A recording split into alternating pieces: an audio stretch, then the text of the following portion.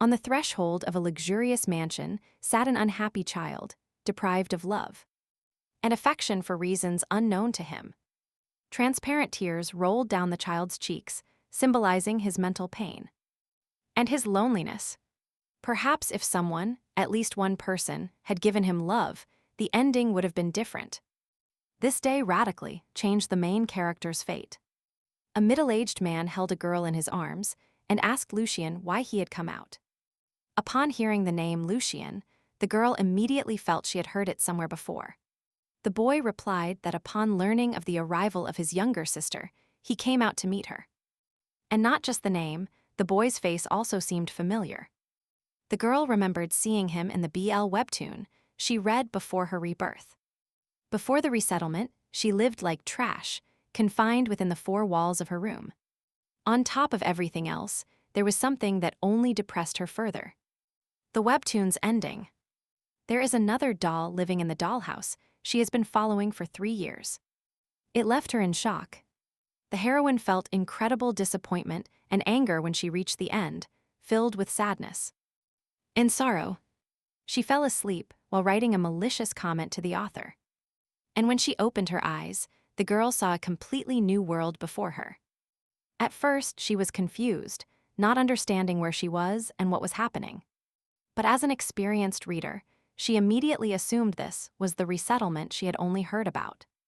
The heroine enjoyed reading web novels and quickly realizing what was what. She thought about what kind of story a novel or a manga was. The girl's parents suddenly entered the room, a woman with golden hair and blue eyes, and a man with green hair and light red eyes. They cheerfully approached the girl and, patting her head, praised her for her attire and appearance, telling her how beautiful she was. The love from the caring parents for the body, the heroine moved into healed her soul step by step, which was once empty and gloomy. Over time, the girl completely got used to life as the only daughter of the Count Orlando family. Rachel de Orlando. The Count couple had to leave for a while, so they said goodbye to the girl and asked her to wait for them. Even if their love was not meant for the real heroine, it was enough for her. She only wanted to keep living such a happy life, but that day was the last. That day, her parents had a carriage accident and left this world. As Rachel drowned in her grief, her uncle took over the title and the entire family line. Then an imperial duke approached her, expressing his deepest condolences for the tragedy suffered by the Orlando couple, and told her he was her godfather. Despite all her uncle's protests, the duke approached the girl and told her he was a close friend of her father, and he wanted to adopt her, promising her that from now on she could live in peace as he would protect her. At that moment, she felt safer with this man than with her greedy uncle. Taking the girl, the duke boarded the carriage and they headed to his mansion.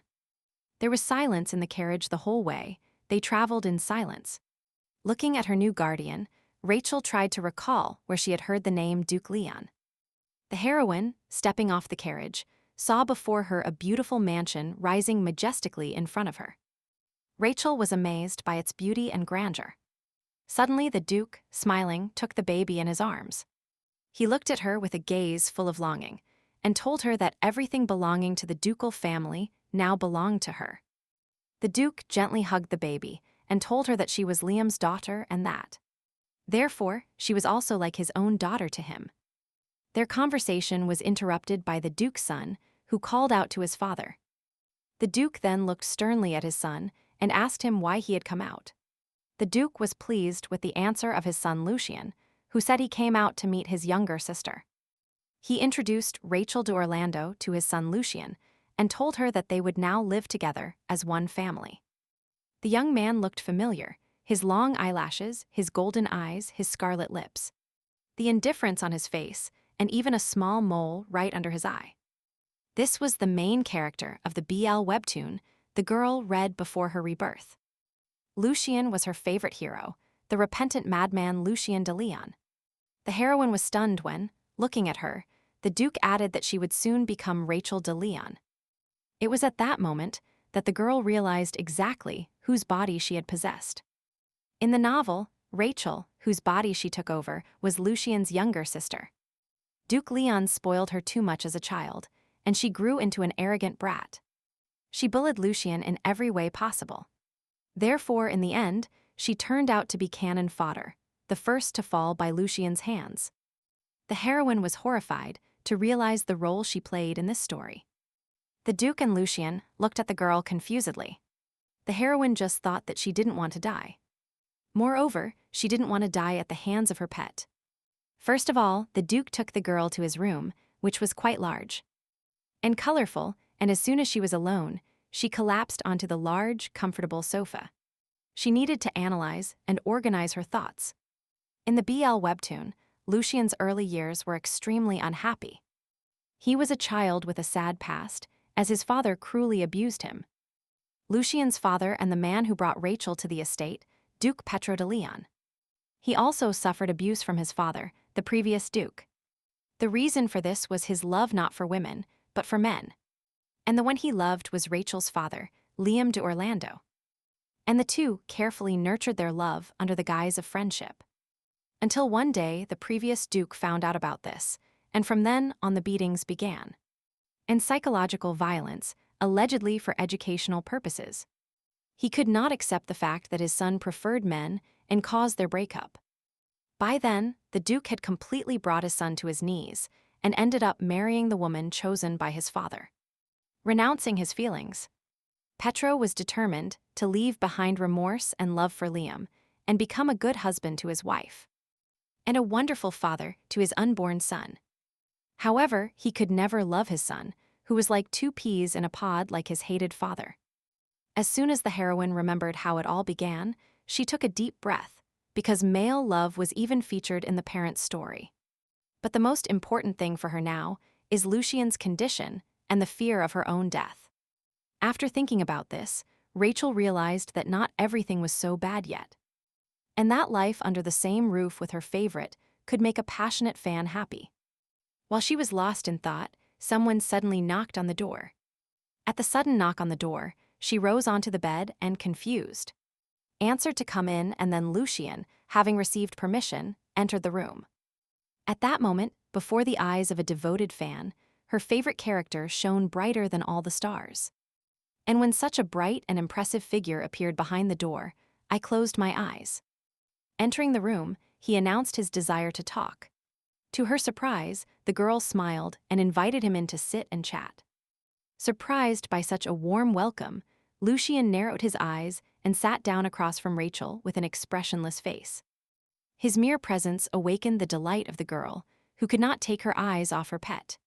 Then a maid entered the room and announced that from now on, she would be Lady Rachel's personal maid. Seeing the young merchant in Rachel's room, the maid was stunned by the surprise. The heroine was delighted.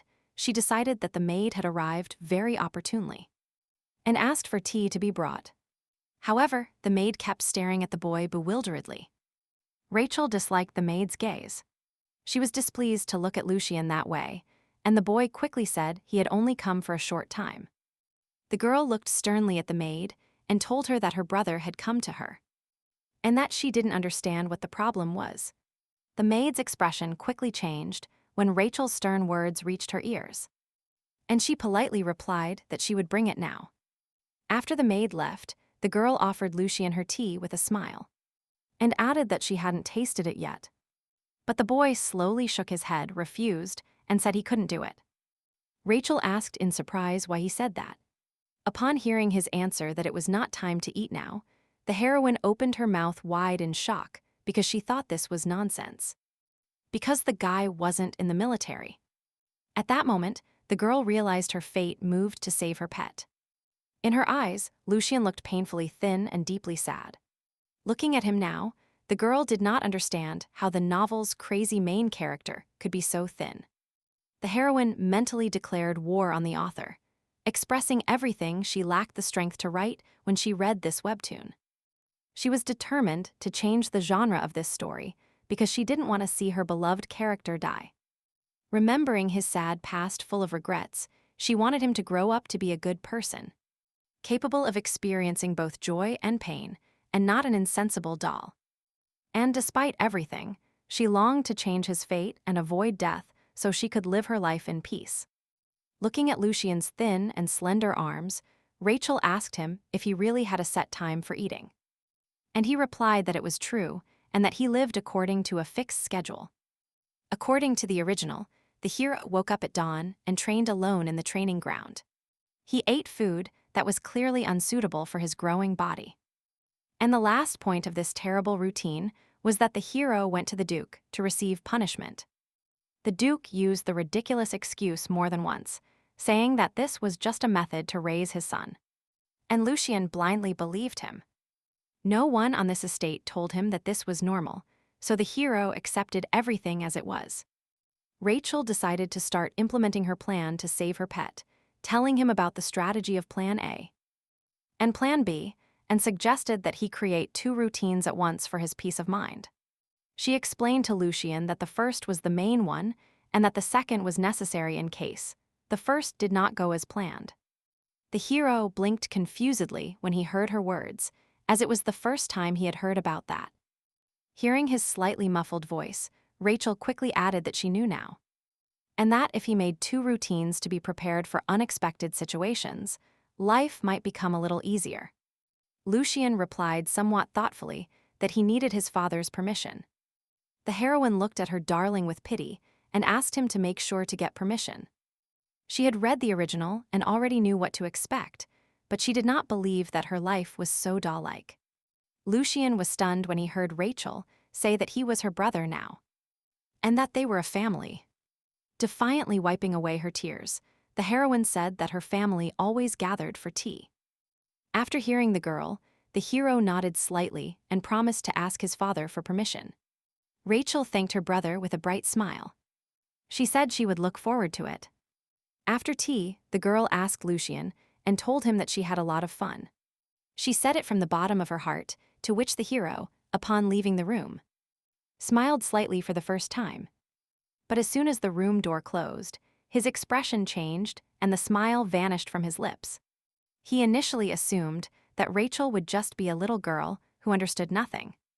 However, during the tea party, he realized that she was smart, and she could immediately determine his position. After meeting her, Lucian also realized that her situation was different from his, that he hadn't even managed to get recognition from the head of the family. He thought that perhaps she had deliberately entrusted him with the impossible task of having tea. After Lucian left, the maid formally introduced herself again, saying her name was Amber, and that she was her personal maid. Rachel greeted her with a polite smile. After the official part, the maid said she would help her put on a new dress and take her to the dining room. Rachel changed and followed Amber to the dining room. As Rachel walked down the hallway, she thought about her next steps. First of all, the heroine had to avoid the pitiful ending the original prepared for her. Secondly, she wanted to save her pet, Lucian, from terror. And to achieve her goals, first and foremost, she had to change the Duke's feelings. As she thought about the Duke, she also thought about Lucian's mother and wondered if she would be present at dinner. Duchess Camilla de Leon is Duke Petro's partner in a political marriage. As far as the heroine knew, the Duchess suffered from depression. Therefore, she either didn't know or simply pretended not to know what kind of treatment Lucian had to endure. As Rachel thought about it, she realized that there wasn't a single person in this house who didn't show signs of mental illness or trauma. Amber looked at the girl as she sighed softly and announced that they had arrived. The maid, opening the door for Rachel, informed the Duke that my lady had arrived. The heroine quickly entered, walking from the dark hallway into the brightly lit dining room, and saw the Duke, who was sitting alone at the end of a huge table. Rachel was stunned as she looked towards the Duke, after her eyes finally adjusted to the bright light of the dining room. She was surprised by the abundance of dishes on the table. Seeing the girl, the Duke smiled tenderly and invited her to the table. Rachel looked around and noticed that neither the Duchess nor Lucian were at the table. She assumed they were just running late and quickly walked to the seat next to the Duke, and with Amber's help, sat in her chair. Taking her seat at the table, the girl greeted the very cheerful Duke with a smile. As there were too many dishes on the table, the heroine casually asked if anyone else was coming, to which the Duke replied with a smile that he wanted to spend time alone with his daughter. Hearing how tenderly the man called his daughter, the heroine understood why the real Rachel behaved so arrogantly towards others. Rachel thanked him without extravagance. She appreciated the kindness with which he treated her and the attachment he felt for her. However, this was a bit burdensome for the girl, as she believed this care should be reserved for Lucian. She felt somehow out of place, because from her point of view, she was taking away all the love that belonged to Lucian. Although Rachel smiled, she felt completely uncomfortable in such an atmosphere. Rachel looked at the Duke and asked permission to ask a question. After receiving permission, she asked him if he really intended to adopt her. The Duke was slightly surprised to hear her question and very seriously replied in the affirmative, saying that it was a godfather's duty to become her guardian.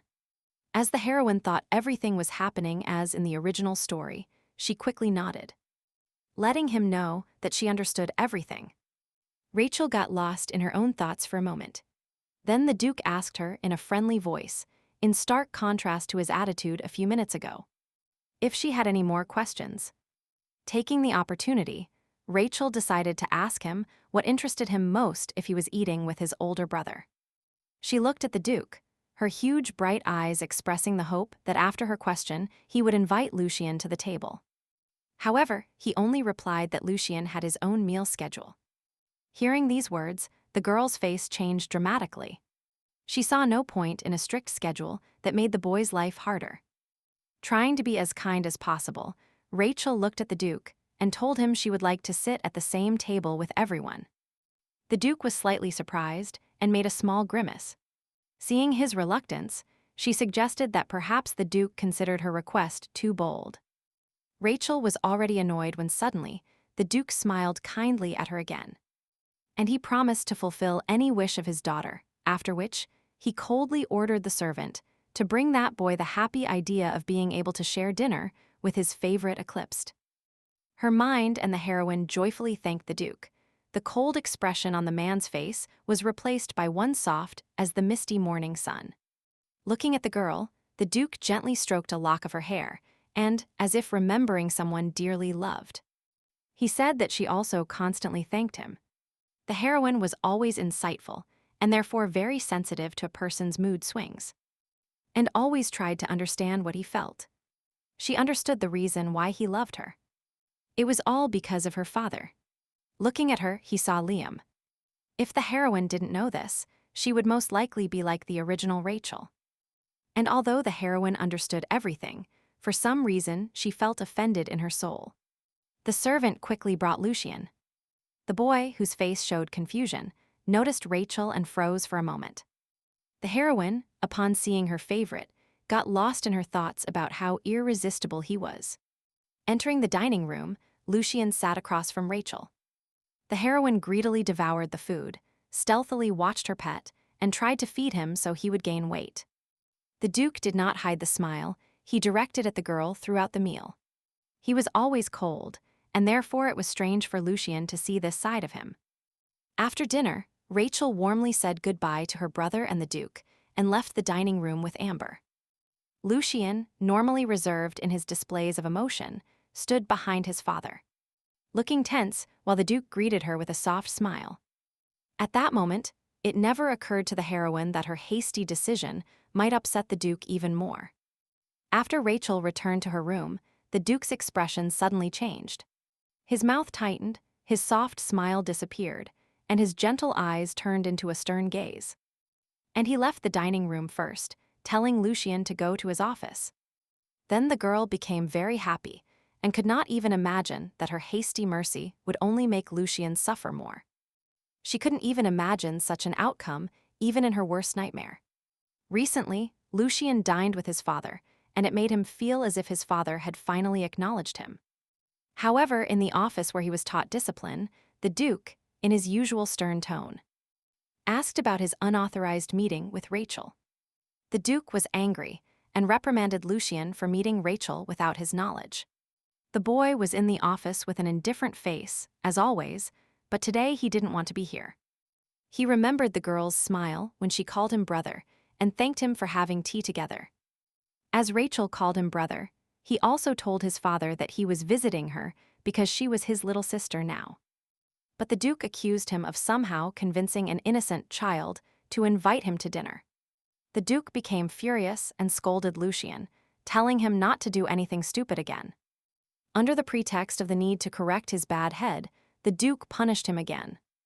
Leaving his father's office, Lucian had difficulty breathing. He walked with difficulty to his room, leaning against the wall. At that moment, his only wish was to quickly return to his room, where there was no one. The Duke's attitude towards his adopted daughter was surprisingly different from the one he had towards his own son. And the next day, he gifted Rachel many luxurious dresses. Rachel was astonished by so much luxury, and, together with Amber, was interested in choosing which dress to wear. To the maid's great surprise, she chose the most modest and decent dress, after which she, accompanied by a maid, went to meet Camilla. Camilla is the Duchess and directly Lucian's mother, however she was not allowed to enter the room. And the Duchess's maid reported that the Duchess was not feeling well, so she could not receive her. The heroine was dumbfounded because she was rejected, but on the other hand, she understood that this was to be expected. Because no one would want to see the stepdaughter, who was arbitrarily brought by her husband, especially if she was the daughter of his lover. From the moment of their marriage, it was clear that the Duchess would fall into depression, because she was forced to have a husband in a political marriage who will never love her and hates her own son. Moreover, she only cared about the daughter of her past love. In the original, the Duchess's feelings reached a peak, and she finally fell into a deep depression. She realized that the first button of this marriage was already fastened incorrectly, and she blamed the Duke for it, after which she fainted and died. The heroine asked the maid to tell the Duchess that she wished her a speedy recovery. She sincerely wanted Camilla to overcome her mental illness and start taking care of her son before it was too late. After this, the heroine became convinced that now there was no one to take care of Lucian except her. Since the meeting with the Duchess did not take place, Amber asked Milady if she would return to the room. But the girl replied negatively. Rachel asked Amber where her brother Lucian was now. The boy, according to his schedule, was studying in his room. Upon learning this, holding a basket of snacks in her hands, she headed towards her pet. Lucian was surprised to see Rachel at his door. She said with a smile that she had brought delicious fruits to eat together. However, the boy refused, saying that now, according to his schedule, he had to rewrite history books. Rachel became sad again when she learned about the schedule, because she hoped to be able to feed him at least a few times. She asked about the two schedules they had talked about before, but Lucian said that his father had decided to leave the main schedule unchanged. The boy explained that only this way could he become an ideal successor, capable of managing the family. Upon hearing her say that in this case she couldn't interfere with his routine, Lucian thought that Rachel would give up now, because children often give up easily when things don't go according to their plan. However, unexpectedly, the girl brought the grape to Lucian's mouth to feed him. When Lucian looked at her dumbfounded, she said with a bright smile that in that case she herself would put a grape in his mouth. He didn't expect this and didn't know what to reply. Meanwhile, the girl explained to him that he could keep cheating and that he only needed to open his mouth when she spoke. After which she again brought the fence to his lips, tried to feed him. But he didn't open his mouth, and I tapped Lucian's lips. Noticing that the boy froze, she, with bright eyes, began to sing a children's song for him to open his mouth. After the girl repeatedly tried to feed him, Lucian finally opened his mouth. Rachel quickly popped the grape into his mouth as he slightly opened it. And she was extremely happy to have managed to achieve her goal. She cheerfully asked him if it was tasty and if he liked the fence.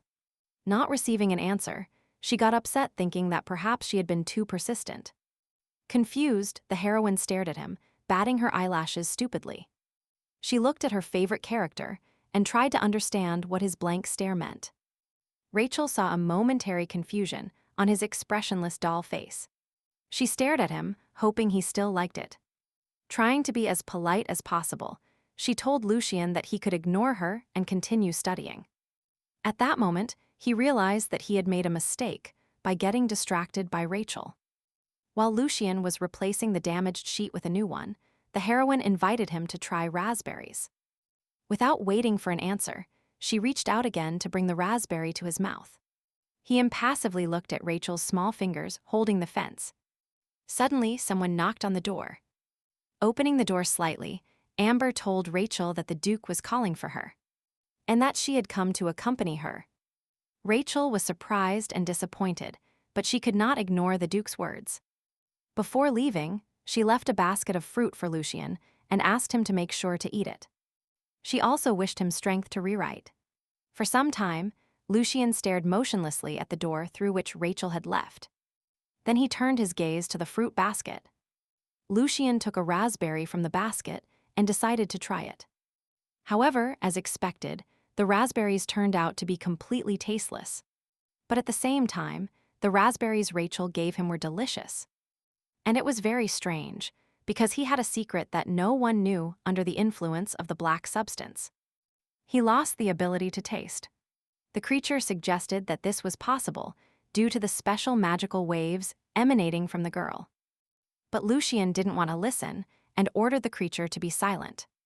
A month later, the Leon family officially adopted the heroine, and she became Rachel de Leona. However, the Duchess still avoided meeting her and conveyed through the maid that it was difficult for her to see her.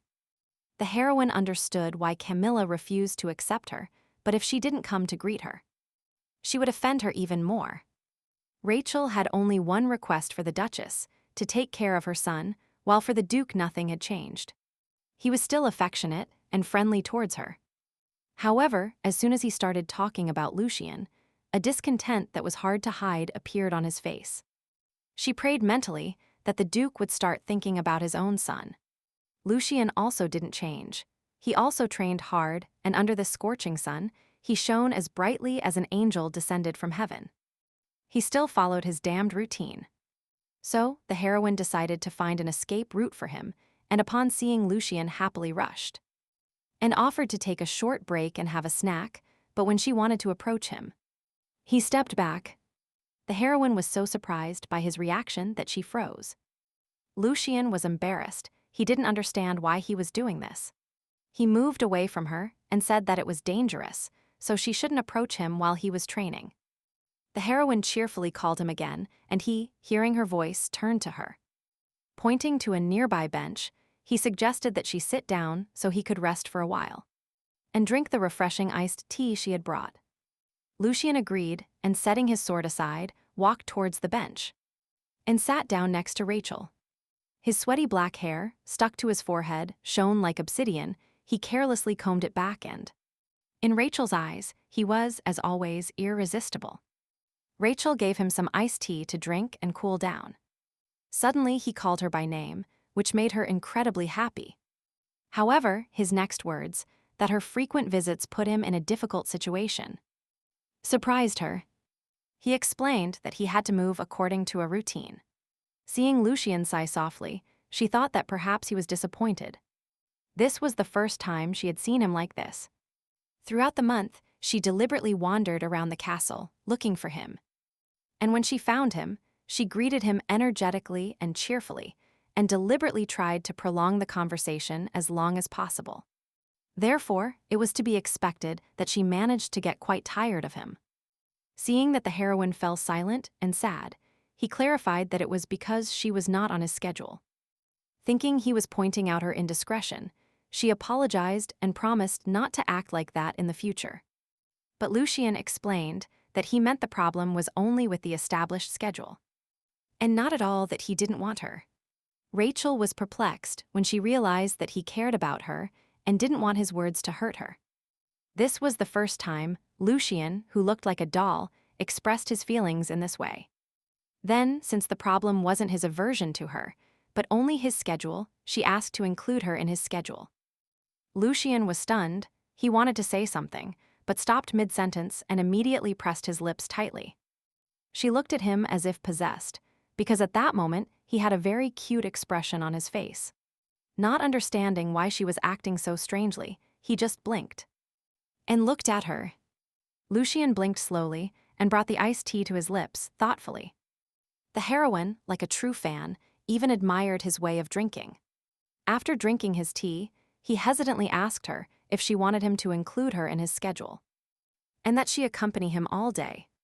Rachel was incredibly happy. She really wanted to get up and dance on the spot. She wanted to ask him to do just that, but in the end her common sense prevailed. And she replied that she only asked for time in his schedule so she could come. And then she could pay attention to him. After thinking for a while, the hero said that he needed to get permission from his father. When the girl replied that everything was fine and she didn't want to cause trouble, Lucian's eyes widened in surprise. Only a month had passed since they met, so he didn't want to rush things because of her desire to develop their relationship as quickly as possible. After she replied, he looked at her and promised to ask his father. His late but positive response made Rachel happy again. She stood up, unable to stay still, and her heart beat happily with anticipation. Rachel was so happy that she had a bright smile on her face, and her hands were twirling the skirt of her dress. She was so absorbed in joy that she didn't even notice that Lucian had been watching her the whole time. Suddenly, the Duke tenderly called his beloved daughter. Hearing his father's voice, Lucian jumped up from his seat, but the Duke didn't even look in her direction. He patted Rachel gently on the head and told her that, according to Amber, her dress was ready, and that she needed to go for the fitting. Looking at his tender and loving gaze, Lucian only dreamed that he would look at him with the same eyes. He followed his father's instructions, hoping that, when he completed the program and became the perfect heir, his father would look at him the way he looked at Rachel. While he was lost in thought, Rachel suddenly called him. Rachel smiled at him and waved goodbye, telling him she had to leave. But Lucian didn't answer her, he just looked at her silently. When the girl left, the Duke's expression changed abruptly, and he called his son in an ice-cold voice. Lucian looked at his father, who turned to him with hatred in his voice and ordered him to go to the office. When they entered the office, the Duke again began to hit his son, as he was dissatisfied with his communication with Rachel. The Duke, furious, asked Lucian why Rachel kept trying to meet him. Lucian could not answer his father's question, because he also did not know the reason. Lucian was exactly like the previous Duke. He had the same eyes as the man who cursed the Duke and Liam, separated them, and finally destroyed them.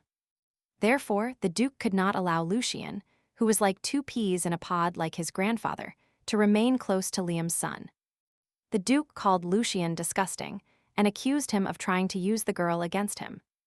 Holding his breath, Lucian almost choked out that he had never thought of such a thing. Then the Duke ordered that in the future he should not please her, even if she came herself. And he did not think that he could stay close to her. When Lucian left his father's office, he thought that he was actually jealous of Rachel. But he never thought of using her.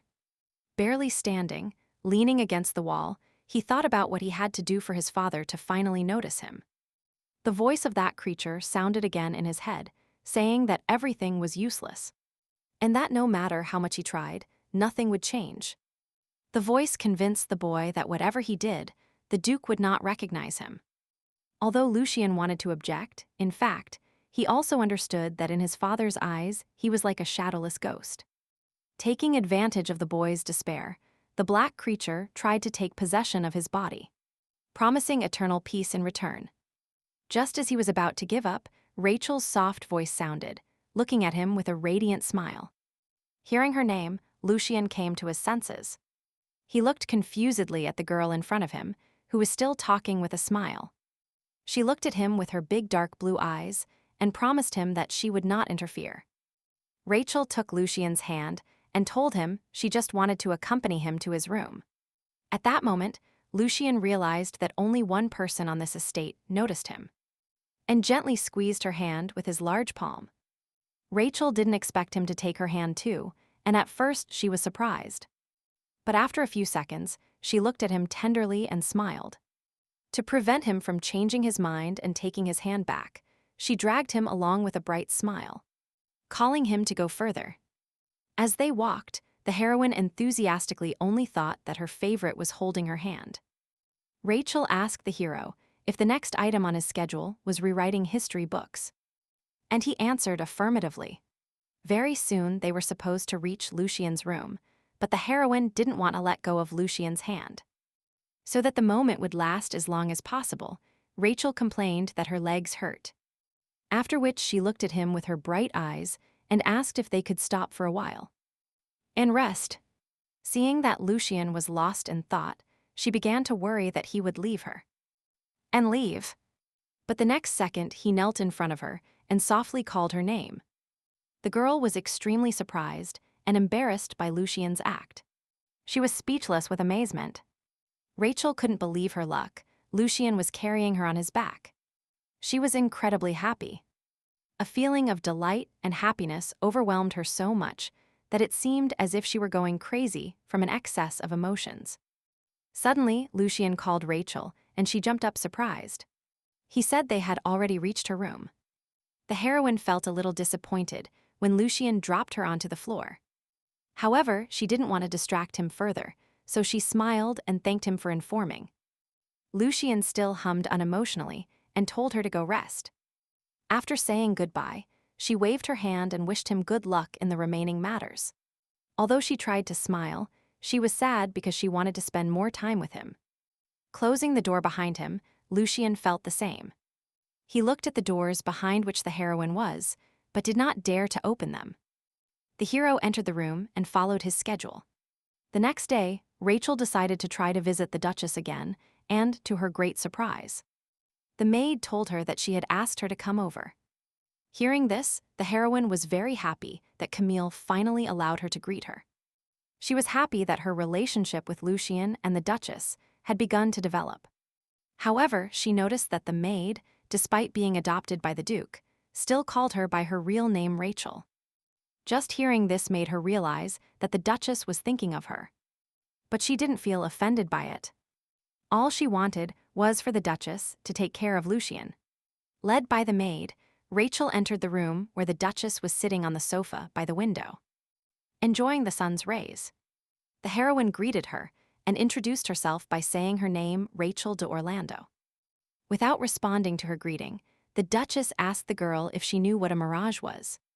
Without taking her eyes off the window, she said that in the country neighboring the empire, there is a desert entirely covered with dry sand. The Duchess listened to the story of a traveler who was left behind by the caravan and wandered alone in the desert for several days. While walking along the path, a thirsty traveler found an oasis of clear water in the middle of the desert. Running as fast as he could towards the oasis, he collected more water, but only coarse sand fell into his mouth. It was an illusion, or, in other words, a mirage. Having finished her story, the Duchess asked Rachel what she thought about it. She believes that mirages only occur in deserts. As the girl looked at her confusedly without waiting for an answer, Camilla said she hoped she would never hide her head in the sand, confusing a mirage with an oasis. Hearing these words, the heroine realized that this was a warning, that what she was enjoying now was just a mirage. She realized that with this story, the Duchess warned her not to let her guard down by being fooled by an illusion that would one day disappear. Rachel easily agreed with the Duchess's words, as she didn't plan to stay in this house forever either. She only wanted her pet Lucian to find happiness and live the life of an ordinary person. And then she would have nothing to regret. So the girl smiled with the kindest and most harmless smile she could and told Camilla not to worry about it. The heroine originally planned to disappear when this day came. At that moment, Lucian was training as usual on the training ground under the scorching sun. As usual, Rachel came to him at that time, but today she was not there. Realizing she still wasn't there, Lucian thought maybe he was a little late. But the dark creature again began to sow doubts in his heart, whispering to him that this girl would not always seek to meet him, because the Duke treated her differently. He told him that she might even take his place as heir. After Rachel spoke with the Duchess, she became convinced that she was not pleased with her appearance. However, they would have to live under the same roof for some time, so she did not want to get into conflict with her. Upon leaving the room, she saw the Duke's assistant, who asked her how her meeting with the Duchess went. After which, with a benevolent smile, he said that the Duke was calling her home. Rachel was a little surprised, because she didn't know why he might be calling her. As soon as the heroine entered the Duke's office, he happily jumped up from his seat and invited his daughter in. Approaching, he with great joy invited her for a walk together. The Duke enthusiastically said they would go shopping, that he would buy her everything she wanted. And then they would eat delicious desserts from the pastry shop. Of course, she did not hate the Duke, because he treated her so well, so she happily agreed. Hearing her answer, the Duke eagerly took her hand and walked forward, calling her to follow him and informing her that the carriage was already waiting for them. However, the heroine wanted Lucian to enjoy the walk too, so she decided to ask the Duke about him. But as soon as she asked about him, the Duke's expression turned cold. The Duke sadly asked her if she really didn't want to go for a walk alone with her father. Realizing they were in too much of a hurry, she replied that she would be happy to take a walk alone with the Duke. But the Duke replied that he would be happier if his daughter called him dad. It's not that she didn't like the Duke, in fact, she just couldn't call him father. Noticing her confusion, the Duke affectionately patted her on the head and told her that everything was fine, and that he understood that she still felt uncomfortable. The heroine couldn't help but grow attached to the person who smiled at her, sincerely giving her love. But she understood that it would be difficult for them to become a real family, because then everyone would change their feelings. She, of course, felt sad because Lucian would not go with them, but she squeezed the large hand tightly and warm of the Duke, and they left together. Lucian had doubts in his heart and kept thinking that maybe Rachel would really become the successor. The more he thought about it, the harder it was for him to breathe. Walking down the hallway, he remembered that when he was breathless, struggling to stay standing so as not to fall. Suddenly, 2 servants appeared in front of him. The workers were surprised to see the young master in such a state. They looked at each other confusedly, not knowing how to react to this. In the end, they simply walked past, pretending that the hero was not there. After they left, unable to stand any longer, Lucian collapsed on the floor. At that moment, Rachel suddenly appeared in front of him and asked worriedly what was hurting him. She was in a panic, not understanding what happened to him and how to help him. Then Lucian realized that Rachel was different from others.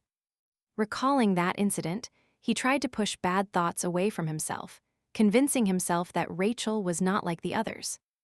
At the same time, the dark creature continued to push him towards the cliff of despair, forcing him to doubt the only person close to him. The walk with the Duke turned out to be much more pleasant than expected. Firstly, the heroine had something to look at, because she had been in this world for a long time. But she could never see everything around her. The Duke bought everything the heroine looked at. At the same time, he didn't buy anything specific, but bought what he wanted regardless of the price. The Duke bought everything he thought the heroine might like, and it didn't matter if it matched exactly. The main thing was that it suited the Duke's color, size, or taste.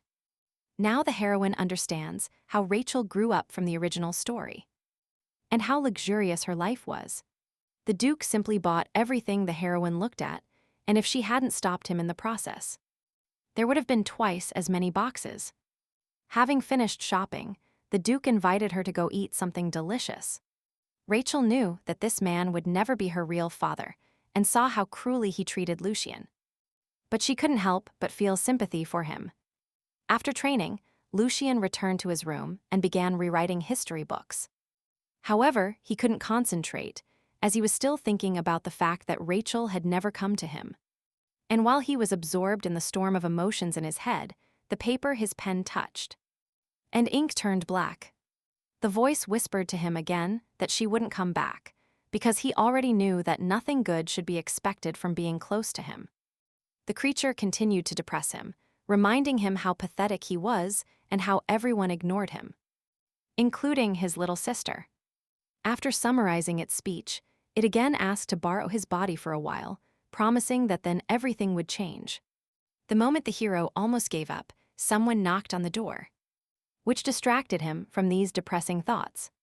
Lucian turned his head to look at the door, which slowly opened to reveal Rachel's small face with a bright smile as she greeted her beloved brother, making sure that, as he thought, his brother was busy texting in the room. She entered, and Lucian's heart began to beat faster as Rachel started to approach him. When she got close, she told Lucian that she had gone for a walk with the Duke and expressed her regret for not being able to go with him. But in return, she bought many good things and was happy to share them with Lucian. He couldn't take his eyes off Rachel, who was standing with a large basket in her hands. The heroine was happy that, when she came to visit the hero, she didn't come empty-handed. Although he didn't understand his own emotions, his condition spoke for itself. He was incredibly happy that she hadn't forgotten him. He was always there during this time, although the only one who noticed was Rachel. His eyes burned with an overabundance of emotions, but he tried to respond calmly that he was there. Rachel was very happy to see his reaction. She ran up to him and began to tell him about the treats she had brought. First, she suggested trying the candy, and, taking a piece out of the jar, tried to bring it to his mouth. To her surprise, this time he quickly agreed and opened his mouth. Rachel froze in surprise because she didn't understand why he suddenly became so obedient. Taking advantage of this opportunity, she decided to quickly get another candy to feed him. But Lucian asked to wait a little. He brought the chair closer so she could sit down and sat down opposite her to make communication easier. The heroine was very happy when she realized that in this way, he was allocating time for her in his schedule. Lucian asked her if she had been with his father all day, and Rachel answered affirmatively, saying that she and the Duke had gone for a walk. After which, she happily asked him if he really missed her, which embarrassed him greatly. Not receiving an answer, she admitted that she missed him very much herself. Hearing this, Lucian blushed slightly and smiled. Rachel was delighted to see his smile. However, she would be even happier if he smiled more widely. Hearing her say that a wide smile would look even cuter, Lucian was surprised. Rachel didn't want to say it out loud, so realizing her mistake and fearing that Lucian would distance himself from her again, she accidentally dropped the basket of sweets. All the desserts she had so carefully chosen ended up on the floor. She wanted to pick them up, but Lucian took her hand and told her to sit down. She did it subconsciously, but when she came to her senses, she was already firmly holding his wrist. Fearing that he had grabbed her too tightly and hurt her, he immediately let go of her hand and asked if everything was all right. The heroine was very happy that Lucian cared so much about her. While Lucian was picking up the desserts, Rachel kept mentally praising and admiring her favorite. Having finished singing her praises, she offered him her help. However, after the fall, all the desserts already looked unpleasant. Rachel was very upset because she wanted Lucian to try them. At first they were beautiful, but now they looked presentable and unappetizing. Seeing how upset she was, Lutzman tried to calm her down. He thanked her with a smile as he understood how much effort she had put in for him. His dazzling smile embarrassed the heroine, and she, blushing, replied that she had nothing to thank him for. She also promised that she would definitely get permission from his father to spend time with her, and that he would surely add it to his routine. Rachel was immensely happy that Lucian remembered her request. She smiled beautifully again and replied that she would look forward to it. The heroine was very happy that the current Lucian did not resemble that crazy tyrant from the book at all. Although the appearance of the cakes had deteriorated, this should not have affected the taste. So she started feeding her brother again. She wanted to achieve a happy ending for herself and her pet at any cost. Night fell and the city was shrouded in darkness. After finishing her conversation with Lucian, Rachel returned to her room. The silly smile didn't leave her face, as her pet's bright smile was still before her eyes.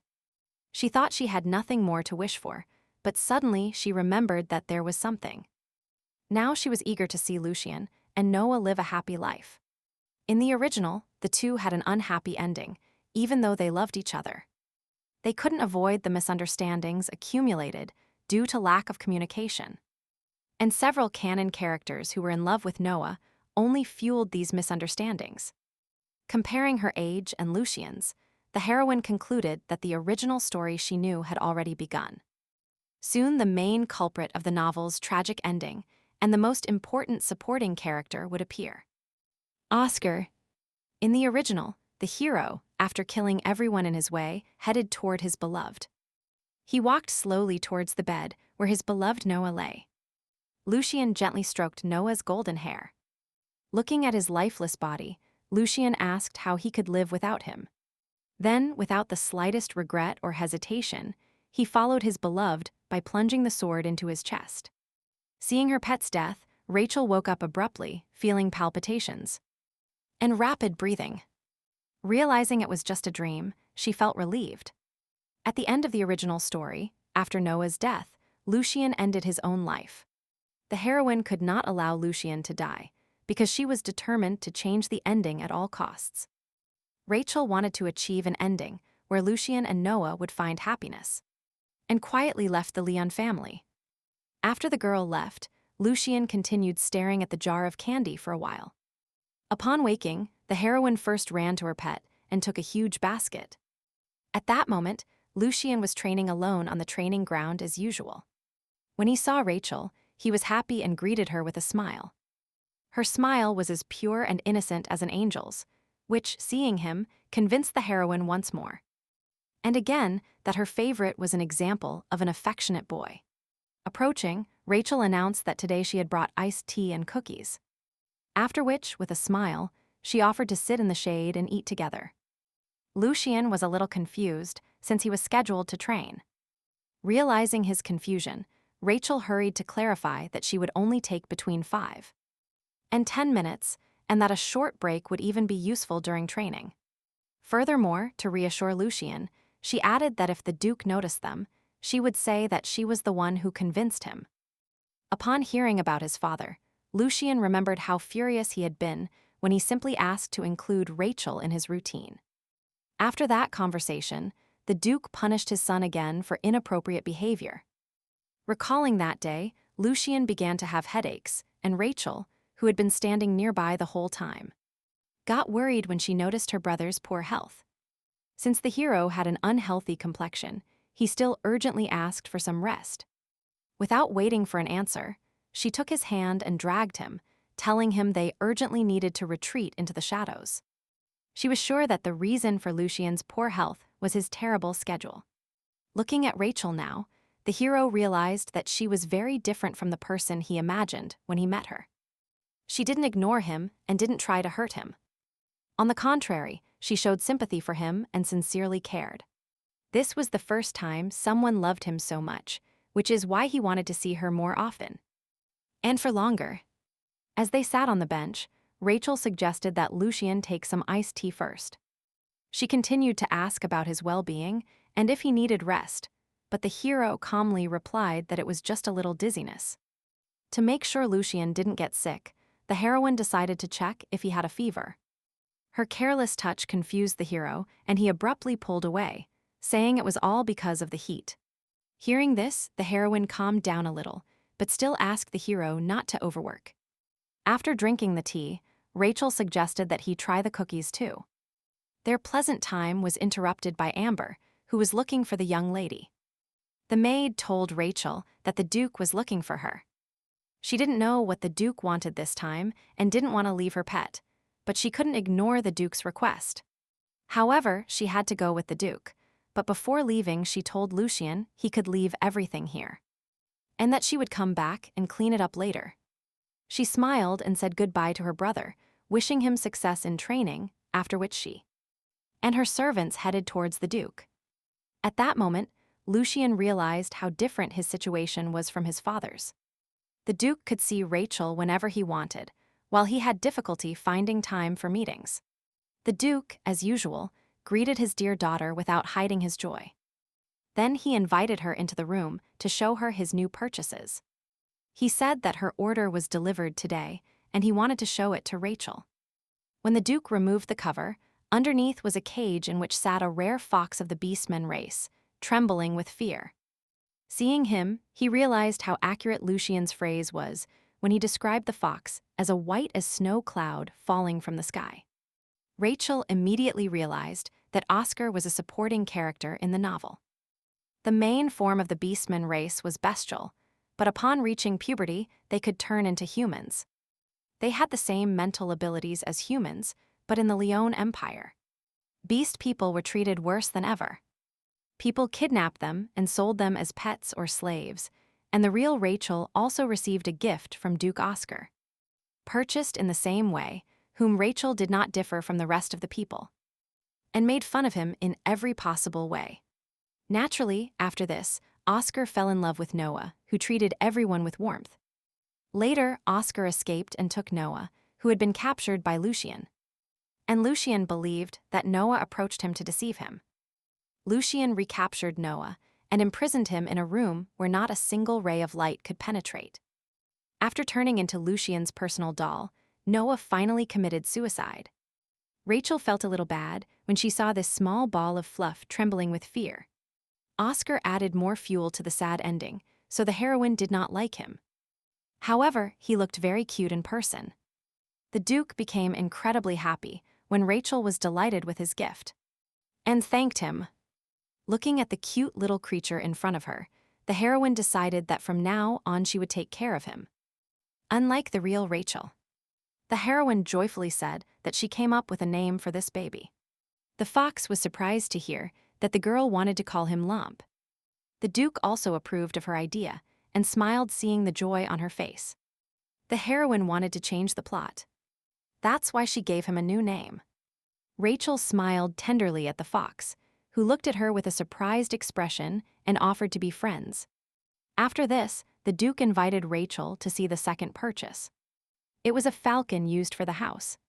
Rachel could not contain her admiration upon seeing this majestic bird. Looking at the falcon, Rachel immediately decided to call him Damien. The fox was annoyed, realizing that the girl who came up with such a wonderful name called him Lump. However, despite the fox's displeasure, Rachel was not going to give up and thought the name Lump sounded cute. Suddenly, she noticed a collar around the fox's neck and told the Duke that it looked very tight. The Duke explained that it was a magical device in the form of a collar. He said that the collar was created by a high-level magician and only stronger magic could destroy it. The Duke explained that falcons have been trained since they were young, so there would be no problems with him. But foxes are wild animals and can resist, and if the fox attacks her, the collar will tighten its throat. After hearing this, the heroine thought this was too cruel a method of taming. Rachel felt pity for this cute little creature, but the Duke warned her not to trust the beast, since it was impossible to predict when it would bare its teeth at its owner.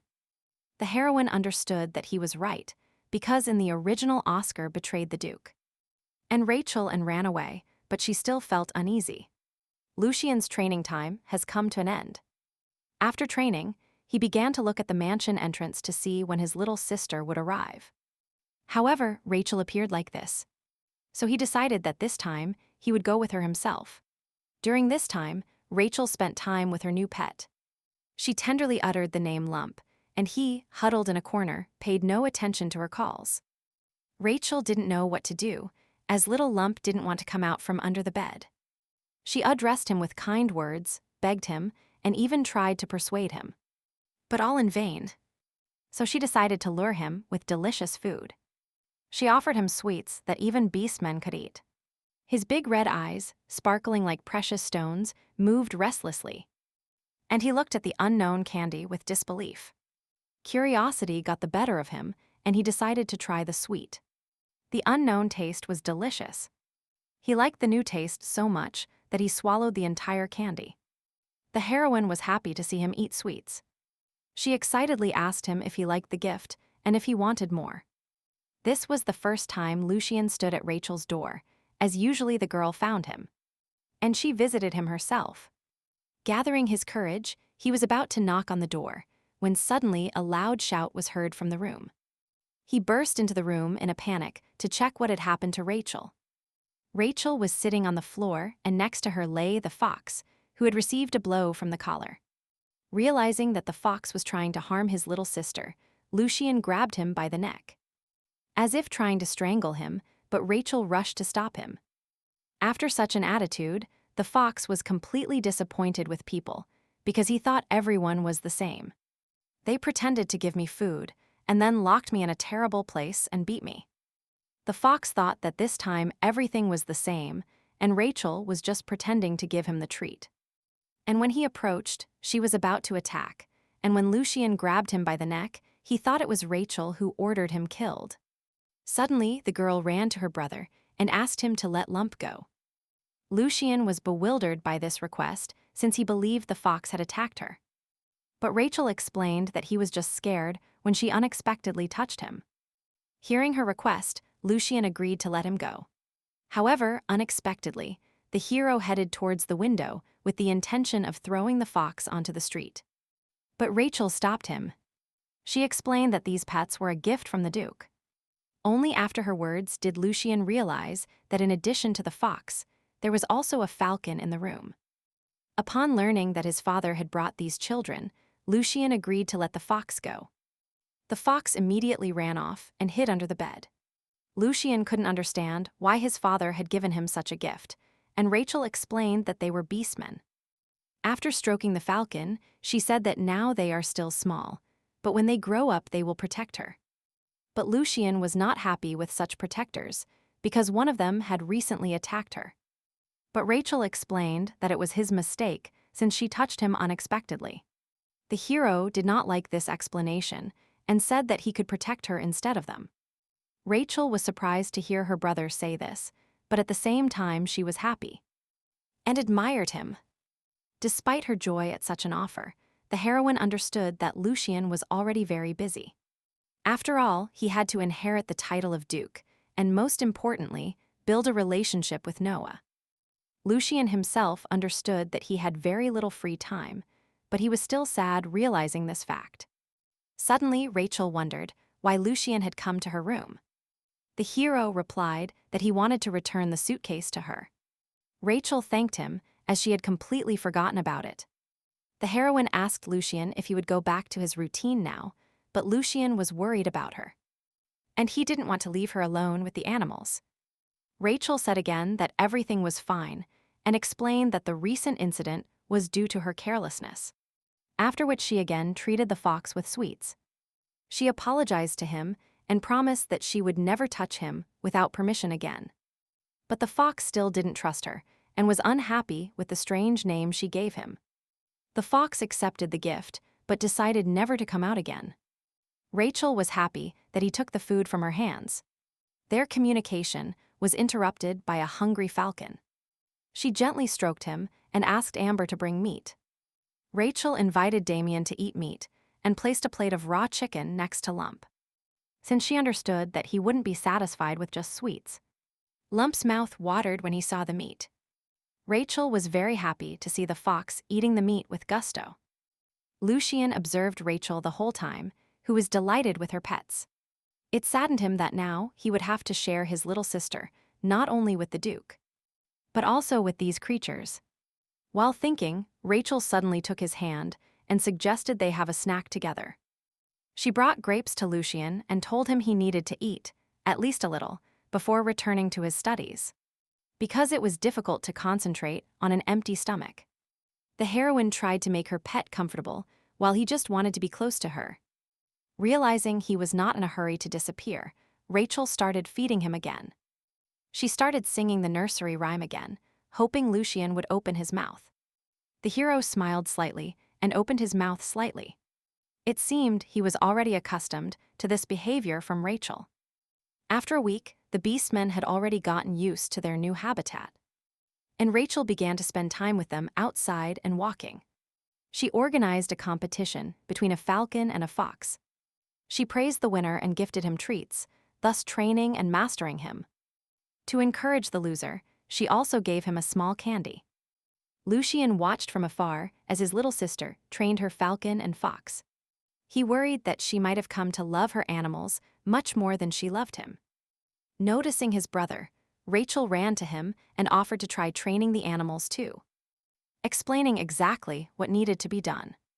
Rachel explained that the winner is determined by who brings the disc back first. The falcon and the fox were ready, awaiting Lucian's throw. After hearing the heroine's explanations, Lucian threw the disc toward the forest with all his might. Damien and Kamosuk immediately ran after it, trying to overtake each other. Rachel was worried, thinking perhaps the hero had gone too far. But Lucian distracted her from her thoughts and suggested she rest in the shade. Because the sun was very hot. The heroine happily accepted, since her arm already hurt from throwing the disc. While they were sitting on the bench, she spoke with delight about her little animals. About what they were like and what they turned into. She was especially happy to have won the fox's trust. She also liked that the apparently majestic Damien was actually cute. And constantly clung to her. While talking about her pets, Rachel suddenly thought that maybe the children couldn't find the disc because it had flown too far. Lucian disliked that, even when with him, the heroine kept thinking about those animals. Rachel, carried away by her stories, didn't even notice and was surprised when the hero reminded her that she was with him now. She looked at him confusedly, not understanding what exactly he was trying to say. Damien and Kamachek returned faster than Rachel thought, and this time the fox won. But the falcon didn't want to admit defeat and pushed the fox so he wouldn't have time to reach Rachel. As a result, a fight broke out between them, and the heroine ran towards them to stop the fight. In the end, they only calmed down after Rachel promised to give them both a reward. Lucian stepped back again and watched them, thinking it would be better if these beasts disappeared into the forest. Suddenly, the Duke's voice was heard calling Rachel.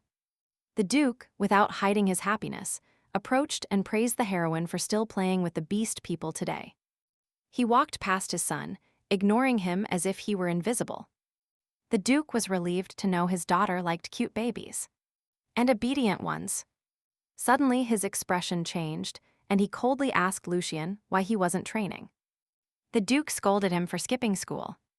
Rachel worried that the Duke would punish Lucian again, and suddenly interrupted their conversation, explaining that her brother had only come because he was worried about her. She asked the Duke not to scold Lucian, and he smiled again and gently stroked her head, trying to calm her down. Since Rachel was nearby, the Duke only told his son to return to the training ground. Lucian couldn't contradict his father, so he had to leave Rachel. The Duke lovingly addressed the heroine again and asked her to give him some time. He said that since she had mentioned wanting to buy toys for the beastmen, they would go buy them together. Having said that, the Duke sent Rachel and Amber to change clothes. Although Rachel wanted to stay longer with Lucian, she had to say goodbye to him. Lucian also wanted to spend time with her, so that no one would interfere and the time would be given exclusively to the two of them. After changing, Rachel went shopping with the Duke. She carefully chose the products for her babies. The Duke, for his part, only asked her if she liked this or that product. As soon as she replied that she liked something, the Duke immediately bought it. He didn't care if it was necessary or not, he just wanted to make his daughter happy. When the Duke suggested they look for something else, Rachel refused because she believed she had already bought more than she needed. The Duke gently took her hand and invited her to get into the carriage. At that moment, the heroine felt that she seemed to have become younger, not only in body, but also in soul. It was hard to believe that such a kind man could treat Lucian so cruelly. The heroine was confused, not knowing how she should treat the Duke. It would be easier for her if the Duke treated her the same way he treated Lucian. Noticing that the girl sighed frequently, the Duke asked her if she needed anything else. He was ready to grant any of her requests. Most of all, she wanted to ask him to be kind to Lucian. But at the same time, she understood that it was too early to talk about it, so she tactfully refused, saying that she already had everything. The Duke noticed that Rachel could not express herself freely and decided that she still felt uncomfortable around him. Every time, just by looking at her, the Duke would sink into happy memories of Liam. He wanted to take care of a child who looked like Liam because he felt he owed him something. Doing something for her was like paying off the debt of his heart. Hearing these words, the heroine regained her senses and remembered again that the Duke adopted her only because he felt guilty towards Liam. She reminded herself that this concern was not directed at her, but at the real Rachel. The duchy workers were already discussing the beastmen of Madame Rachel with all their might. In their eyes, the little lady with the little beasts looked very cute. When Lucian walked past the maids, he heard them discussing that wherever Rachel went, the beastmen always accompanied her. Hearing that Rachel spent so much time with them saddened Lucian. Rachel was with them not only during his training. Whenever he saw her, she was always in the company of these animals. They were together in the morning, at lunchtime, and even at night. Whereas Rachel's encounters with Lucian didn't last long. On the other hand, Lucian always avoided Rachel due to the routine. The hero plunged back into darkness and unsettling thoughts that Rachel had new toys and, therefore, she had no reason to go out with him. Took hold of his mind. The dark creature continued whispering that to Rachel he was just one of many toys. There was an emptiness in Lucian's eyes again. Despite Rachel's opinion of him, all Lucian wanted was for her to stay by his side. Lucian believed that the problem was her beastmen. They might look tame now, but they are wild animals. The hero worried that one day they might change and attack Rachel. His heart was uneasy, and if he couldn't separate Rachel from the beasts, then all he could do was be by her side. Upon arriving at her room, Rachel happily showed the beastmen her purchases.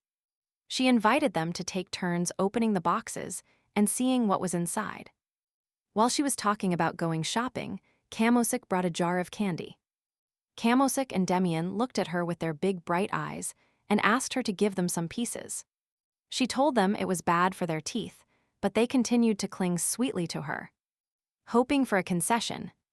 In the end, she agreed to give them, but only one piece to each. She was happy to see how eagerly they ate these sweets. The real Rachel had a bad relationship with the beastmen. The heroine was happy to have managed to receive this affection. While Rachel lived her life, she was glad to have met these animals whose sincere love was directed solely at her. Realizing that his tight schedule meant he couldn't spend enough time with Rachel, Lucian decided to talk to his father. The Duke was surprised by his son's visit and asked the reasons for his coming. Lucian conveyed his desire to include Rachel in his schedule. He asked to make time in his schedule to meet with Rachel. The Duke flatly refused this request, as he was categorically against her meetings with Rachel. Lucian explained that he was worried about her safety and wanted to make sure the beastmen wouldn't harm her. But the Duke was sure that they were just pets and that there would be no danger. He ordered Lucian to take useless thoughts out of his head and concentrate on the heir's lessons. After some time, Rachel decided to organize a hunting competition between Damien and Kamachok. She decided to use high-quality meat as a prize. After explaining all the rules to them, Rachel announced the start of the competition and sent them into the forest to hunt. When the animals entered the forest, the heroine began to wonder if Lucian was training now. Suddenly, Lucian appeared right in front of her. Seeing him, Rachel quickly ran to him and greeted him. Although the heroine was happy to see him, knowing his tight schedule, she asked if he could really visit her so often. To which he replied that everything was fine. Rachel was perplexed, realizing that he cared about her, and that was why he visited her so often. She was immensely happy about this and thanked him. In response, Lucian unexpectedly apologized and said that he still hadn't managed to get permission to spend time together in his schedule. But the heroine was already very happy that Lucian hadn't forgotten her request, and she was willing to wait as long as necessary. She told Lucian that the children had gone hunting and suggested they take a walk together to the training area. When they arrived there, Rachel asked Lucian if he would come see her after training so they could return home together. The hero smiled slightly and agreed. Having agreed with Lucian, she wished him successful training and returned to the beastmen. The hero's facial expression changed significantly after she left. Caring for her, he thought it would be better if these animals never returned. And then Rachel would be his only one. Lucian's fleeting thoughts made him feel ashamed. Shaking his head to regain his composure, Lucian returned to his training. He wanted to become the ideal heir, to firmly demand a change in his routine. When Rachel returned, she saw that no one had returned yet. She decided to serve them water in advance so that when they returned, they could quench their thirst. Hearing some sounds, she raised her head and saw that a white fox, returning from the forest, had dragged someone with him. Fleeing in fear, he tried to separate himself from his pursuer. Seeing this, Rachel screamed in horror and, stumbling, fell backward. Hearing her scream, Lucian quickly ran to her, worried that his little sister might have been hurt. Seeing his little sister in danger, Lucian instinctively moved forward. Lucian pushed the girl out of the boar's way in time, but both fell. And Lucian hurt his arm. Despite this, the hero did not take his eyes off the boar. Realizing that it was preparing to attack, Lucian told Rachel to run in the other direction. Lucian got up and ran towards the boar. Rachel called him worriedly, trying to stop him. Lucian had never heard a voice that sounded like that. He sensed worry and anxiety in it. The brief anxiety quickly disappeared, and Lucian, looking in the direction of the boar, jumped and attacked. He kept his eyes on the boar and plunged his sword into its body without hesitation. The heavy body of the boar lay lifeless. Rachel called Lucian with a worried and anxious voice. The smell of blood seemed to make Lucian's eyes flicker. For a moment, the heroine thought the cruel hero from the webtoon was standing in front of her. Having caught its prey, the falcon proudly returned. As it flew closer, the first thing it saw was a huge boar next to Rachel. In shock, the falcon dropped the rabbit it was carrying in its paws. Rachel stared at Lucian in shock for a moment. She only came to her senses after Lucian called her several times. When Lucian approached, he noticed a wound on his arm. With a look of worry and shock, she asked him if he was okay, trying to help him somehow. Tears shone brightly under the sun, filling the corners of her eyes. And her beautiful emerald hair trembled with fear. She preferred to call her brother to heal the wound. She also told the children that they would return. As they walked, Rachel elbowed Lucian to walk faster because she was worried about his injury. Unexpectedly or not, she definitely liked it. Lucian had a feeling that total chaos reigned in her soul. When Rachel returned to the room, Amber asked her if she was okay. In response, Rachel proudly told her how bravely Lucian had rushed to save her. The maid was glad that Lucian was nearby at that moment. Amber also told the heroine that Lucian was fine too and had no serious injuries. Rachel couldn't believe she had endangered her pet and felt she didn't deserve to be his fan. Lucian reminded her of herself, so from the beginning of her rebirth, she wanted him to be happy. It seemed that if the hero became happy, he would find his solace in it. Therefore, the heroine prayed that she could change the sad ending of the original. But at that moment, his cold golden eyes looked at Rachel, but at the same time did not see her. As if she wasn't there. His appearance reminded her of the last scene of the main plot. Suddenly, the Duke's strong voice interrupted her thoughts. The worried Duke burst into the room and asked her in a grim voice if she was okay. Looking at his face, the heroine realized that he already knew what happened during lunch and tried to calm him down. However, no matter how much she tried to show that she was fine, the Duke still felt guilty towards Liam. Rachel immediately realized that this was her chance and told the Duke that it was Lucian who saved her. The Duke blamed himself for not having listened earlier to Lucian's words about the beastmen. Since these scoundrel beasts were responsible for this incident, the Duke decided that he must personally deal with them. Seeing how surprised Rachel was, the Duke explained that this was necessary, since they had put her in danger. Rachel was horrified to hear that the Duke was going to eliminate them. Although she did not like the fox's action, she did not think that the falcon and the fox deserved to die. So she hurried to stop him. She asked the Duke for permission to solve the problem with the beastmen herself. Rachel insisted that she should be the one to take responsibility for them as their owner. She wanted to fulfill her duties towards them until the end. The Duke had nothing to say against her arguments, so he allowed her to act as she wished. Taking advantage of this opportunity, she also added that she would like to thank Lucian as well. Looking at him, the heroine carefully continued and explained that her brother killed the boar with great coldness and saved her life. She described him specifically as if she hadn't seen anything exciting other than this. The Duke, who heard her story, calmly nodded at her words without saying a word.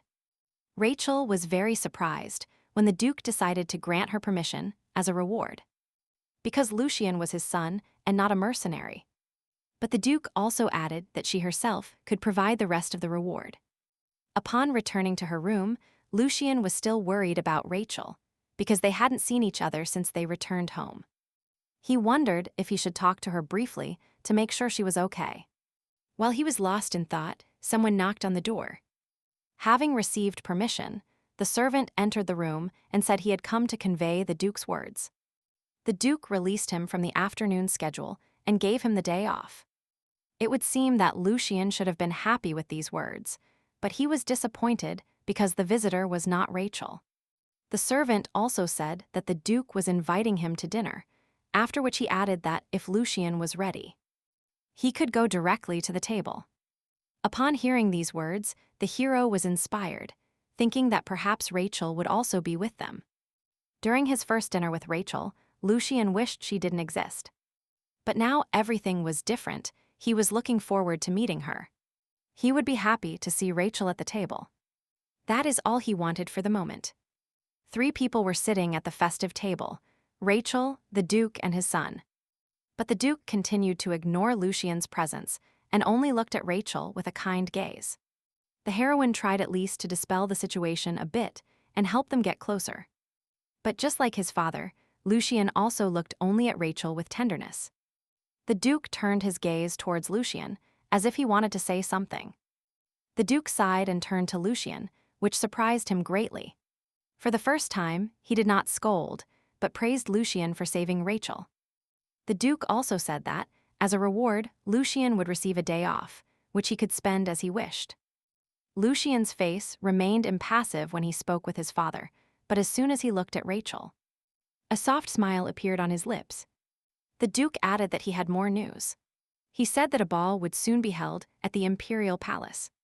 The Duke decided that he, Rachel, and Lucian would participate on behalf of their family. The heroine was very happy to be able to attend balls with her brother and eat together at the same table.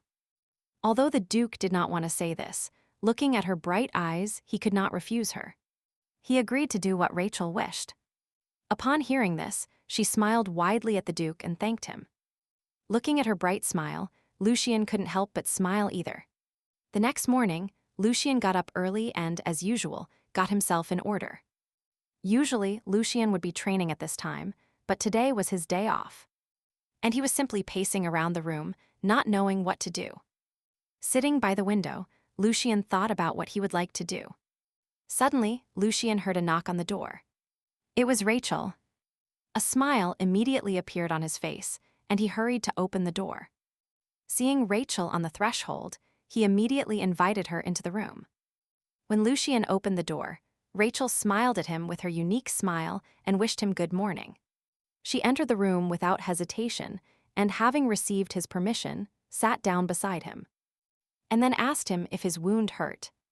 Although Lucian replied that nothing serious was happening, Rachel could not calm down so easily and asked to see the wound. She was worried that if she didn't pay attention to the wound, it might get bigger. Therefore, the heroine brought iodine to treat his wound. At that moment, Lucian was very happy to see his sister's eyes looking at him. After treating the wound with iodine, Rachel bandaged his arm. Lucian thanked her and smiled with his bright smile, which suited his appearance very well. And his gaze did not contain the indifference and apathy he used to show towards other people. Noticing the changes in the hero's mood, the heroine thought that everything was due to the day off. Because every person needs rest. After finishing treating the wound, Rachel took Lucian's hand and suggested they go have breakfast together. This time, only the two of them sat at the large table, because the Duke left early in the morning on business to the duchy. The maid said that the Duke would not be at breakfast and left. She also added that if they needed anything, they could ring the bell. The heroine was even a little happy to be able to have breakfast alone with her pet. Lucian also felt more comfortable in his father's absence. Taking advantage of the fact that the Duke was not present, Rachel tried to fatten up her pet. Lucian, in turn, tried to put food on Rachel's plate. He wanted them to enjoy a delicious meal together. The heroine was incredibly happy that her favorite was not the book's tyrant, but an affectionate guy. While they were eating, she asked him what he planned to do on his long-awaited day off. Lucian had no idea. He just wanted to spend that time with his sister, In the eyes of his devoted admirer, Lucian seemed very sweet. After answering her question, Lucian asked a counter-question about what she was going to do after breakfast. Rachel's expression changed dramatically. She replied sadly that she was going to say goodbye to the beastmen.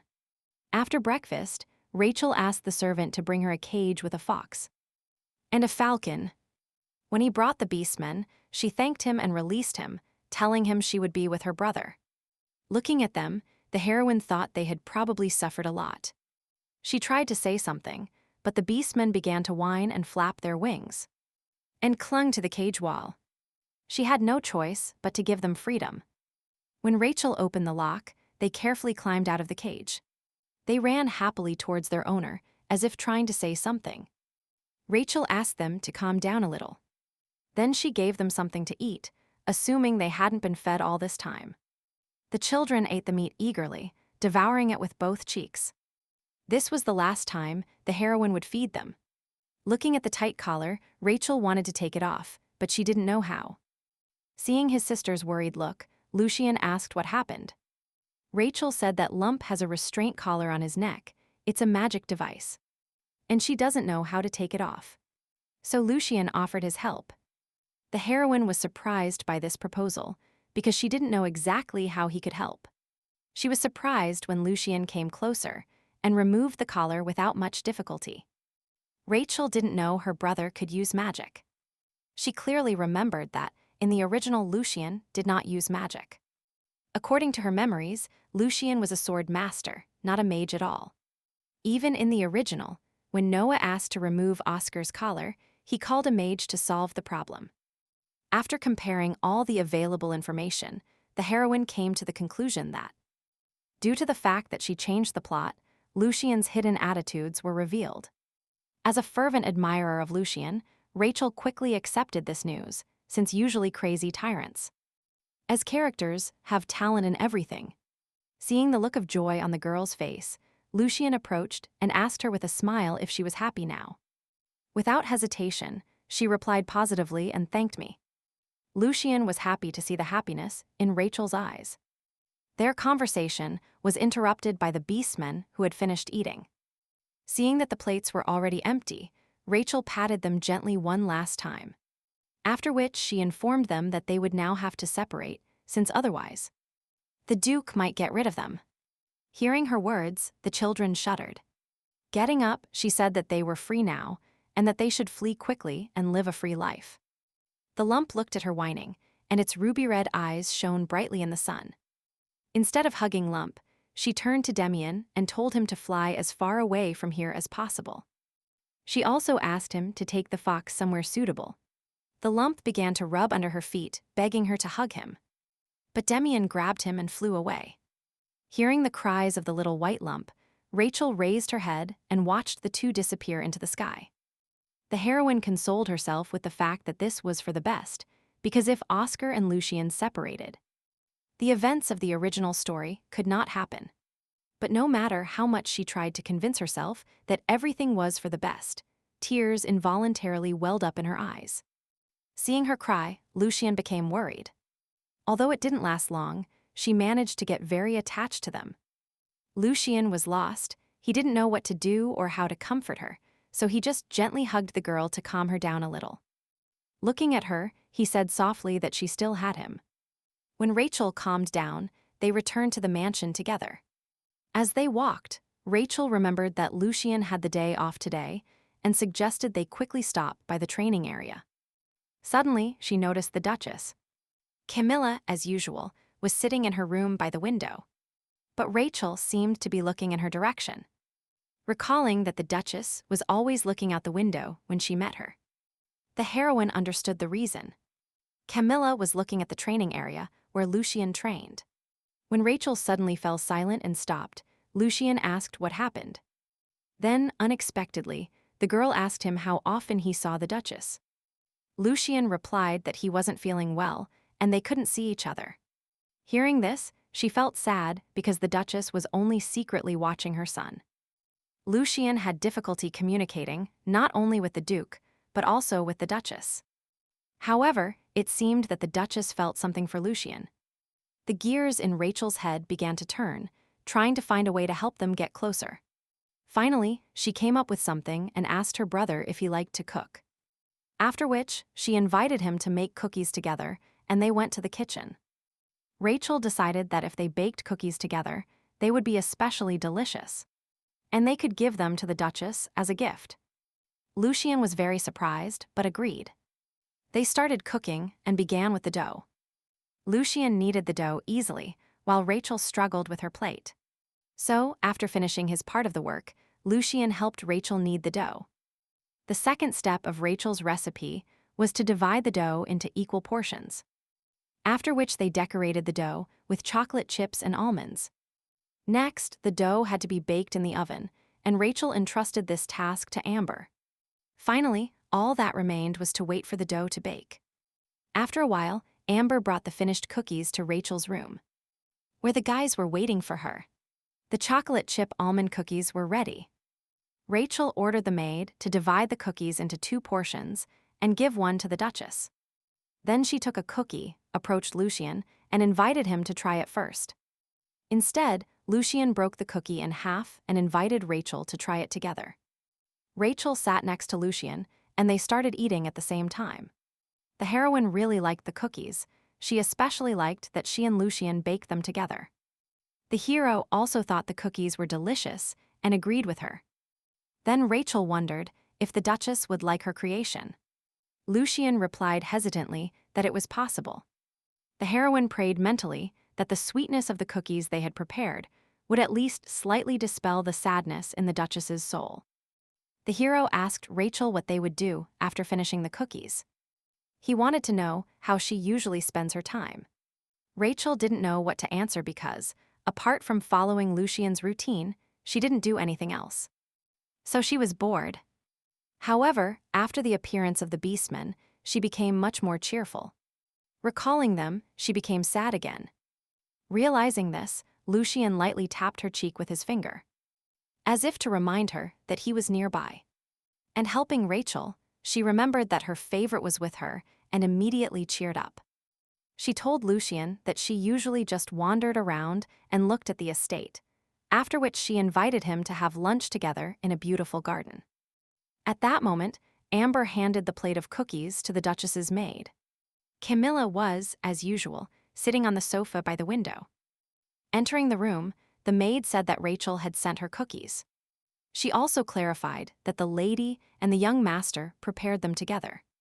The Duchess was shocked by this information. While Camilla was confused, the maid carefully placed the cookies on the table next to her. The Duchess noticed that Lucian had recently changed thanks to Rachel. Amber carefully combed her young mistress's hair.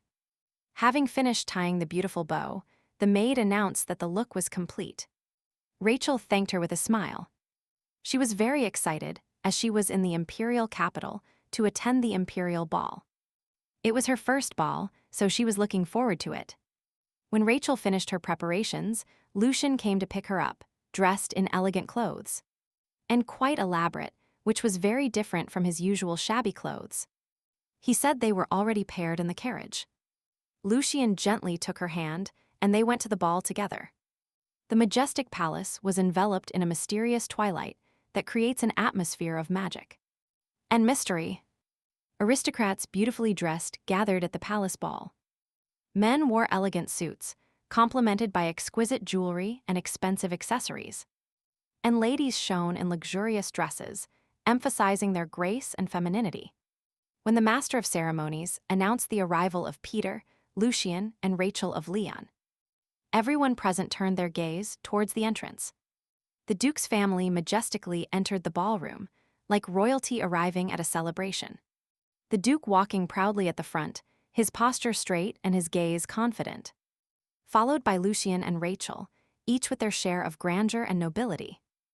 Rachel was incredibly happy and proud of how dazzling her pet looked, whereas at the same time, Lucian felt uncomfortable. All eyes were fixed on them, and the guests were animatedly discussing their appearance. Lucian could clearly hear the guests talking about all the members of his family. Many aristocrats believed that the Duke would not recognize Lucian as his heir. Noticing Lucian's distant gaze, Rachel became worried because she didn't understand the reason for his discomfort. While the Duke was talking with other aristocrats, Rachel stared intently at Lucian. Without knowing how to help him, the Duke needed to discuss some matters with other nobles, so he told Rachel he would step away for a moment to talk. After the Duke left, she called Lucian, but noticed he wasn't responding. The hero remained motionless and stared blankly at one spot. Seeing how tense he was, Rachel assumed it was due to the unfamiliar surroundings. But before she could say a word, a young aristocrat approached her to introduce himself. A girl with intense red hair and green eyes made a beautiful curtsy and introduced herself as Belissa, from the family of the Marquis of Borno. Rachel also politely greeted Belissa and introduced herself. After the greeting, the girl asked Rachel to accompany her, as due to her young age. She was left alone. The heroine was looking for suitable words to refuse her, because she was worried about her brother. Rachel did not want to leave Lucian, but he asked her to go with Belissa. Lucian said this and went to get some fresh air. Rachel looked at him, not knowing what to do or what to say. Lucian had another fit. He had difficulty breathing and barely made it to the bench, where he sat down. His mind was plunged back into darkness, and he got lost in a restless whirlwind of thoughts. The devil's whisper told him that Rachel would take everything away from him. The dark entity instilled fear, anxiety, and distrust in his heart, and then offered its help. The voice said that for the last 1,000 years Lucian was its only successor, with whom the great wizard was on the same wavelength. It invited him to join forces to take revenge on this world together. He was snapped out of his deep trance by Rachel's voice, who rushed towards him worriedly. Running towards him, she told him she was worried, so she followed him and asked if everything was all right. Looking down, he replied that everything was fine now. Lucian told his sister that he felt uncomfortable being in a crowded place, and he discovered that she felt the same way. She also felt uncomfortable in that environment, so she suggested staying alone until the end of the ball, and then returning home. Sensing how much Rachel cared for him, Lucian began to doubt the dark entity's words, because it was obvious it was not trying to take anything away from him. Suddenly, music was heard in the banquet hall, and Rachel guessed that the ball had already started. Looking at her handsome knight, the heroine noticed it would be a shame to miss the ball, because they were very well dressed. So she decided they should dance too. Then she stood in front of Lucian and, following etiquette rules, invited him to dance. At that moment, illuminated by the glow of the moonlight, she looked like a beautiful fairy. And the hero, blinded by her magical light, accepted the invitation. Then, looking at her radiant smile, Lucian realized that he wouldn't mind even if Rachel took everything from him. He was willing to do anything for the heroine to stay with him. 2 years had passed since Rachel became a member of the Leon family, and she had gotten used to life in the duchy. Many things happened during this time. Suddenly, Lucian entered the room. He had grown noticeably during these 2 years and was starting to look more elegant and manly. He was so handsome that Rachel covered her eyes with her hands so as not to be blinded by his beauty. But suddenly, the heroine was surprised when her pet suddenly touched her cheek and asked worriedly what had happened to her. Lucian was delighted and a little embarrassed when Rachel said admiringly that his radiance had blinded her. It was a very important day, Lucian's first day in the hall. Moreover, this day was very important for the heroine. The hall is a social gathering place for the children of the aristocracy. This is also the place where Lucian met Noah. Rachel looked forward to this and told her brother to make many friends. She also asked him to invite them to the estate and introduce them. He looked tenderly at Rachel and smiled. Now there wasn't a heartless expression on his face, like a doll, but a beautiful smile full of tenderness. No matter how many times she looked at him, Rachel could not stop admiring his beauty. Lucian's face no longer had the cold indifference of a crazy tyrant, but the warm smile of an affectionate guy. The heroine was incredibly happy that Lucian was no longer the crazy tyrant he was in the original. Seeing that Lucian had been in her room for a long time, Rachel told him he might be late, and she took his hand to take him to the carriage. Although Lucian had changed a lot in the last 2 years, Rachel was still worried that upon meeting Noah and falling in love with him, Lucian might become a love-obsessed tyrant like in the original story. Rachel accompanied her brother to the carriage to say goodbye and wish him luck. However, standing next to Rachel, Lucian did not want to let go of her hand and leave. Lucian smiled at Rachel and told her he would be back soon, and Rachel waved goodbye as he got into the carriage. The black horses of the Duke's estate furiously fled the mansion. Seeing the back of the carriage quickly disappear, the heroine soon returned to the mansion. After Lucian left, Amber told Rachel that everything had been prepared. Then, the maid invited the young lady to the kitchen. Rachel left in a good mood to prepare to meet her friends. Accompanied by Amber, the heroine headed to the Duke's kitchen. When she baked cookies for the first time, she couldn't even make the dough. But during all these 2 years, she trained hard. After learning that the Duchess had a reaction to the cookies that she and Lucian made, Rachel began to try harder. Although there has been no response since, and the heroine hasn't even seen her. But thanks to this, her cookie-making skills have significantly improved. Shortly after, Rachel's friends arrived and sat at a round table where there was already tea and aromatic cookies. Belissa looked at the cute cookies on the table and congratulated Rachel on her culinary skills. 2 other girls also joined in her words. They pointed out that it was even a shame to have so much beauty. Rachel was happy to hear the praise from her new friends and thanked them with a smile. Rachel met Belissa 2 years ago at the Imperial Ball and became close to Amy and Serena through Belissa. They were her only openly communicative friends in a cold, aristocratic society. Rachel always felt incredibly proud when the girls spoke with admiration about her brother's achievements, because she believed he was the best. Moreover, she needed to establish strong connections for the future when she left the ducal family. She hoped to count on her closest friends in the future. After tea, Rachel said goodbye to her friends and wished them a good day. After the carriages departed, Amber informed the heroine that it was time to return. But she replied that she would wait a little longer, as time was fast approaching. And Lucian would return soon. Seeing how tenderly Rachel spoke of him, Amber realized how much she liked him. She thought Rachel and Lucian would make a great couple. Rachel wanted to object, but the maid's next words, who was worried about the heroine's marriage at such a young age, surprised her. Rachel was surprised to realize that Amber had always believed she was Lucian's fiancée. Seeing the surprised expression on the girl's face, Amber was also surprised, since her argument seemed quite logical. After all, Rachel had relatives, and the Rowerlando family was still flourishing. Furthermore, Amber heard that, at an early age, people adopted only for the purpose of marriage. Rachel was shocked by this information. She hadn't even thought of marrying Lucian. Rachel was sure that Lucian should be happy with Noah, so she told the maid that this was impossible. Rachel considered the idea of marrying Lucian absurd, so she was always ready to leave the ducal house. Moreover, she was sure that the hero also thought this was impossible. While they were talking, the carriage in which Lucian was returning finally arrived. Rachel ran to him and greeted him with a radiant smile on her face. Just as he started approaching her, she saw another silhouette behind him. Rachel was surprised when a blond man followed Lucian out of the carriage. His narrowed sky-blue eyes settled on Rachel. He smiled, greeted her, and introduced himself as Noah of Castia. Rachel was speechless with surprise because she did not expect it to happen so quickly.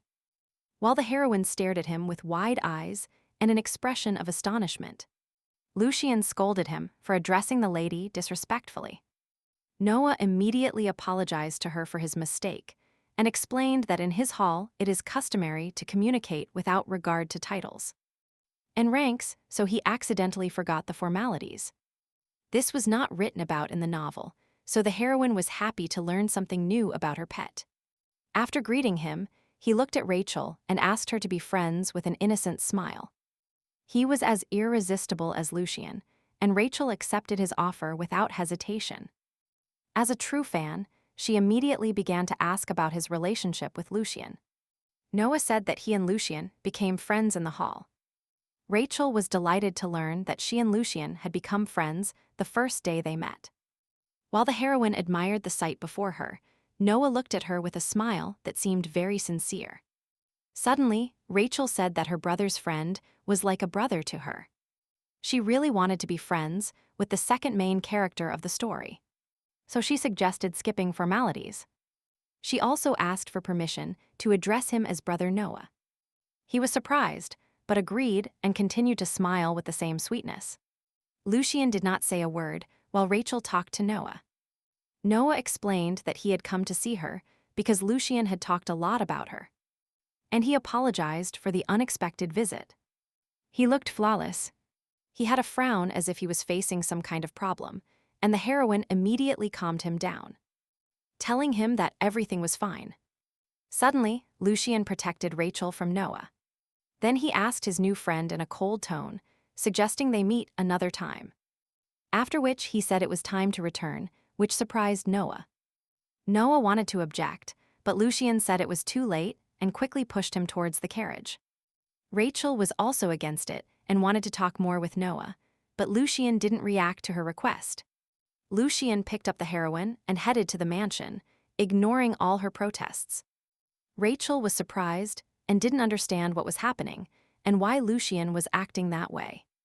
With her arms around his neck, Rachel looked at Noah. He just smiled at her and waved his hand. Rachel couldn't believe that Noah's first appearance ended this way.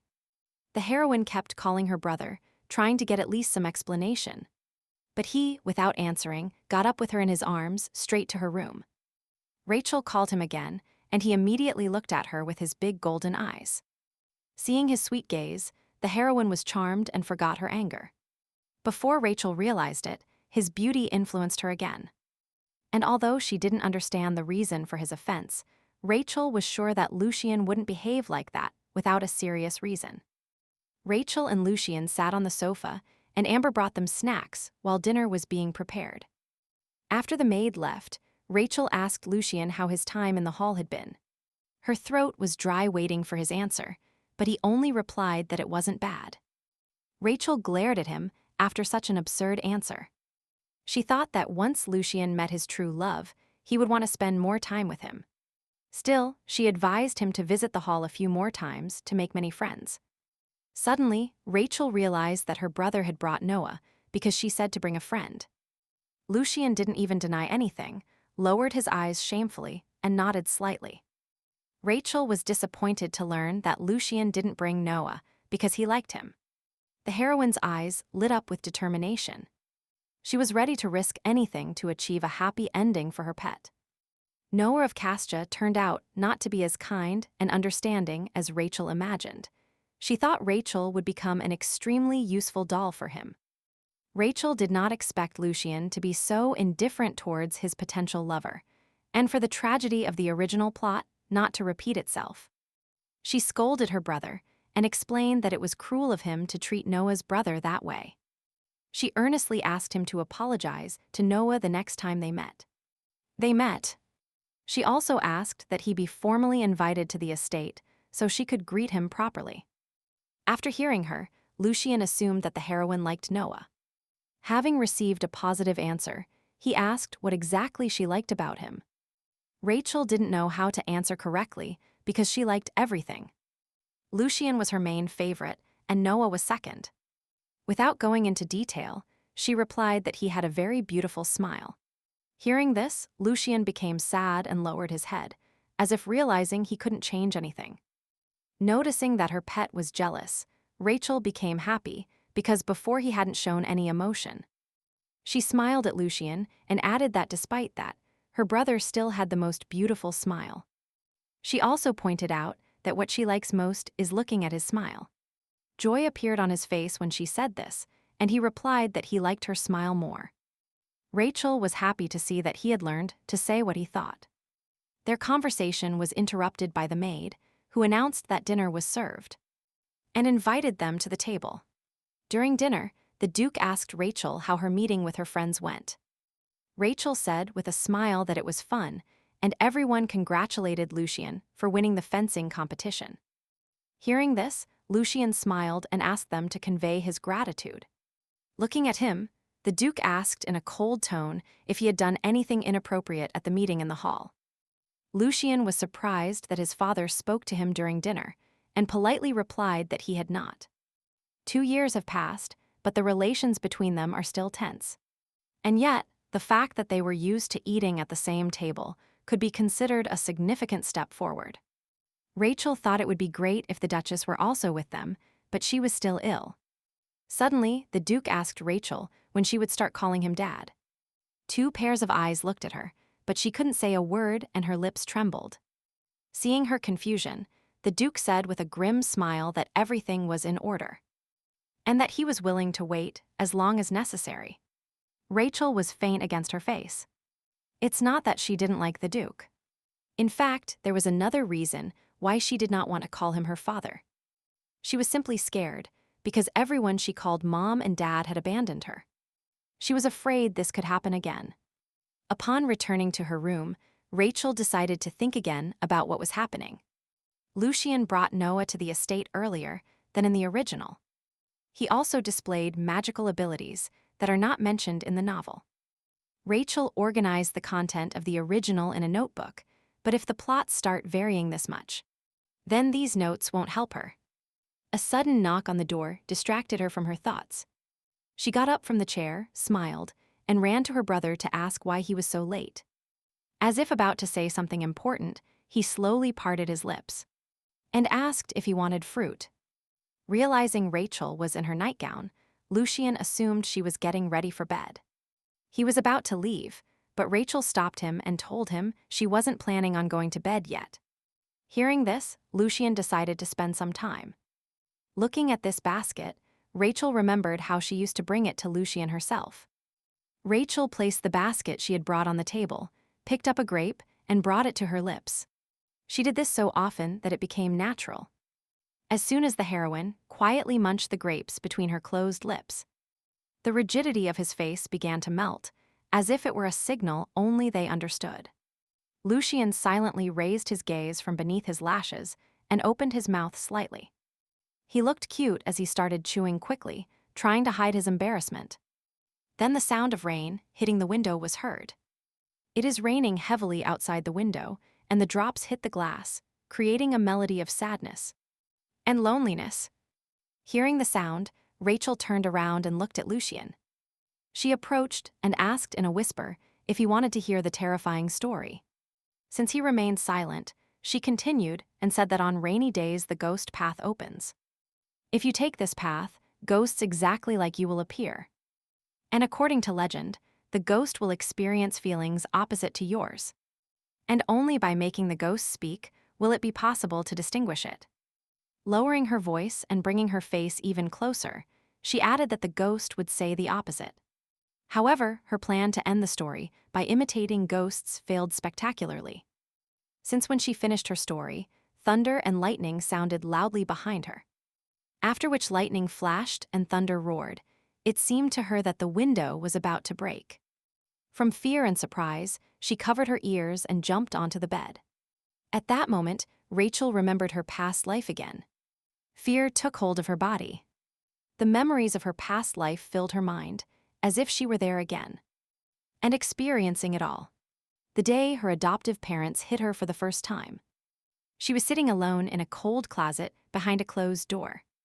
That day, thunder rumbled and lightning flashed outside the window, just like now. The heroine was afraid of this, and even now, being in Rachel's body, she couldn't shake off the old fears. She just trembled in horror. Seeing this, Lucian gently hugged her and stroked her head with his hand, moving his palm downwards. He hugged her with his other hand and sweetly stroked her back. Lucian held Rachel tightly against his chest, trying to cover her ears so she wouldn't hear the thunder. Feeling the warmth of his embrace, Rachel couldn't help but think how nice it would have been if someone else had been with her that day.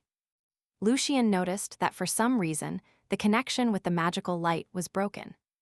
The heroine rested her head on his shoulder and waited until the thunder subsided. But she finally fell asleep without realizing it. He held his sister in his arms and just stayed still until the thunder completely died down. And only then did he lay her down on the bed. Then he carefully covered her with a blanket, trying not to disturb her sleep. Moonlight filled the room, illuminating the hero's face, who smiled tenderly while looking at his sister sleeping peacefully. He only smiled in front of Rachel and felt no emotion. But after today, he had a new emotion that he felt when he saw Noah's dissatisfaction. He now regretted not stopping him when he wanted to meet Rachel. When he thought about the heroine chatting affectionately with Noah, he had an unpleasant feeling. Just like when she interacted with the beast people. He gently ran his hand through her emerald hair and hesitantly said that Rachel loved him more than anyone, as if trying to convince himself of this. Upon waking up in the morning, Rachel instantly remembered the events of the previous night. She screamed in embarrassment and kicked the blanket with all her might. If it weren't for the thunder, she would have finished the story and maybe seen the scared expression on her pet's face. But because of the thunder, everything went wrong and she was the one who got scared. Her face was burning, thinking that the thunder had made her fall asleep, screaming and squealing in his arms. However, it was always hard for her to sleep when lightning flashed. But yesterday, thanks to Lucian, she was able to sleep soundly. While the heroine was thinking confusedly, Amber entered and seeing that she was already awake. She offered to help her get ready. The maid carefully braided her hair into a beautiful hairstyle, using soft combs. And straight. Having finished her work, the maid stepped back so the young lady could look at her reflection and appreciate the new image.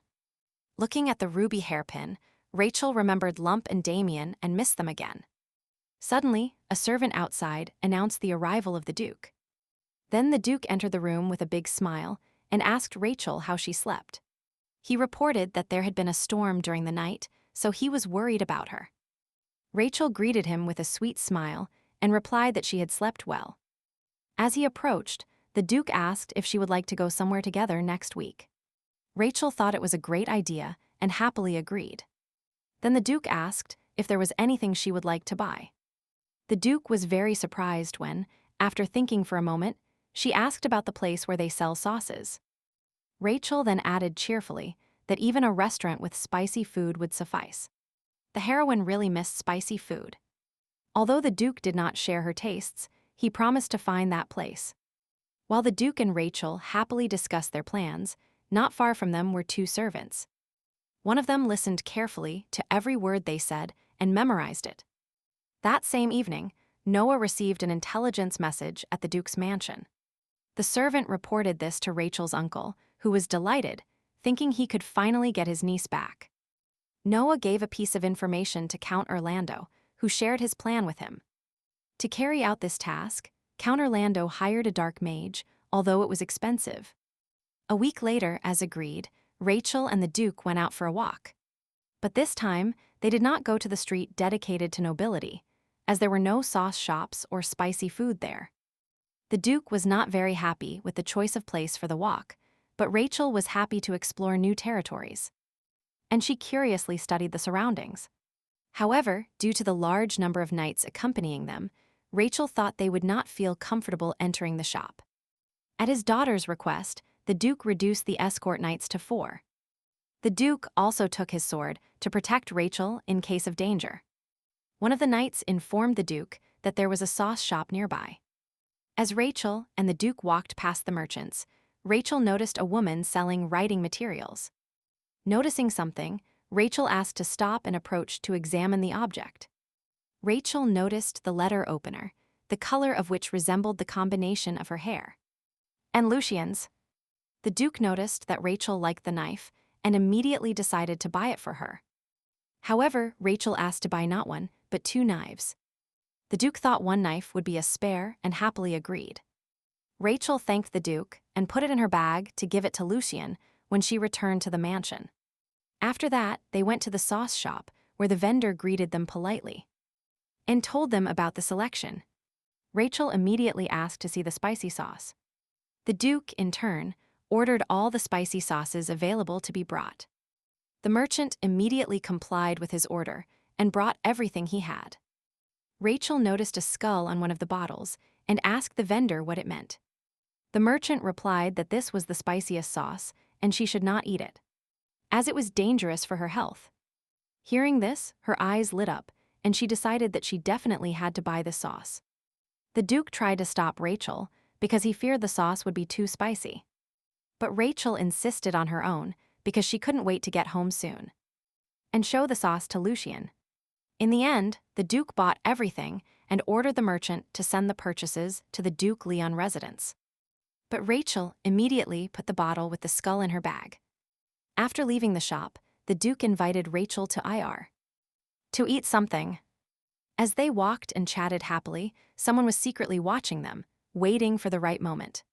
Suddenly, they threw a smoke cone directly at them, and the fog instantly enveloped them. Rachel was very scared, not understanding what was happening. Suddenly, the worried Duke grabbed her by the shoulders and ordered her not to leave him. But suddenly, a violet smoke enveloped the Duke and moved him away from her.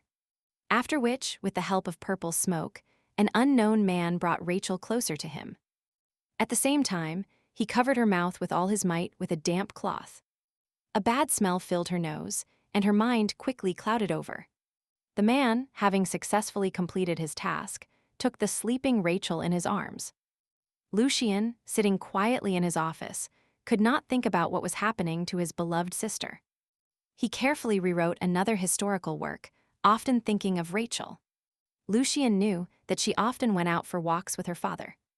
He couldn't stand her before because he was jealous, because he also wanted to go somewhere with his father. But now he was jealous of his father because he also wanted to go out with Rachel. He thought it would be fun to eat delicious food and see interesting things with his little sister. Next to her, he only saw good things, and they often exchanged gifts. Thinking of her, Lucian wanted to give her some gift, but he didn't know what it was. While thinking about it, he remembered Noah's words about how little girls love cute things. He also remembered Rachel's words that what she liked most was her older brother's smile. The memory of this made his cheeks turn red, and a smile appeared on his lips. While concentrating on writing, he noticed a noise coming from outside the mansion. A series of unusual shouts from knights and the trampling of horses were heard. He had never seen such a commotion in the duchy before and sensed something strange. For some reason, the knights were gathering, although it was not yet time to hunt monsters. Analyzing the situation, he became very anxious, realizing that probably something had happened during the walk. The situation must have been terrible, as the Duke's knights were in a hurry to get somewhere. Even the mansion staff gathered at the entrance and discussed the attack on the Duke. Lucian ran out and, in a panic, called the butler, who was standing next to other duchy workers. The servants were surprised to see him in this state, as he had always been quiet and reserved. Lucian quickly mounted his horse and without hesitation started galloping. The butler ran in front of Lucian, who was already planning to leave the palace. He stopped his horse a couple of centimeters from the butler. Then he looked coldly at the old man and told him that if he wanted to die, he should do it somewhere else. His words took the butler by surprise, but he soon came to his senses. And in a low voice, he asked Lucian to dismount his horse, adding that the Duke would return safe and sound, and if he left like this, he would become a burden to the Duke. Sitting on a black horse, Lucian lowered his golden eyes that looked like they were made of cold metal, and asked in a stern tone how he dared to order him. His cold tone made the butler involuntarily tremble, but Lucian had no time to deal with him. Lucian was alarmed, but did not show it instead. He firmly ordered the butler to leave, and he obediently stepped aside. Lucian quickly rode away at a gallop, and the butler remained in a stupor, watching the silhouette of the young master disappearing. The butler was astonished because he had never seen Lucian like this before. The roar of the enraged Duke, like the growl of a wild beast, echoed in the alley. He reprimanded the knights for the complete lack of discipline in the order. The Duke was furious because they had not found the man who kidnapped Rachel. Hearing his father's words, Lucian called out to him to let him know of his presence. Seeing him, the Duke asked in surprise why he was there, and most importantly scolded him for leaving alone, being the Duke's heir. After which he ordered the knights to escort Lucian to the palace. Having received the order, the knights headed towards the young master. But Lucian used his magical powers to stop them. Everyone present, including the Duke, was astonished by his strength. He had never contradicted a single word of what his father said, but now everything had changed. And for the first time in his life, he refused to obey his order. The Duke needed to send Lucian back, as the heir should be safe in emergencies. But before he could say anything, he galloped away. The knights closest to him followed him, but Lucian was faster.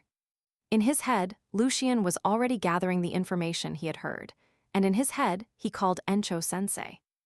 This was the first time the hero addressed him, so he asked Grumpy what had happened.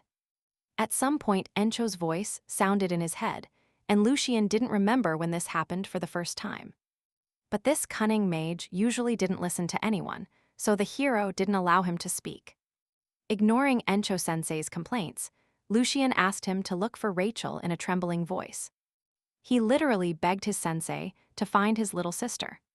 Seeing the desperation in Lucian's eyes, Encho thought he had the opportunity to absorb the young man's body and take revenge. Rachel woke up with a bad headache and could not understand what voice was in her head. Blinking a couple of times, she opened her eyes with difficulty, and her blurry vision gradually cleared. She looked around in fear, trying to figure out where she was. It turned out that she was in the middle of a dense forest, where even the night sky was not visible. Rachel remembered being kidnapped, but to her surprise, her arms and legs were free. Not far from her, she heard the voices of some people drinking and commenting that the Duke of Leon had hired expensive liquor. Her uncle was among them, who said very cheerfully that despite her childlike appearance, they could still take advantage of Lady Leon's status. The kidnappers were so drunk that they didn't even realize that Rachel was already awake.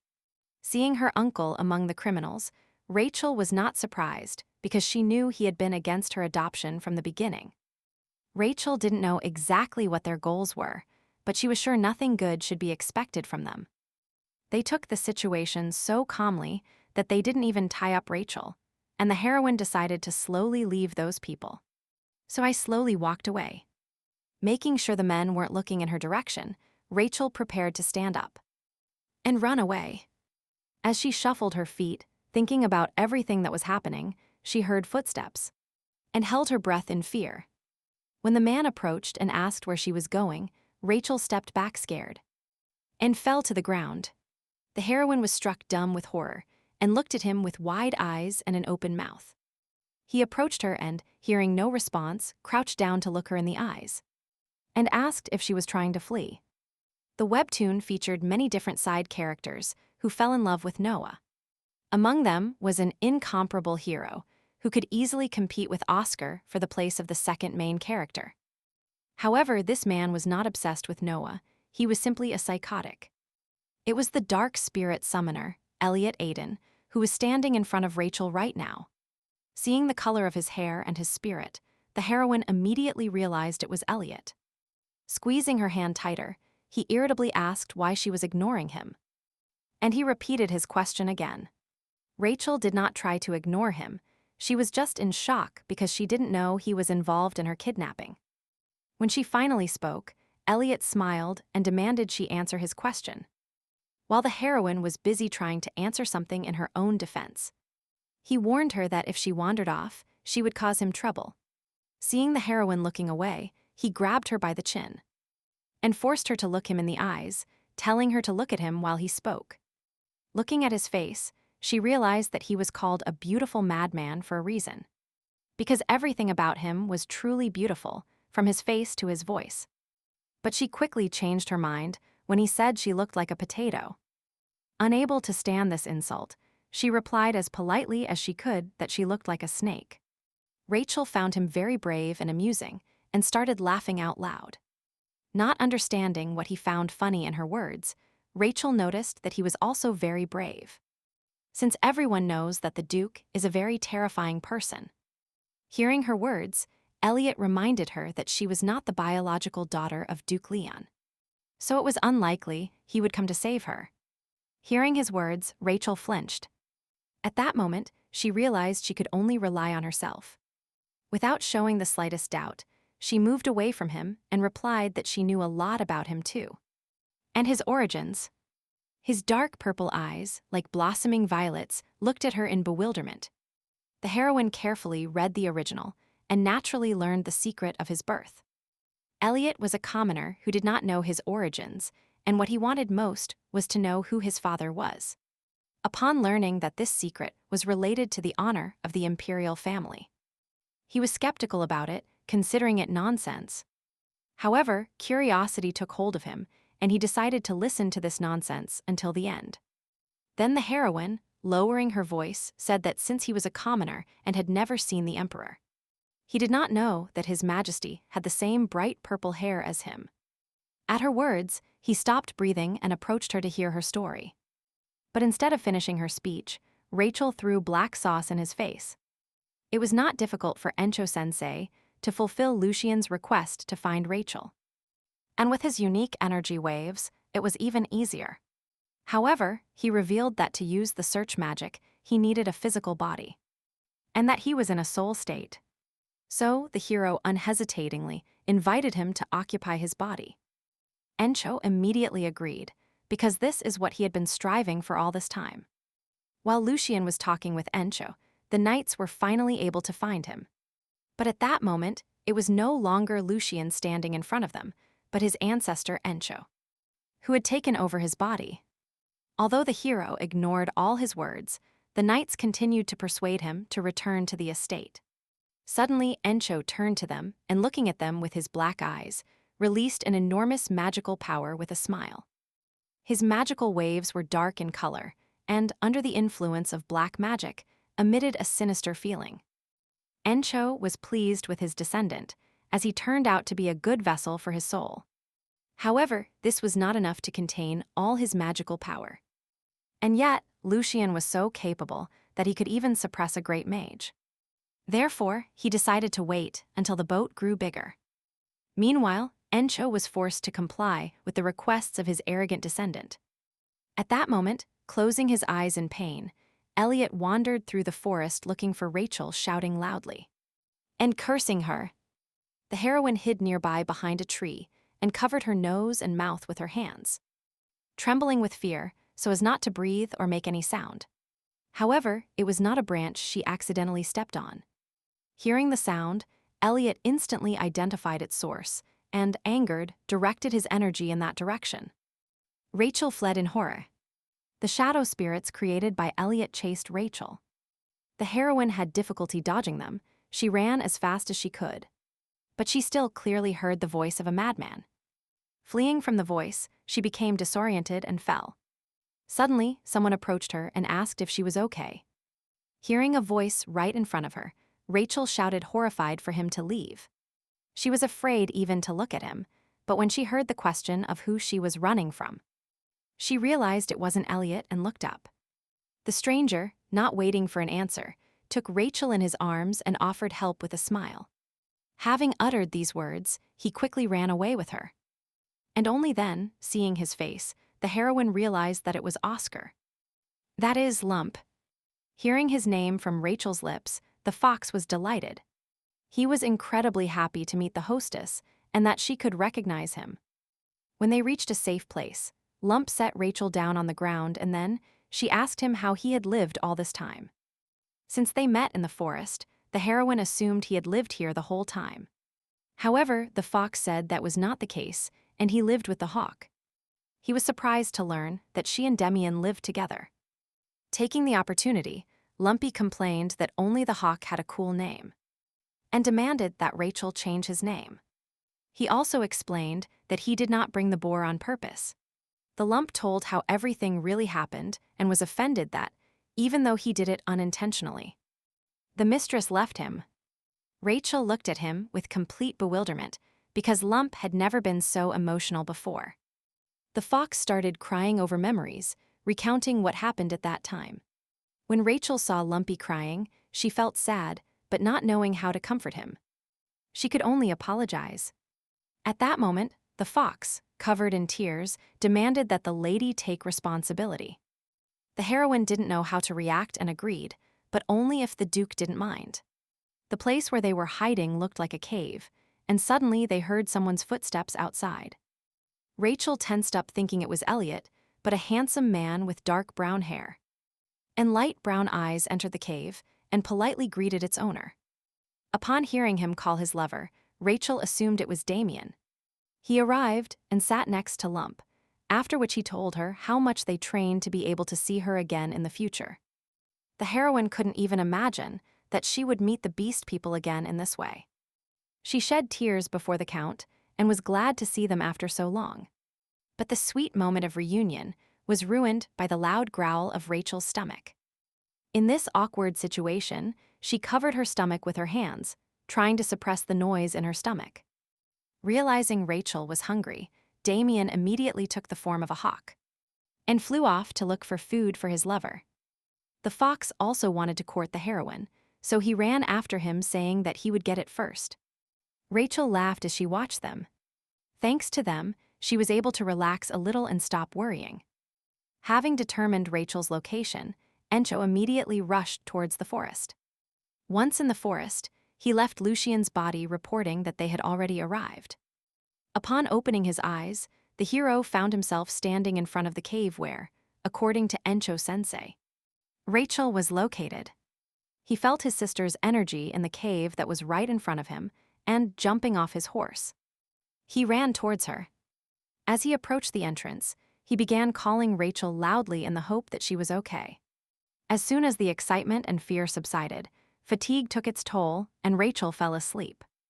Seeing her with her eyes closed, Lucian decided something had happened to her and ran towards her. He called her desperately, trying to wake her up. But the girl did not answer, so he hugged her and shook her lightly to wake her up. It was only when she opened her eyes slightly and said that she was fine, for the first time in a long time, that Lucian could finally breathe calmly. Learning that Rachel was unharmed, he hugged her tightly as if he didn't want to let her go anywhere ever again. Feeling the warmth of her brother, a sense of relief washed over her and she burst into tears. Lucian gently and carefully hugged her with one arm and stroked her back with the other. When he noticed they were being watched, his golden eyes lit up and he prepared to protect Rachel. Damien and Lamph arrived at the cave bringing fruit for their lady. Rachel smiled and told Lucian that it was the hawk and the fox and that they were the ones who saved her. She also said that they had lived here this whole time. Unlike Rachel, Lucian did not seem happy to see them again. The lump happily ran to Rachel and boasted that he had brought her many apples. The hawk suggested starting with the small fruits he brought, so as not to cause stomach upset. They both offered their fruits to Rachel at the same time, as if competing to see which fruit she would eat first. Not wanting to offend anyone, Rachel took a fruit from everyone and thanked them for their concern with a smile. Lucian pursed his lips at the happy atmosphere between them. He remembered the beast people very well, so he was not happy about their reunion with Rachel. Suddenly Rachel asked Lucian if the Duke was okay.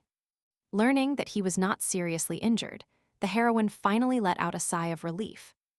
While Rachel enjoyed the fruit, Lucian suggested that she return to the estate as soon as she had eaten. The heroine immediately agreed, but suddenly became interested in how Lucian found her. Her question caught the hero by surprise, because he didn't have time to find an answer. Stuttering, Lucian started thinking hard about possible answers. In the end, he said that since everyone was combing the urban areas, he decided to search the forest.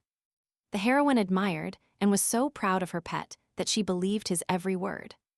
However, Lucian was not very happy with his sister's praise, as the voice in his head kept reminding him that all this was thanks to Encho-sensei.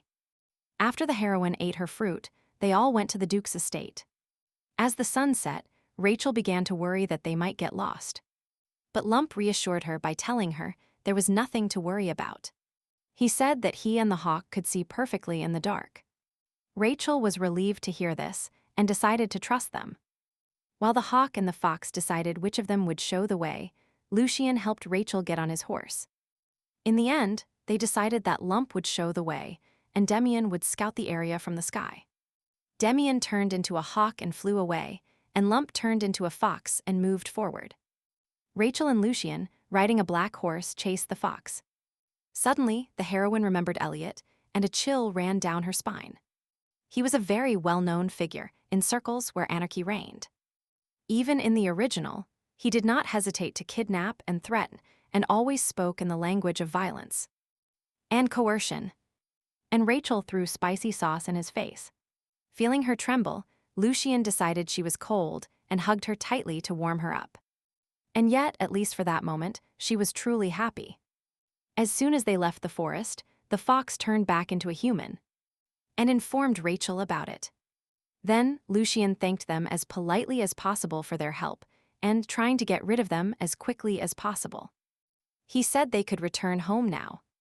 Hearing this, the beast men were indignant because they no longer wanted to be separated from their lover. Rachel also expressed her desire to take them with her and asked her brother for permission. Not knowing what Lucian was thinking, she whispered guiltily that they were still considered her lovers. So she decided to take responsibility for them. Lucian hesitated for a moment at her question and replied that his father was most likely against it. Rachel looked at her brother with pleading eyes and said that they saved her life, so she will try to persuade the Duke. Lucian grimaced when he heard her words, but still gave his permission. At that moment, the Duke was beside himself, worried about Rachel, and was ready, even while injured, to go look for her again. The butler tried to stop him, reminding him that he should remain silent until the wound healed. But he could not sleep or rest properly until Rachel returned safe and sound to the estate. When Rachel and Lucian reached the main gate of the ducal estate, the guard knight hurried to inform the Duke about this. The Duke was surprised to learn that Lucian had returned with Rachel. Seeing the young lady and the young master, the knights immediately opened the gate. Unable to wait any longer for them to reach the mansion, the Duke ran to meet them. Turning towards his voice, they saw the Duke himself and the butler galloping excitedly towards them on horseback. Upon reaching them, the Duke jumped off his horse and ran towards Rachel, reaching out his hands.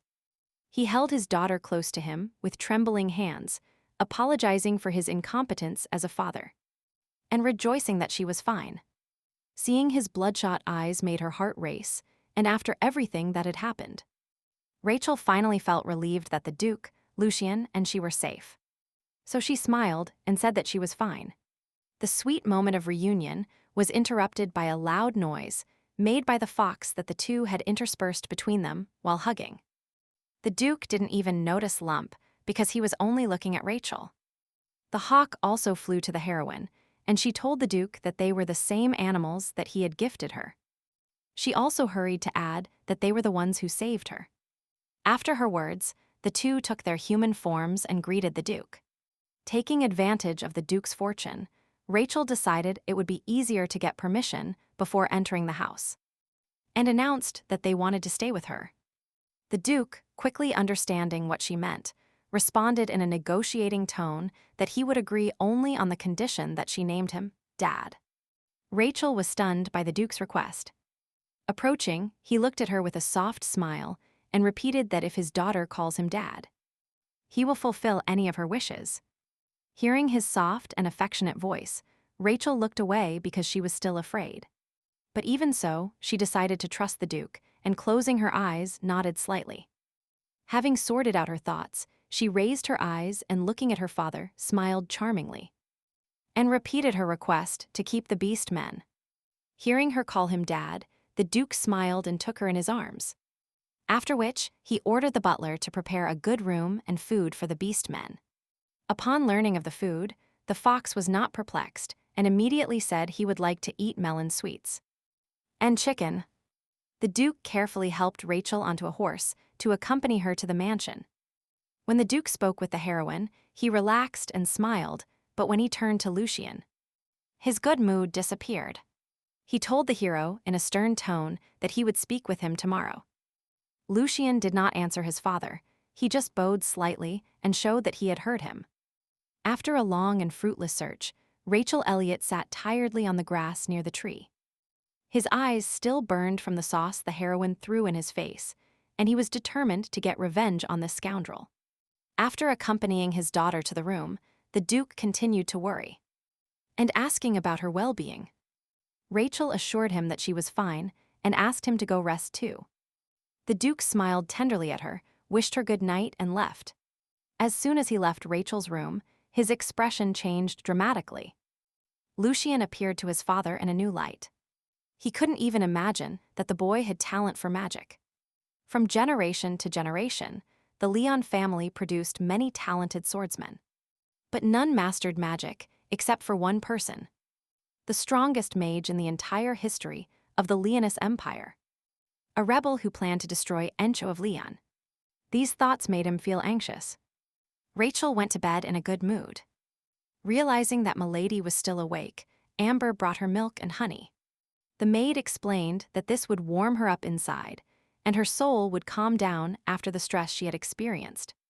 The maid was also very worried about her lady when she found out she had been kidnapped. The heroine took the glass and thanked the maid for her care with a smile. Then she asked where Demian and Lump were. Amber replied that the servants were taking care of them and asked if they should be brought in. But Rachel refused, saying they would take good care of them. After drinking the milk, Rachel went to bed. Lying in bed, Rachel analyzed the events of the previous day. In the end, she named the Duke Dad. This was nothing new to her. After all, she was adopted even before being reborn. Life in the orphanage wasn't so bad, but she was very happy when her adoption was approved. Although this happiness only lasted for a moment. Trembling with excitement, the heroine tried to ward off negative thoughts and repeated to herself that this time everything would be different. She felt like she had almost sunk into the realm of Morpheus when she suddenly heard a familiar knock on her door. She immediately jumped up because it was a secret knock that she and Lucian had come up with. Outside the door was an excited Lucian, who had come to check on how his sister was feeling. Seeing her in her nightgown, he decided that he had woken her up and apologized. Lucian turned to leave and not disturb his sister's rest. But Rachel quickly took his hand and asked him to stay with her. Without waiting for an answer, Rachel took Lucian by the arm and told him to come in. Lucian smiled slightly and, looking at her docilely, accepted her invitation. Rachel was about to light the magic lamp, but Lucian stopped her, saying it was unnecessary. He said he would leave immediately after tucking her in. So Rachel decided she wouldn't sleep at all. However, the hero did not like this answer. He picked her up and laid her in bed. Then he carefully covered her with a blanket so she wouldn't get cold, after which he just stared at her silently for a while. His face shone so much that the heroine couldn't sleep. Rachel turned to him and thanked him warmly, saying she was very glad when he came to her. Lucian's eyes opened, then curved into crescents, and he smiled softly. At that moment, the heroine was once again convinced that her favorite was the cutest. She worried that later, when the hero got closer to Noah, these moments might disappear. Still, Rachel enjoyed the atmosphere while she could. Her thoughts were interrupted by Lucian, who gently stroked her hair and asked her to go to sleep. Rachel yawned and replied that she didn't want to sleep yet. Despite this, her eyes slowly closed, and she soon fell into a deep sleep. Lucian, who had been stroking her hair all this time, upon noticing that she was already asleep, tenderly kissed her forehead and wished her sweet dreams. Blushing with embarrassment, he headed towards the doors. Upon leaving Rachel's room, he quietly closed the door, trying not to make any noise so as not to accidentally wake Rachel. He wanted to return to his room, but before he could take a step, the Duke called him. The father glared at his son as he came out of Rachel's room. Lucian did not expect to run into him and was therefore very surprised. The Duke angrily approached the hero and asked what he was doing in the heroine's room at such a late hour. Lucian honestly replied that she was awake, and he tucked her in. The Duke said he wanted to postpone the conversation until morning, but knowing him, he decided to talk now. Then, the Duke ordered Lucian to follow him to the study. Peter glared at Lucian, who stood calmly in front of him, and scolded him for not fulfilling his duties as heir. If the head of the family is in danger, the heir is obliged to protect his family and his home. However, Luciano left the house without permission, which threatened to deprive him of his place as heir. But even after his father's threats, Lucian was unfazed. The Duke noticed that his behavior was different from before usually. His face showed almost nothing, but he always got flustered when it came to the right of inheritance. But now he didn't even flinch, as if no matter what his father said, he wouldn't care. It wouldn't hurt him. The furious Duke ordered his son to return to his room and think about his actions. Lucian nodded calmly and replied that in that case, he would go to his room. After that, Lucian, without feeling an iota of remorse, turned around and left. The Duke only adopted Rachel to protect her and keep her safe.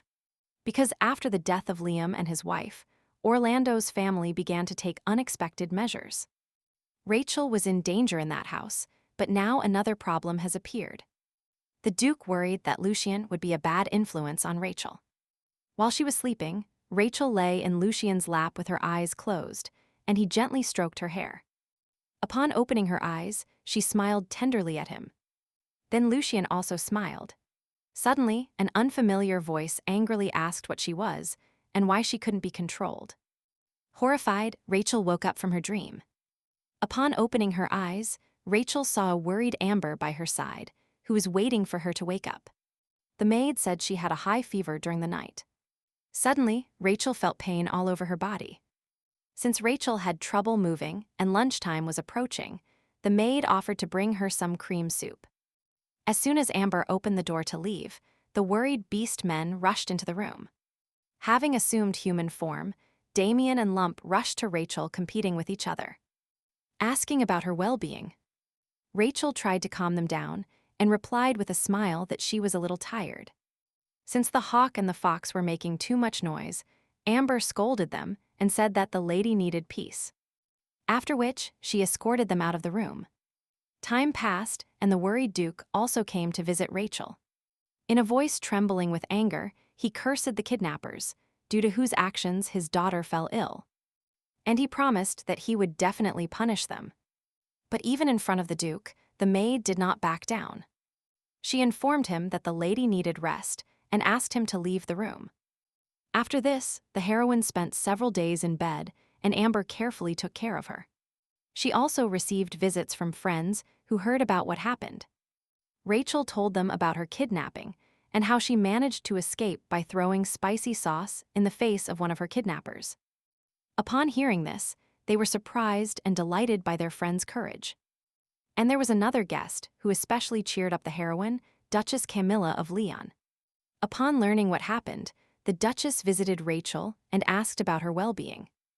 Rachel replied with surprise that she already felt much better.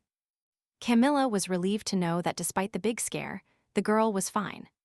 The heroine was surprised to hear the Duchess's wishes for a speedy recovery.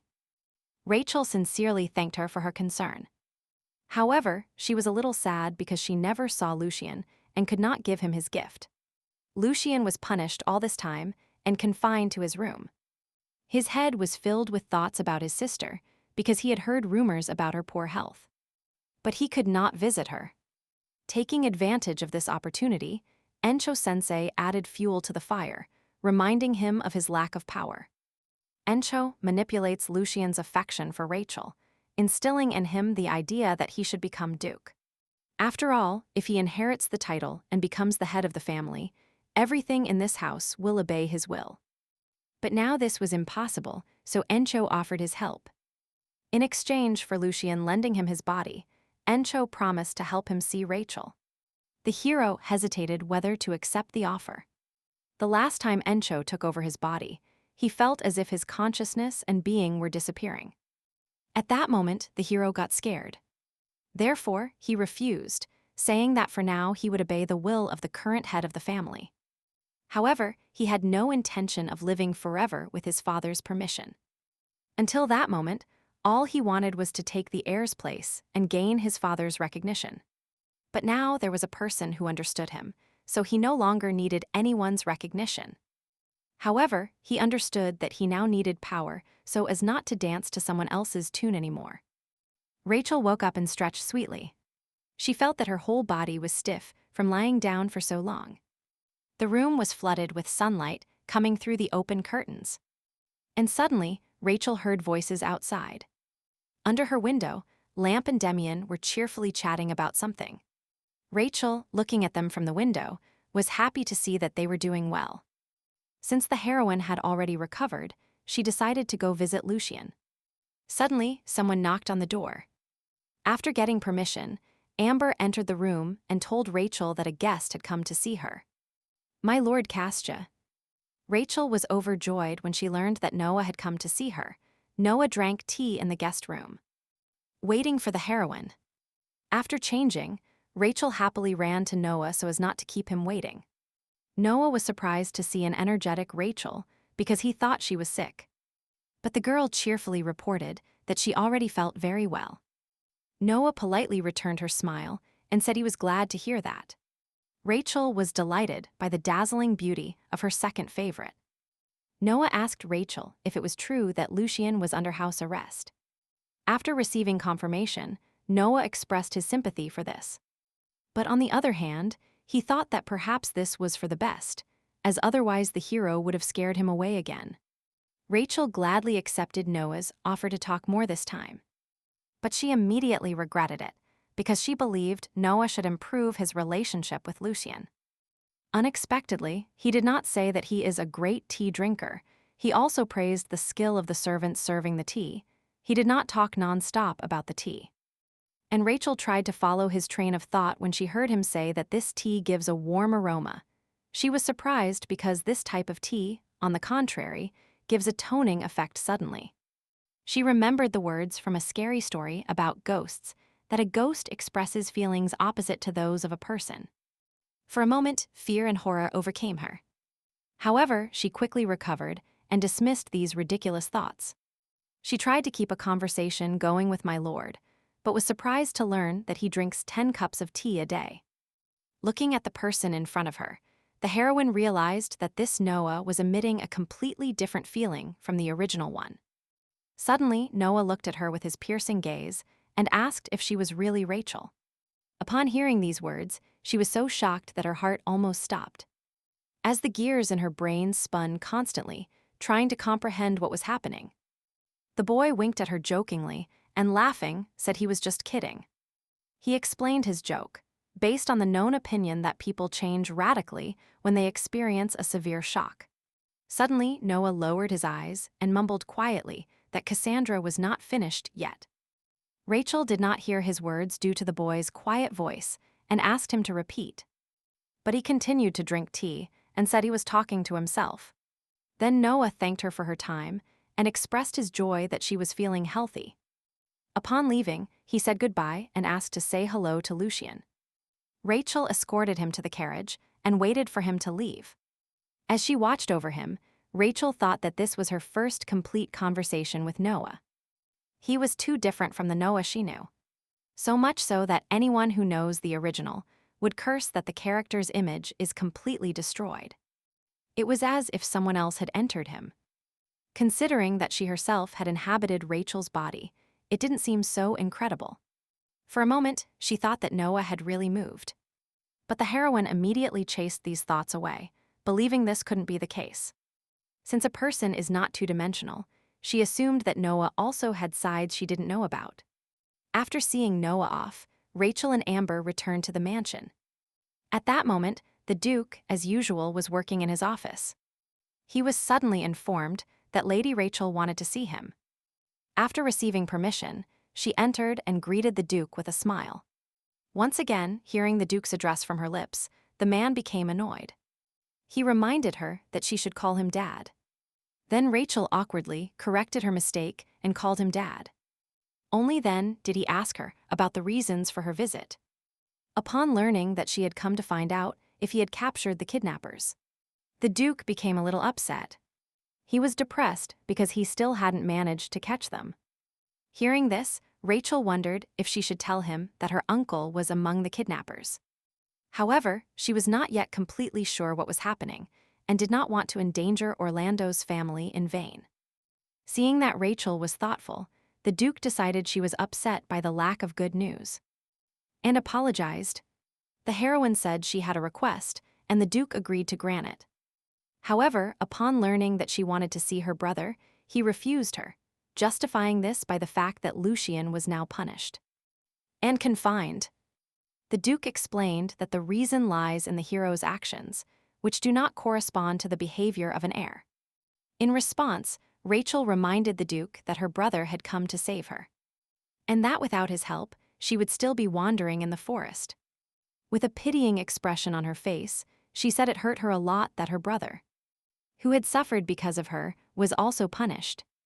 Therefore, Rachel asked to be punished instead of Lucian. The Duke calmly replied that she was not guilty of anything, and it was Lucian who disobeyed the order by showing obstinacy, for which he was punished. However, he felt weak seeing her puppy dog eyes and allowed her to see her brother. The Duke stared at Rachel, who habitually called him Duke, and the girl immediately, realizing her mistake, corrected herself. The Duke praised Rachel and gave her affectionate pats on the head. Lucian remained in his room this whole time and continued studying. Hearing a knock on the door, the hero assumed it was Rachel and jumped up from his chair in surprise. The next moment, she appeared in the room with a smile, holding a basket in her hands. She happily told him that the Duke had allowed her to visit him. Since Lucian was worried about not being able to visit her due to his punishment, she assured him that she was fine and completely healthy. After they settled on the sofa, she asked him how he was. Rachel believed the Duke was too cruel to his own son. She told Lucian she had a gift for him and started looking for it in the basket. Upon opening the box, Rachel showed Lucian the letter opener and told him it was the same as hers. Lucian immediately noticed that the color of the stone matched the color of Rachel's hair. The hero was very happy to receive a gift from his sister, but at the same time felt embarrassed because he couldn't give her an equivalent gift. But Rachel reassured him, telling him that he was the one who always helped her. Then she took out a box of cookies she had baked herself from the basket and offered to treat him. Rachel was sure that Lucian liked walnut cookies, but in reality, he only tasted them when she was near him. She handed him a cookie with a smile and wished him bon appetit. Rachel knew Lucian very well, so he also wanted to know more about him. Looking at her, he thought he wanted to know everything about her favorite food, clothes, and jewelry. After meeting Rachel, the Duke worried that she was too close to Lucian. Lucian resembled the Duke's father, and Rachel resembled Liam. Duke did not like the idea of a child who reminded him of Liam being next to his son, who resembled his father. The Duke found Rachel's behavior difficult, but Lucian was the only one his age on the estate, so the Duke could not forbid them from being friends. A sudden knock on the door distracted him from his thoughts. The knight said he had a report on Rachel's kidnapping. He reported that the details have not yet been clarified. However, he suspected that there was a spy on the estate connected to the kidnapper. The Duke was stunned to learn that there was danger even in Rackwell's duchy. He ordered the knight to prepare a squad of elite guards. The Duke decided to temporarily hide Rachel somewhere else. Upon hearing the Duke's words about moving, the heroine was so surprised that she dropped the spoon she was using to eat the pudding. She said she would leave tomorrow during the day. The Duke told her that near there was a sea, a cool and picturesque place. But the heroine never wanted to leave her favorite, so she asked the Duke to stay. However, as much as this saddened her, in the current situation, the Duke saw no other way out. The Duke told her that there was a spy on the estate who had a secret agreement with the kidnapper. Rachel was stunned when she heard about the spy. The Duke promised her that he would definitely find him, and Rachel would leave the estate only for this period. After these words, the heroine could no longer object, but she was relieved that this was only temporary. To cheer her up, the Duke suggested taking a short walk after dessert. During the walk, they recalled the past 2 years they spent together. Rachel sincerely thanked her father for his help and support. The Duke was glad that she had already gotten used to him and called him father. He suddenly asked what the heroine thought of Lucian. She adored him and thought he was cute, but she couldn't say it out loud.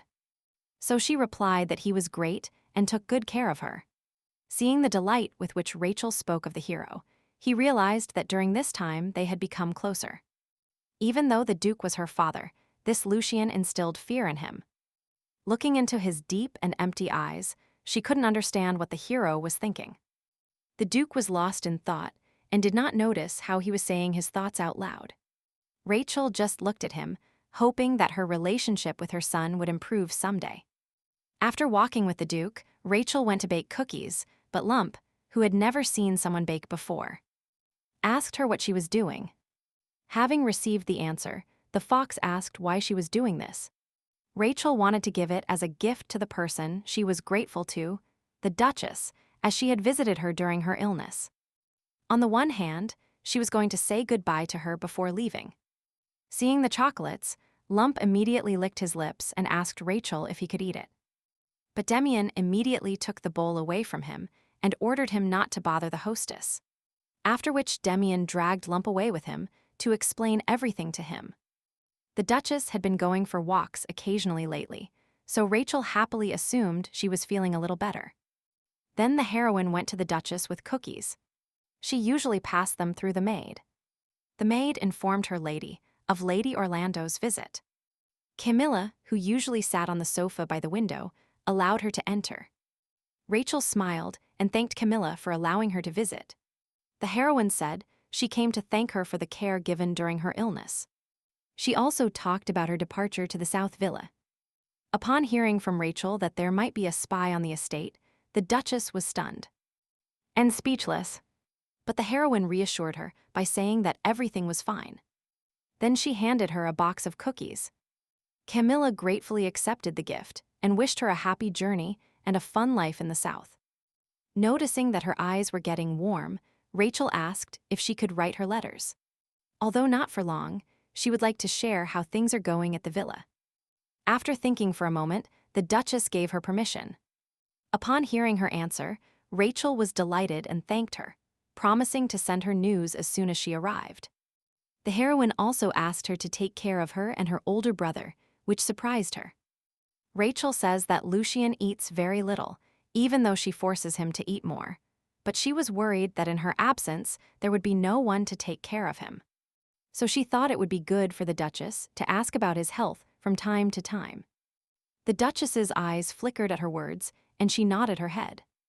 After leaving Camilla's room, Rachel ran to Lucian's room. She finished all her current business in advance so that no one would bother them. The heroine wanted to spend as much time as possible with her pet before leaving, so she told him she would stay with him until he fell asleep. Lucian was delighted with her words. But when he heard that starting tomorrow, they would have to be apart for a while, he was stunned. Rachel shared the reasons for her departure with him and pointed out that she would be very happy if he accompanied her. Then Lucian offered to go together. He said he also wanted to go south with her. Of course, the heroine completely agreed because she was willing to go anywhere with him. Although Lucian was the heir, he believed that his absence for a few days would not cause any problems. Rachel agreed with him and also thought that the presence of a spy could be dangerous for the heir. After an argument with Rachel, Lucian decided to ask his father for permission. Peter frowned slightly while listening to his son. Lucian said he wanted to go with Rachel and that he would protect her himself. But his father scolded him, accusing him of being completely relaxed lately, and extended his house arrest. At these moments, the hero could only bow his head and apologize. However, this was not enough for the Duke, and he noticed that his behavior deteriorated especially after Rachel's appearance. And therefore, she would live in the South until her debut. At his father's words, Lucian's eyes widened, as if he was being cut to pieces alive. The Duke wanted him to stay away from her. Lucian apologized again and assured him that he would not cause any more trouble, ever. And when his father wouldn't do this. But the Duke remained firm.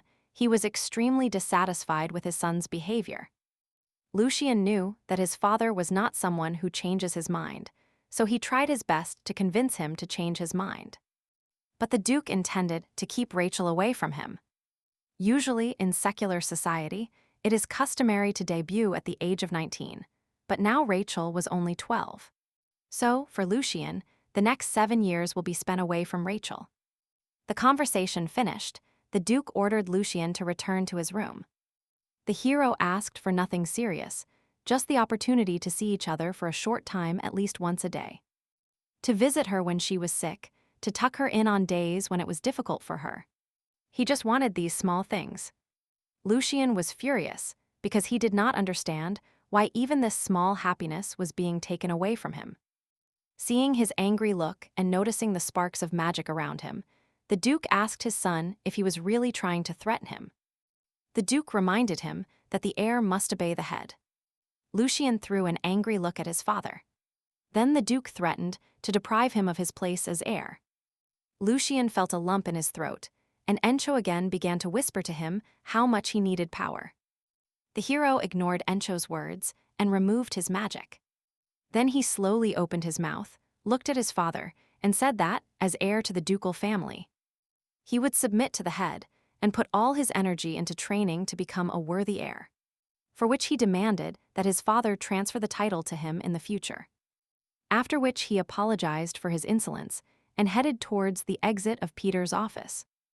The Duke snorted at his words, but at the same time he liked what his son said. The events of his past still spun in Peter's head. His father tormented him and haunted him even after his death. Shortly after Lucian's birth, his father told him that the only true heir was his grandson Lucian, and that he was only a temporary replacement. The Duke thought with a smile that Lucian was his father's true grandson. Rachel, who had been eagerly awaiting her brother's return this whole time, jumped up from her seat as soon as he opened the door. She immediately asked if the Duke had given his consent. Lucian said no, in a sad voice. Hearing this, Rachel became upset because she really wanted to go on a trip with her pet.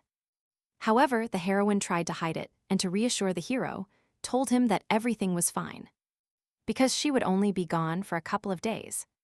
But after her words, Lucian became even more depressed because he knew that Rachel would not leave for just a couple of days. The girl, who knew nothing, promised to buy souvenirs to cheer up her brother. Observing the hero's behavior, the heroine thought that he was upset because he could not travel with her. And she thought it was cute. Suddenly, he called her affectionately by name. Rejoicing with joy, Rachel immediately responded to his call. Suddenly, placing his hands on her shoulders, he asked her not to forget him. Not understanding what he meant, Rachel looked into his eyes in surprise, tilted her head to the side, and asked why he thought she could forget him. Lucian's eyes filled with a strange warmth at her words, as if this was exactly what he wanted to hear. And he hugged her tightly. After that, he gently asked her to remember him and kissed her on the cheek. The heroine blushed and was confused with embarrassment.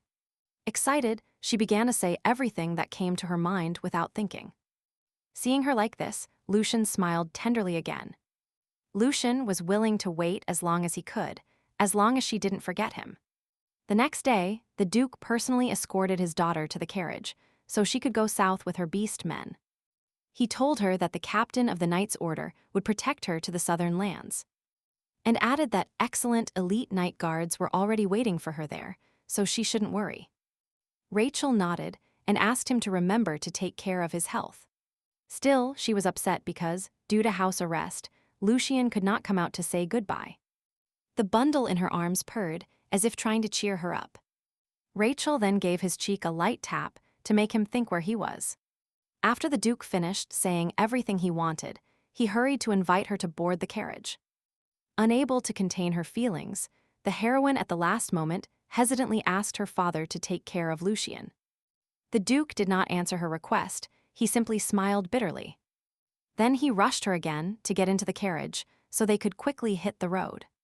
After placing his daughter in the carriage, Pedro said goodbye to her with a smile. After which, the carriage slowly drove away. Lucian, holding the gift the heroine had brought him, watched from the window as she boarded the carriage. To reunite with Rachel, he wanted to become a duke as soon as possible. While looking after her, the hero prayed for only one thing: that she would wait for him. Lucian looked at the departing carriage and seriously muttered that he already missed her. The huge mansion by the sea was a majestic structure, located between a well-kept garden and its own beach. Rachel was amazed by the beauty of the mansion and the scenery, as it turned out to be even more magnificent than she had imagined. Amazed by the beauty, Rachel told Amber that she was going out to play. After her rebirth, she saw the sea for the first time and immediately headed towards the water along with the beasts. She and Little Lump started playing in the water and splashing each other. Damien, who had only been watching him this whole time, decided to get back at the mistress. And he also joined them. After a while, the maid announced that it was time for lunch. At that moment, Rachel, Lump, and Damien were already soaked. Seeing this, Amber was stunned. She immediately started drying Amber's hair with a towel so she wouldn't catch a cold. Suddenly, Lump, who was disguised as a fox, shook off all the water, thus wetting everyone else. Rachel immediately scolded him, and Damien chased him to catch and punish him. While the two were catching up, Rachel and the maid headed towards the mansion. There were many seafood dishes on the dining table. Rachel and the beast men were delighted with these dishes. The heroine felt as if she were on summer vacation. While enjoying the dishes, Rachel thought it would be better if Lucian could try them too. Her heart started beating fast as soon as she imagined her pet in the context of this paradise scenery. While eating, the fox excitedly invited the hostess to play on the shore again after the meal. Rachel agreed instantly, but Amber was worried that they would probably catch a cold this way. During the first week, the heroine enjoyed new sensations. However, life in the South, which she perceived as a short vacation, dragged on for a month. Rachel felt bored and sad about being far from her brother. She already wanted to go back. While suffering from inactivity, Amber suddenly announced that the Duke had sent her a letter. Upon hearing this, Rachel was very happy. She opened the letter hoping it said that the spy had already been captured, and that she could return home now. However, contrary to her expectations, the Duke informed her that she would have to stay there a little longer. After reading this, the heroine became discouraged. She couldn't believe she had to stay here longer. Having thrown the letter, the girl started hitting the sofa with her hands and feet in despair. She was furious because she had been fooled, being told it wouldn't last long. Rachel wondered if she should reply that she didn't like being here, because then maybe he would let her return.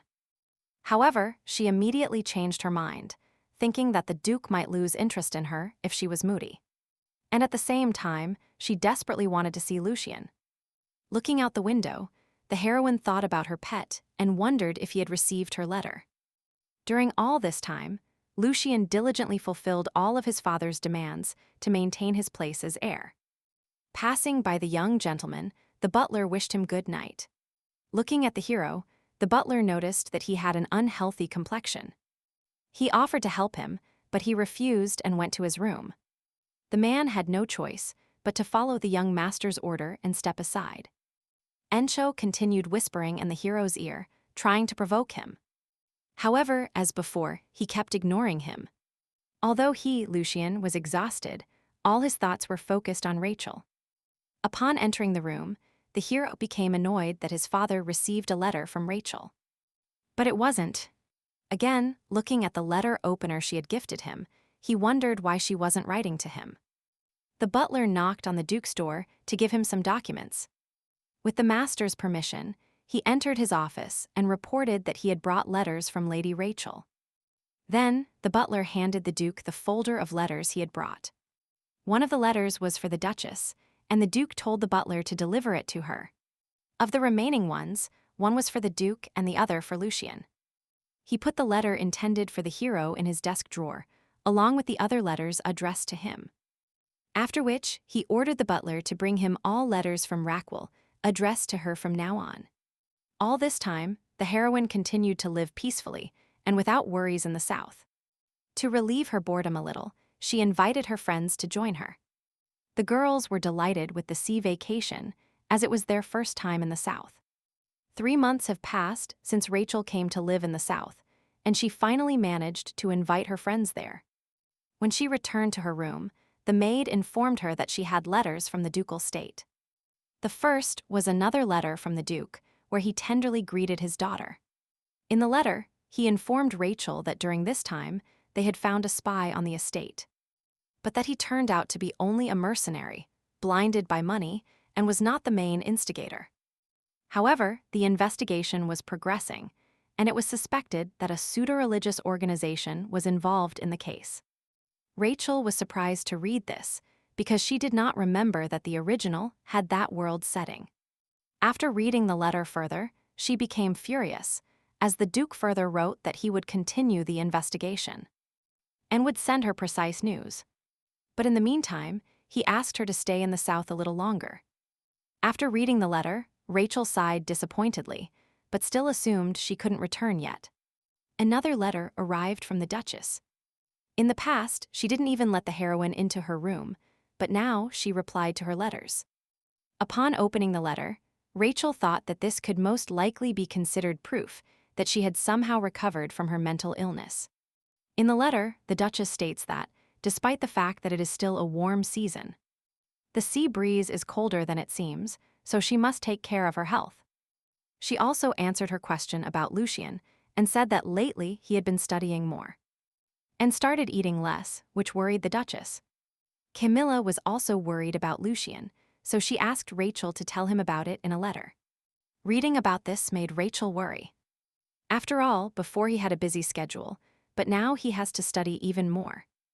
Rachel assumed that this was why he wasn't replying to her letters. Thinking about this, she became upset because she believed they had become very close during this time. But Lucia didn't find time to write her even a line. She understood that he was busy, but she was still upset. Noah secretly met with the Count of Orlando and asked if he was sure that Cassandra had moved there. The Count assured him that he had definitely moved her that day. He told Noah that although it is strange, it takes time. Therefore, they concluded that they should wait a little longer. Noah was in a great mood because he believed that if they used Lady Leon's status, their business would go wonderfully. The Count shared his opinion, as one way or another everyone wanted the same thing. And they believed that if they could take control, they would come to them in person. During all this time, Lucian continued to write letters to Rachel again and again, of which during all this time he never received a reply. Encho continued to intensify the atmosphere, convincing him that the heroine had already forgotten about him. As much as Lucian tried to drive away these obsessive thoughts, Rachel's unreasonable absence of letters gradually plunged him into despair. He didn't want to believe that Rachel no longer needed him. After all, she even made him a gift. Suddenly, Encho advised him to personally ask her the reasons. The great mage offered him his help, telling him that he could deliver it to Raquel. Encho whispered to him that he should personally ask Rachel how she dared to forget him. Lucian asked in surprise if he would offer to meet Rachel and find everything out himself. Unexpectedly for Encho, Lucian refused. He didn't want to pressure her anymore. One of the reasons for his refusal was his dislike for Encho. But it was also the case that if Rachel's feelings had truly changed, he couldn't ask her to think again. After all, nothing had changed yet, so all he could do was retreat. Encho was still waiting for the moment when he would change his mind. Therefore, the great mage was ready to come to the aid of his descendant at any time. The days flew by, winter arrived, and Rachel was still in the southern lands. She had already lost hope of returning to the Duke Leon family estate. The Duke always wrote her warm letters, but the issue of her return remained unanswered.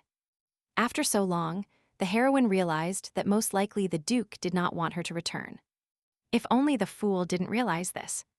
The heroine could barely hold back tears of sadness thinking about this, because she was rejected again. Just like before the move. Then they escorted her out of the house, giving reasons like learning to be independent. And all that. Then she received notification that custody had been granted to her. Now the situation has developed exactly the same way. While she was immersed in her thoughts, Lump unexpectedly called her because he was worried she was cold. Damien and Amber were also worried that she might be cold, so they brought her hot tea. And a blanket. They called her inside as well. It was time for lunch. The maid approached her and gave her hot tea to keep the girl warm. And Damien covered her with a blanket. Their words and actions warmed the heroine's soul. After all now, unlike her previous life, there were people by her side who valued her and cared about her. However, despite the heroine losing hope of returning, she continued to send letters to the members of the Leon family. Rachel, for her part, did not want to let go of the thread that had not yet broken. Moreover, the Duchess replied to her very actively. Now that they were separated by distance, they communicated much more than when they lived together. Rachel thought that some relationships were forged stronger with letters than with conversations. Unlike her, Lucian never replied to her. The hero, as before, simply trained and studied all day to quickly achieve his goal. Suddenly, he heard Rachel's soft voice calling him. However, when he turned around, he found no one. He called her, but there was no response. Returning to his room, he began copying books, and suddenly her clear voice, and resonant, was heard again in the silence. But this time, looking around, he found no one. Over time, Lucian became more and more depressed, and recently he even started hallucinating. Encho expressed his sympathy for the fact that he was gradually going crazy. However, Lucian did not want to listen to him, so he ordered him to disappear. At that moment, Rachel's voice was heard behind him again, who, as usual, called him and asked where he was going. Then she ran to him with a smile and offered to go together. He immediately turned around and enthusiastically tried to hug her. However, as soon as his hands touched her, she disappeared again. And again, her voice sounded behind him. So, wherever he looked, the image of his sweet little sister appeared before his eyes. And her soft and affectionate voice, full of love and care, sounded everywhere. His mind was clouded, although he understood that it was unreal, but he could not get rid of these visions. Finding her son in such a state, barely standing, the Duchess was extremely worried. Her desperate cry helped Lucian regain consciousness. Looking at her chalk-pale son, she said worriedly that she would call the doctor now. The hero wanted to refuse because he needed to stick to the schedule, but the Duchess stood firm. She insisted that Lucian rest in his room, as his health was the priority, and promised to speak to the Duke herself. Lucian had to agree and returned with his mother to the room where he slept. Then, he awkwardly thanked the Duchess for her concern. The hero was very surprised when Camilla replied by asking if he really missed Rachel that much. The Duchess said that after her sudden departure, even she felt sad. Moreover, she noticed that Lucian had lost a lot of weight since the heroine left the estate. But what surprised the hero the most were his mother's words, that Rachel said that she also missed this place. Camilla told him that she and the heroine sometimes exchange letters. Upon hearing this, Lucian became even more upset because Rachel, who even wrote to the Duchess, for some reason, did not send him a single letter. Rachel, as usual, had lunch and chatted cheerfully with the beast people. She became very happy when the maid served her spicy seafood pasta. Since the fox didn't know what spicy sauce was, Rachel couldn't wait for him to try it. While the heroine enjoyed the taste of the spicy food, Demian and Lump almost choked. Amber hurried to serve them water, but the fox was lost and didn't understand why the lady was eating it. The maid offered Rachel to drink some water too, but she refused, and continued eating happily. Rachel teased the beast people by saying they couldn't know all the delights of spicy dishes. But Lump thought she had strange preferences. Looking at them, Rachel thought she wanted to continue living happily with these people. There was a time when Lucian was one of them, but for more than 6 months he hadn't received any letters from her. It was as if she had completely forgotten him. Rachel assumed that this was a standard ending for a supporting character due to the main character's love story. Supporting characters naturally disappear from the sight and thoughts of the main characters. Lucian was confused at that moment. He couldn't understand where he made a mistake and why Rachel was writing to everyone except him. The hero suggested that perhaps she was offended because he couldn't visit her when she was sick. Or perhaps she was disappointed that he didn't even see her off due to house arrest. And with all that, he asked her not to forget him. Taking advantage of his despair, Encho again suggested not to guess only, but to go and ask her himself. But Lucian was afraid that she would say she was disgusted with him. He was afraid of her answer. Encho continued to persuade him, telling him that he would like to meet his beloved, even in spite of contempt. The great mage said that he had a man whom he loved so much that he was ready to give his life. He was even ready to sell his soul to the devil, if that would allow them to meet again. But Lucian had the opportunity to meet Rachel, and Encho was ready to help him. As a result, the hero agreed and asked Encho for help. Like last time, the great mage inhabited his descendant's body and teleported with him to the southern state. Then he left the hero's body, saying that they had already arrived. Lucian regained consciousness and found himself standing in Rachel's room. Lucian hesitantly called the sleeping heroine. Seeing that the girl was already asleep, Encho suggested returning later. But Lucian refused to leave. Before meeting Rachel, the hero lived like a ghost. His father despised him. And he couldn't even see his mother. The estate servants had no choice but to adapt to the owner's behavior. There was no place for Lucian anywhere. When the heroine first invited him for tea, he decided he wanted to trick her. But later Lucian realized that it was not so, and she only showed sincere friendship. It seemed to him that through her, he received recognition. For the hero, it was enough that only Rachel was there. However, he didn't understand why she decided to leave him so suddenly. Suddenly, Rachel murmured Lucian's name in her sleep. The hero immediately rushed to her, worried. He realized that Rachel hadn't forgotten him. Lucian decided that he too would try, until the day of his return came. He still didn't dare to touch or wake her, and asked Encho to take him back. The hero decided that, when they met again, he would change until he was unrecognizable. He only asked Rachel for one thing, to wait for him. 7 years have passed since Rachel moved to the southern lands. Amber was waiting for Rachel, who was running towards her. The maid told the heroine that everyone had already gathered and were waiting for her. As soon as Rachel arrived, Amber announced with a smile that she had arrived. Then all her friends congratulated her on her 19th birthday. Rachel thanked them happily. Then a small party began in honor of her birthday. A gift from the Duke also arrived along with a letter. The maid was happy to have arrived before Rachel's birthday ended. After reading the letter, the heroine sighed. The worried fox reincarnated into a human and asked what happened to her. Rachel said that since she was already 19, the Duke was writing for her to return to the capital for her debut. The fox didn't know what a debut was and looked at her surprised. Rachel explained that this is when you officially enter secular society. And you receive recognition from everyone who has already reached adulthood. At the same time, you expose yourself to the marriage market. Scenes from her past life passed through the heroine's head when her adoptive parents told her she was already an adult, and that she had to start an independent life. She decided that, with this letter, the Duke was trying to say that he would take care of her wedding.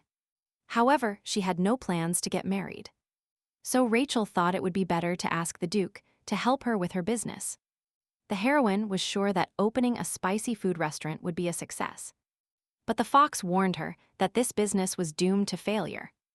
Rachel got angry upon hearing this, but the fox immediately ran away so he wouldn't have to explain. The heroine frowned with displeasure after he left. She looked down again at the Duke's letter, where he affectionately asked her to return to the capital as soon as possible. He wrote that for the first time in a long time, the whole family would gather in the capital. During all this time, the Duke often came to the south to see Rachel. The Duchess periodically replied to her letters, maintaining communication. But Lucian never replied a single letter to her. The heroine only knew that he was exterminating demonic creatures, and that was from newspaper articles. Several years ago, attacks by demonic creatures began to erupt throughout the empire. And Lucian and the Order of the Lion Knights are doing an excellent job addressing the problem. The heroine hoped to meet Lucian in the capital. She was already 24 years old, but Rachel couldn't imagine what he looked like, because only the image of his childhood remained in her memory. The heroine was ready to leave the hero when the time came, but she was furious that they forcibly separated them. Rachel wondered how far Lucian and Noah's relationship had progressed in 7 years. Suddenly, an unfamiliar voice was heard. The voice kept repeating that this was his body. The heroine did not hear the unfamiliar voice, but after these words, she got a headache. Rachel didn't pay much attention to it, thinking it was the result of overwork. The voice continued to repeat that it would certainly take her body into its hands. The knights, led by the young Duke, participated in the campaign against the demonic beasts. Lucian fought bravely, using sword and magic to protect his comrades. The knights admired his swordsmanship and magical abilities. After killing another beast, Lucian announced that they needed to clear the area today. He wanted to return to the capital as soon as possible. Lucian was looking forward to meeting Rachel. The day after her birthday, Rachel returned to the capital. She was looking forward to this trip. And above all, she wanted to meet her favorite again. While traveling in the carriage, she accidentally fell asleep. The unfamiliar voice again began to insult her and try to take control of her body. She suddenly woke up with a feeling of unease upon hearing an incomprehensible voice. However, the fox and Amber sitting opposite her heard nothing. The maid supposed that the heroine simply had a bad dream and said with a smile that they had already crossed the estate gates. The last time Rachel came to the capital estate was to prepare for the Imperial Ball. Thinking about the Imperial Ball, she remembered her and Lucian dancing in the garden. Separated from the others, she longed for these times. When the carriage stopped, the butler opened the door and greeted her. As she got up to leave the carriage, Lucian gently called her and extended his hand. The large, pale hand seemed to shine brightly in the sun, and just by looking at the porcelain skin of the hand and the thumbs, the heroine immediately knew who it was.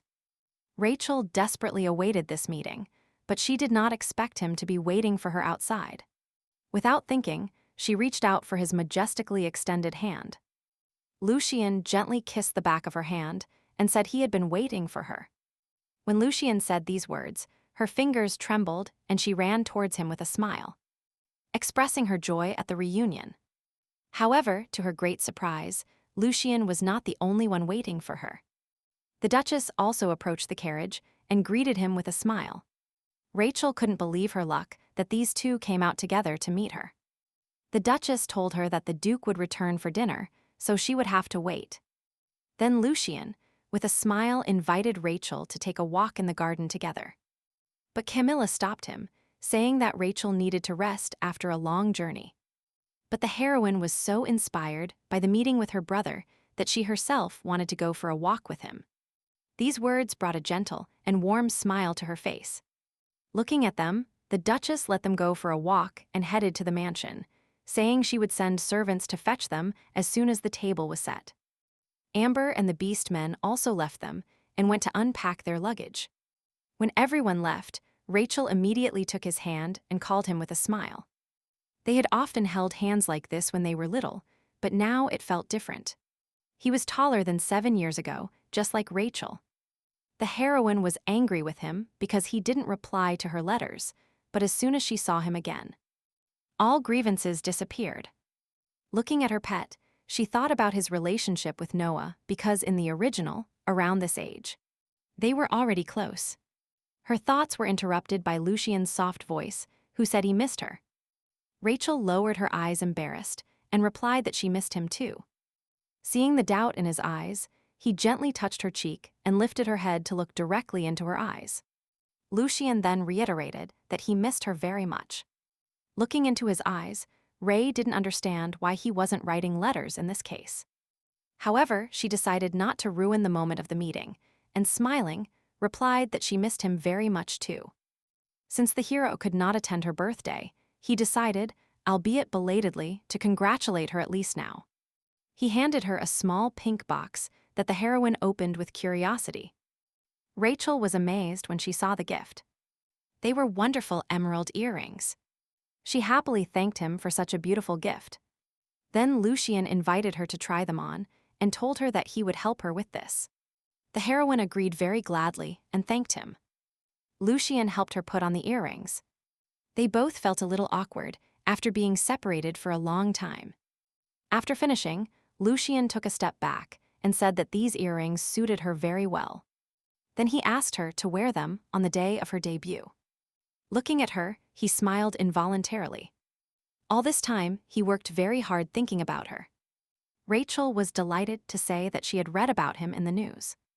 From the newspapers, she learned that Lucian was leading a punitive campaign against monsters, and that the emperor himself awarded him a medal. She was very proud that everyone around her praised him, but at the same time worried that he would have to go on a punitive campaign again. But the hero told her that he wouldn't have to, because this time they raided the lair of the black mages who created the monsters. and everyone was arrested. Realizing that Lucian was too busy for a social life, Rachel felt a little disappointed because she was curious how Noah was doing. For the first time in his entire life, Lucian was at a loss for words. And it was because of Rachel's words about the young lord of the Castile house. He didn't understand why she suddenly started talking about him, but looking at her eyes shining like the night sky. He became more and more anxious. Lucian suggested that Noah might have visited her while she was living in the south, but she immediately denied it. Hearing this, Lucian felt relieved.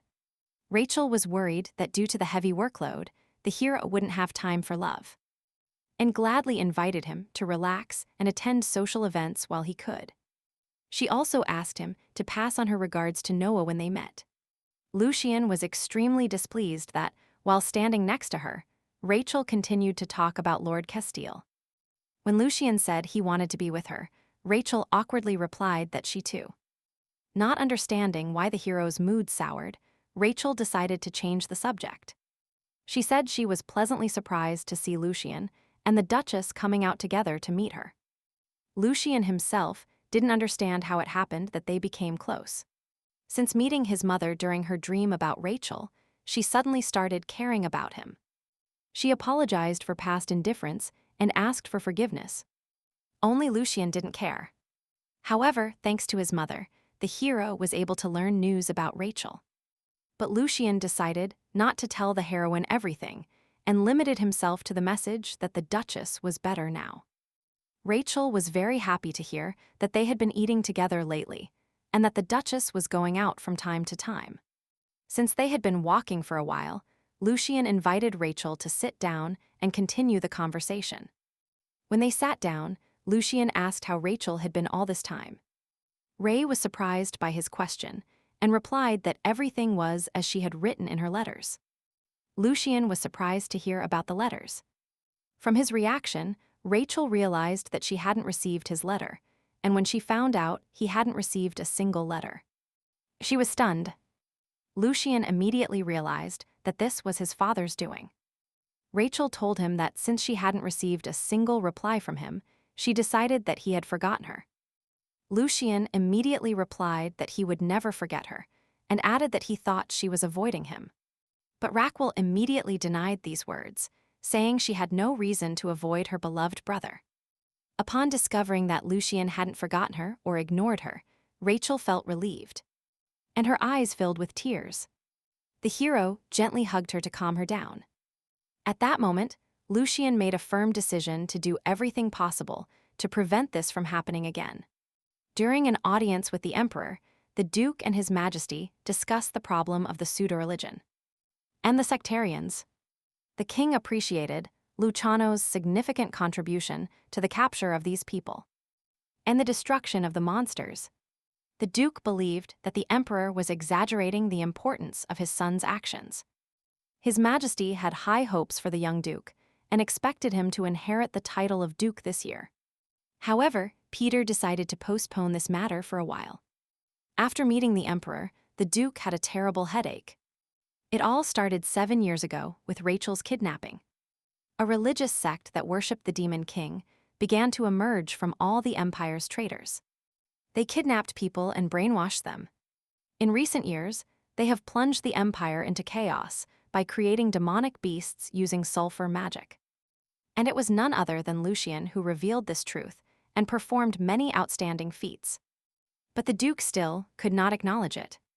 His thoughts were interrupted by the voice of a servant who announced that they had arrived. Upon opening the carriage door, the butler informed the Duke that Lady Rachel had already arrived. Peter immediately ran to his room to greet her. Despite the Duke's good mood, Rachel greeted him coldly and formally. She was upset about the letters, so she decided to ask the question directly. The Duke was stunned to realize that she already knew everything. Peter made no excuses, as everything was obvious, and he understood that Rachel was most likely upset. He replied that he did it only out of concern for her. The Duke told her his concerns about Lucian.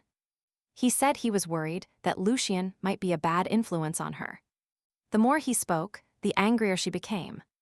The heroine realized that Peter still saw his father in Lucian. Looking directly into the Duke's eyes, she said that the brother she knew was kinder and more understanding than anyone else. Rachel asked him to stop projecting someone else onto Lucian and accept him as he is. This time, the Duke promised to think about it. Lucian took the fruit basket and approached Rachel, just like in the old days. When he knocked on the door, Rachel, as before, came out to meet him with a bright smile. She happily took his hand in hers and pulled him inside the room. The heroine happily reported that she had found all the letters he had sent her and handed him the box with them. Lucian was so happy that he wanted to read them immediately. But Rachel forbade him and told him to read them in his room. She was too shy and didn't want to be present while he was reading. Then they sat on the sofa, and Lucian gave her a fruit basket. Remembering the old times, Rachel brought a grape to Lucian's mouth again to feed him. And again, she started singing the same song as 7 years ago. Lucian smiled and, as before, opened his lips.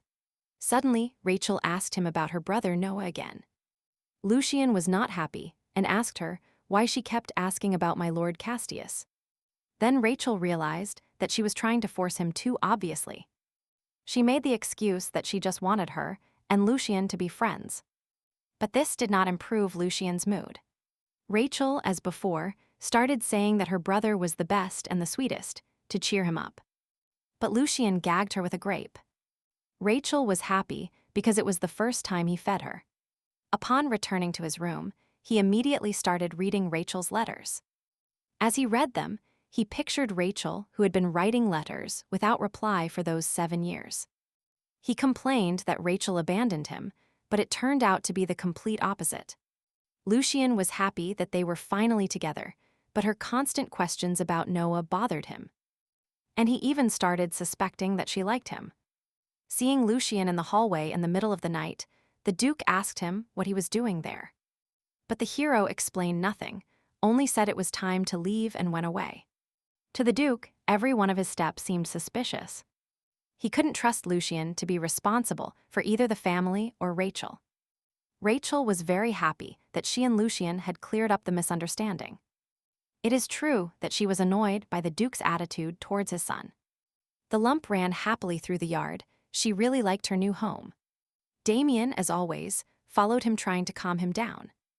Rachel loved seeing her mischievous beast men. In the original, Oscar was a character with a rebellious spirit who reacted excessively to everything. He suffered more than enough from being born a beast man, and this left many wounds in his soul. But now Oscar has become completely different, sweet and cheerful. Therefore, Rachel believed that since Oscar could change so much, the relationship between the Duke and Lucian could too. Upon opening her room door, Rachel was extremely surprised. Standing outside the door was Lucian, who greeted her with a smile and told her he had come for her. She immediately ran happily towards him, and together they headed to the dining room. Seeing Lucian in the morning, Rachel immediately felt that she had returned to the Leon family. Lucian also felt as if everything was finally falling into place. In a nightmare, they didn't want to imagine that someone else would take the heroine's heart. And she would turn to him. The hero was willing to do anything just to never be separated from her again. Lucian was lost in thought and didn't notice how Rachel called him several times.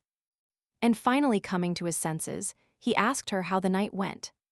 Rachel replied with a smile that she slept like a baby. Lucian told her that he had read all the letters she wrote him, and also thanked her that even though he didn't have the chance to reply, she kept writing. As they talked, they didn't notice how they were reaching the dining room door. As soon as they approached, the servants announced their arrival and opened the doors for them. The Duke and Duchess, who were already seated at the table, invited them to join with a smile. Rachel was delighted to see that Camilla was also having breakfast with them. The Duchess invited her to sit next to her, and she happily agreed. Approaching the table, the hero ordered his cutlery to be moved to an adjacent spot. He decided to sit opposite Rachel, as in the old days. The heroine told the Duchess that this is how they used to sit at the table when they were little. Then Camilla invited everyone to sit opposite each other this time. The Duke was surprised, but agreed. After moving, they started having breakfast. After breakfast, the heroine went out for a walk in the capital with the beast people, while Lucian was busy working with documents. Suddenly, she saw Noah in the city. Rachel immediately ordered the carriage to stop and ran after him. Noah was drinking aromatic tea in a downtown cafe and enjoying it. Suddenly, Rachel ran up to him and greeted him. Noah only remembered her after she introduced herself. At first, he decided that Cassandra had possessed her, but seeing her surprised face, he realized it wasn't so. Rachel was happy to see Noah and decided to ask him about Lucian, since Lucian didn't want to talk about him. To make it easier for her to talk, Noah invited Rachel to have a cup of tea with him. While Rachel was busy talking with Noah, the beast men announced that they would wait for her nearby. The hero was extremely surprised to learn that Rachel had left the mansion. Amber told him that she had gone for a walk around the capital. Lucian was furious because he thought the heroine was resting in the room. He was very afraid that something might happen to her. Seeing his concern, Encho offered to help him find his sister. Lucian tried not to pay attention to him and avoided communication. Since Lucian flatly refused his help, Encho thought that perhaps it would be better to hide it on purpose. But he told Rachel about his favorite coffee and tea. Rachel tried the tea he recommended and liked it, but he tried to win her sympathy and gave her several strange compliments. Observing his behavior, Rachel understood why Noah and Lucian could never get close. Suddenly, their conversation was interrupted by Lucian, who burst into the cafe worriedly. Rachel was very surprised to see Lucian. Seeing Noah next to Rachel, Lucian angrily asked him what business he had with her. The surprised boy replied that they were just having tea together. Then Lucian said that, with their permission, he would also join them. Then, Rachel and Noah began to talk about Rachel's debut and her appearance that day. Lucian, watching them silently, could barely contain his anger, demonstrating with his whole appearance that he did not like Noah. The heroine was disappointed because the relationship between Lucian and Noah did not look like a romantic story. Unable to withstand Lucian's piercing gaze any longer, Noah said goodbye and left. Rachel had no choice but to say goodbye in return. After he left, the excited hero asked Rachel why she left without saying a word to him. Rachel explained that she simply did not want to distract him from his work. Lucian was very worried about the heroine, so when he saw that she was healthy and safe, he hugged her tightly and asked her not to do that from now on. Seeing him in this state, Rachel couldn't even get angry. Since Lucian was already in the city, the heroine suggested they go for a walk together. She then informed the beast men what would happen with her brother next, and told them to return to the mansion before nightfall. After Damien and Lump left, Lucian suggested that Rachel go to the tailor first to choose a dress for her debut. Lucian wanted their clothes and Rachel's to match. Upon hearing this, the heroine immediately agreed and hurried into the carriage. The king believed that the debutante ball was the most appropriate time to introduce Prince Elliot. Was he sure that everyone would praise the appearance of the new Prince Elliot? Lucian and Rachel were busy choosing the right attire for her debut until evening. Then they headed to the mansion in a very good mood. That day, the heroine was very tired, so she fell asleep in the carriage. And Lucian gently hugged her by the shoulders to make it more comfortable for her to sleep. Suddenly, Encho asked him who he wanted to be for Rachel. The hero didn't know what to answer. He wanted to be the person closest to her. Unexpectedly, the great magician said that the heroine seemed very familiar to him and that he had seen her somewhere. When they arrived, Lucian decided not to wake the heroine and took her in his arms. A worried Duke ran out to meet him, very concerned that they had returned too late. Lucian told him that they had been in the study the whole time.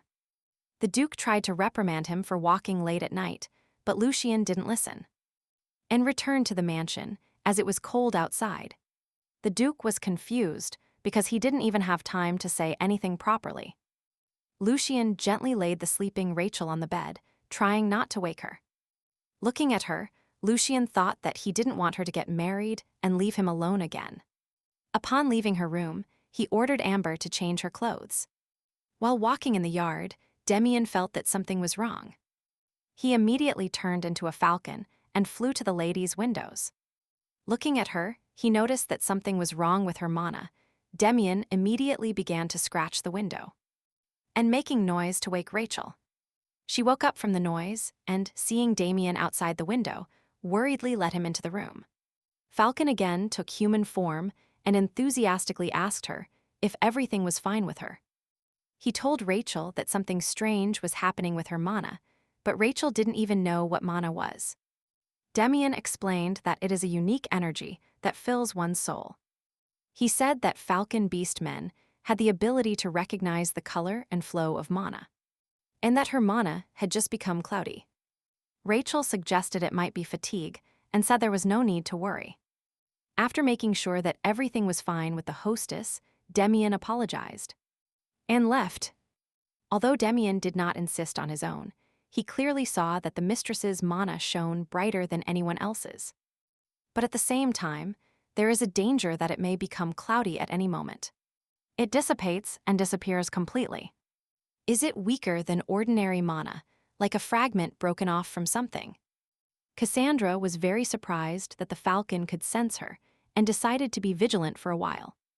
In the morning, Amber diligently helped Rachel prepare for her debut. A few minutes later, Lucian came to pick up his sister. Rachel praised his appearance with a smile and asked what he thought of her. Without hesitation, Lucian replied that she looked beautiful. Rachel also told him that the tailor sent the doll along with the dress. Rachel suggested that Lucian get a doll that looked like her to keep an eye on him while he worked. Lucian happily agreed and placed the doll in his magical subspace. He kept his most valuable things there. Lucian then offered his hand and told her it was time to go. Without hesitation, Rachel took his hand and they set off for her debut. The Duke and Duchess were already ready and waiting for them. When they arrived at the ball, the Duke and Duchess stepped aside to discuss some matters with other aristocrats. Lucian asked Rachel if she wanted anything to drink. Before Rachel could answer, young aristocrats and lords surrounded Lucian to talk to him. Rachel wanted to step away so as not to bother him, but Lucian announced to everyone who wanted to talk that he was accompanying my lady now, and that it was better to postpone the conversation for later. The young aristocrats were bewildered, but agreed. The delicacies looked very appetizing, so the heroine offered to try them. She was surprised to find spicy food on the table. Elliot watched her the whole time. After satisfying her appetite with the spicy delicacies, Lucian invited her to his first dance. Rachel happily agreed to give him her first dance. Rachel's friends suddenly approached, and she had to step away for a while. Moreover, many were eager to separate so they could talk to Lucian. Seeing Rachel, Noah also hurried to greet her. After a while, the Emperor and Empress also joined the dance. Everyone present bowed their heads to them in respect. While the Emperor was giving his speech, Elliot remained proudly next to him. Seeing his face, Rachel immediately remembered that this was the same Elliot who kidnapped her 7 years ago. Now, standing behind the Emperor, he looked directly into her eyes. The Emperor concluded his speech with good news. He said that recently he had met his son, who had been lost in the past. Since he was not born to the Empress, he was raised outside the palace, and at some point, the connection with him disappeared. And thanks to a miracle, he was found again. After his words, Elliot saw Leonis introduced himself and greeted the guests. Rachel was terrified because in the original Elliot never found his father. Whereas now, due to his words, he became a prince. Noticing Ray acting strangely, Lucian worried. Asked what was wrong. But she couldn't tell the truth, so she replied that she was a little worried. Then Lucian gently took her hand and tried to calm her down. Next to the hero, the emotion subsided and she felt safe. After the Emperor personally congratulated all the debutantes and debutantes. The time for the first dance arrived. But before the heroes could start dancing, Elliot suddenly called Rachel. Approaching, he asked Rachel to dance. She was confused and didn't understand what he had in mind. While Rachel frantically thought about how to discreetly refuse him, Lucian answered for her and said that she couldn't dance because she didn't feel well. He informed the prince that due to great excitement, she had turned pale and was trembling, so she needed some rest. After such explanations, not even Elliot could object. Then Lucian picked her up, and they went to find a quiet place to rest. After they left, the heroine relaxed a little and thanked her brother for his help. At that moment, the heroes realized that they preferred silence to crowded places. When the sound of music was heard, Lucian looked into her eyes and said it would be a shame not to dance in such luxurious outfits. Then he stood up and invited her to dance. Rachel accepted his invitation and, as in the past, enveloped by the moonlight. They danced alone. Elliot decided to follow them so as not to lose sight of Rachel, but he noticed that the girl had evaded him. And now she was having fun. Elliot was annoyed that he even became a prince by meeting her. After her debut, Rachel began to receive a shower of invitation letters. While she was dealing with these letters, the Duke invited her for a walk. He wanted to recall the past and take a walk with his daughter. Rachel happily agreed. After a short walk, they stopped at a cafe where it was rumored they served delicious desserts. While they were sitting at the cafe, she suddenly noticed Noah and Lucian walking beside her. Seeing them together, she thought they were secretly dating, and then the heroine became happy, suggesting that there was still hope for the Lucian-Noah couple. Seeing them, she immediately invited her father to return so he wouldn't see Lucian. While traveling in the carriage, the Duke decided to take the opportunity to tell her about her uncle. The Duke said that most likely Derek of Orlando is connected to the religious sect that kidnapped her. Then he asked if she knew anything about it. Then Rachel said that, when she was kidnapped, she saw her uncle in the company of a strange group of people. The Duke was stunned by this news. But the heroine added that she wasn't sure, so she didn't say it. Noah was pleased that the young Duke visited the restaurant under his management. He also invited Lucian to accompany Rachel. But the hero left without responding to his invitation. Upon reaching the carriage, Lucian asked his assistant for some data, and he replied that the received materials were inside. In the carriage, there were papers containing information about Noah. Noah of Castia has been rapidly expanding his business lately. However, this also led him to huge debt, and currently the income does not cover the investment. After reading this, Lucian was convinced that Noah was not suitable for Rachel. When he returned home, Rachel received him. She ran towards him as usual and greeted him. Rachel waited with sparkling eyes for Lucian to share his love story with Noah with her. But Lucian didn't understand what she was trying to achieve, because the one he likes is her. Suddenly, the hero asked Rachel if she liked Noah. The heroine replied, without hesitation, who she liked. Hearing this, Lucian became annoyed. Seeing that Lucian's mood soured instantly after her answer. Rachel concluded that Lucian was incorrectly assuming they were in a love triangle. She hurried to explain to him that everything was wrong. Rachel explained that she felt nothing for Noah and didn't want to become his girlfriend. She explained that she was only interested in Noah as a person. After these words, Lucian felt relieved. Rachel also told Lucian that she went out with the Duke and bought him a gift. The gift was a dessert which she happily gave to Lucian. From his hands, everything was delicious for Lucian. And at the same time, due to Encho's influence, he shouldn't have tasted anything. After the dessert, Rachel told Lucian about the conversation she had with the Duke about her uncle. Rachel shared her feelings about the Orlando family. Lucian was always willing to be there and support her in everything. Upon leaving Rachel's room, Lucian was transported to his magical subspace.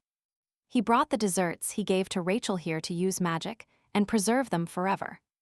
Encho thought Lucian was crazy and didn't understand what he wanted from Rachel. Lucian himself didn't know the answer to this question, but he realized that he was obsessed with her. The hero didn't want to give Rachel to anyone else, so Encho suggested locking her up because that way she would be safe and close. But Lucian couldn't do this. The next day, Rachel's pleasant time with the beast men was interrupted by the prince, who wanted to meet her. Rachel greeted him according to etiquette. The lump immediately recognized Elliot and told Damien about it. They immediately moved her away from the prince to protect her. Not understanding the reason for their actions, the Duke apologized to the prince. After the Duke left, Elliot expressed his regret to the heroine for not being able to dance at the ball. Rachel was cautious because she didn't understand what he was trying to achieve. With a smile, he thanked Rachel for telling him who her father was. Elliot said that he lost one of his eyes because of the sauce she threw in his face. So he went south and watched her the whole time, waiting for a chance for revenge. However, she seemed nice to him, and he took a liking to her. And more than revenge, the desire to take possession of her overwhelmed him. That's why he wanted Rachel to be his wife. Elliot didn't understand why she hesitated, because the title of prince fits perfectly with a duke's daughter. The more Rachel listened to him, the more convinced she became that he was crazy. Their conversation was interrupted by Lucian, who asked why the prince had come.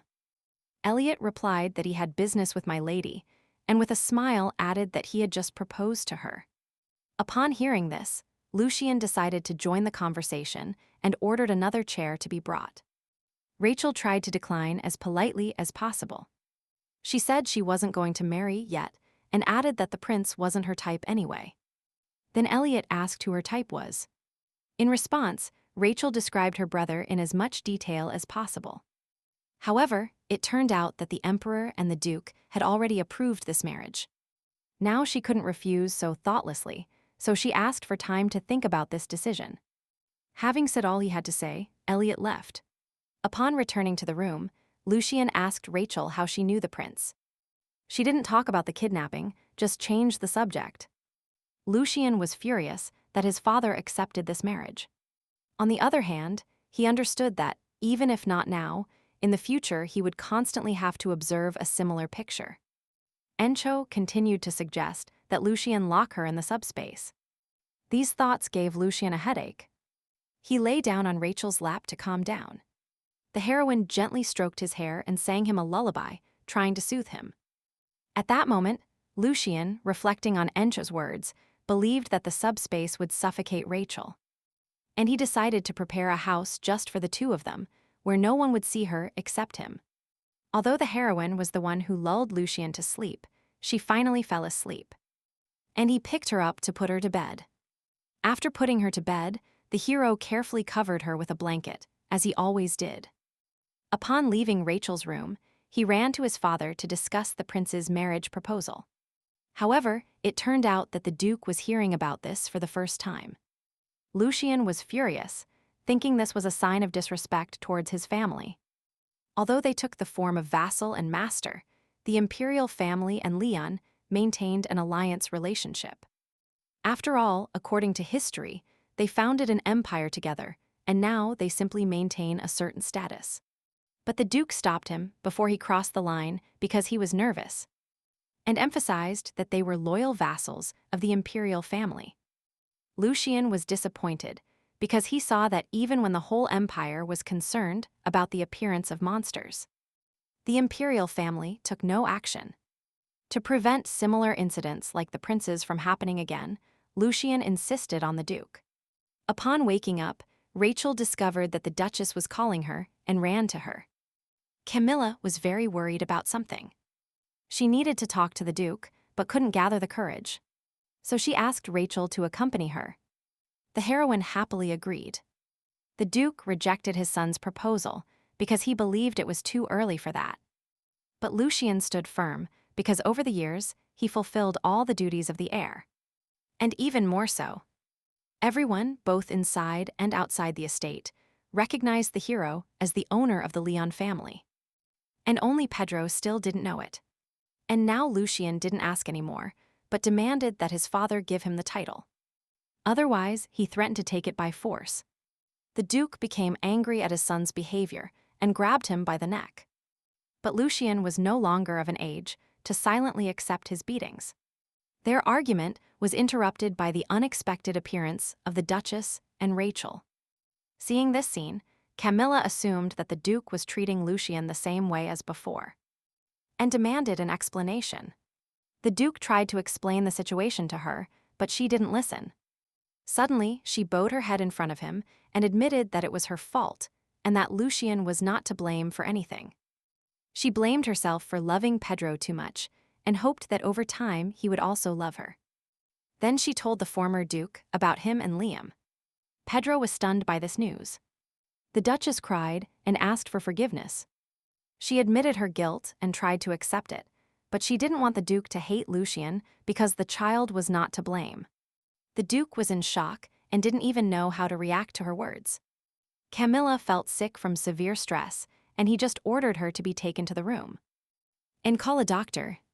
Lucian and Ray helped the Duchess get to her room. After examining her, the doctor reported that the Duchess was exhausted from weakness and recommended paying attention to replenishing nutrients. Then, the heroes went to Lucian's room to discuss the situation. Lucian honestly told her how everything happened. Rachel tried to comfort him, as it was evident that his father did not recognize his efforts and merits. Lucian was very happy when he heard the heroine's words of support, because only her opinion mattered to him. Rachel promised that she would always be by his side. Sitting alone, the Duke repeated the Duchess's words over and over in his head. He tried to understand when everything went wrong. The father forced Pedro to break up with Liam. However, marrying Camilla was purely his decision, but he could not fulfill his marital duty. And the Duchess developed a mental illness. And his son Lucian was not like that from the beginning. As a child, he desperately sought his love. Now, having put everything into perspective, the Duke realized that Rachel was right. Only because of his resemblance to his grandfather, the Duke treated the innocent child unfairly for a long time. Throughout his life, Pedro considered himself a victim. But to his wife and son, he was a tyrant. Realizing his mistakes, the Duke began to prepare Lucian to accept the title. However, both he and the Duchess isolated themselves from everyone. The fox, who had been asking to change his name all this time, finally got his way. Since the plot was already different from the original, Rachel decided to give him back his original name Oscar. Oscar was incredibly happy with his new name. Lucian suddenly joined them and asked Rachel to help him with something. He asked her to help him sort through the invitation letters. The heroine gladly agreed, because she understood that Lucian was already very busy. The hero just wanted to be in the same room as her. However, now, looking at her, he wanted her to sit next to him.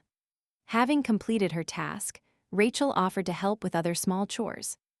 There were no chores yet, and they decided to have tea, but while waiting for the maid. The conversation turned to Lucian's future partner, and Rachel said that it didn't matter who it was.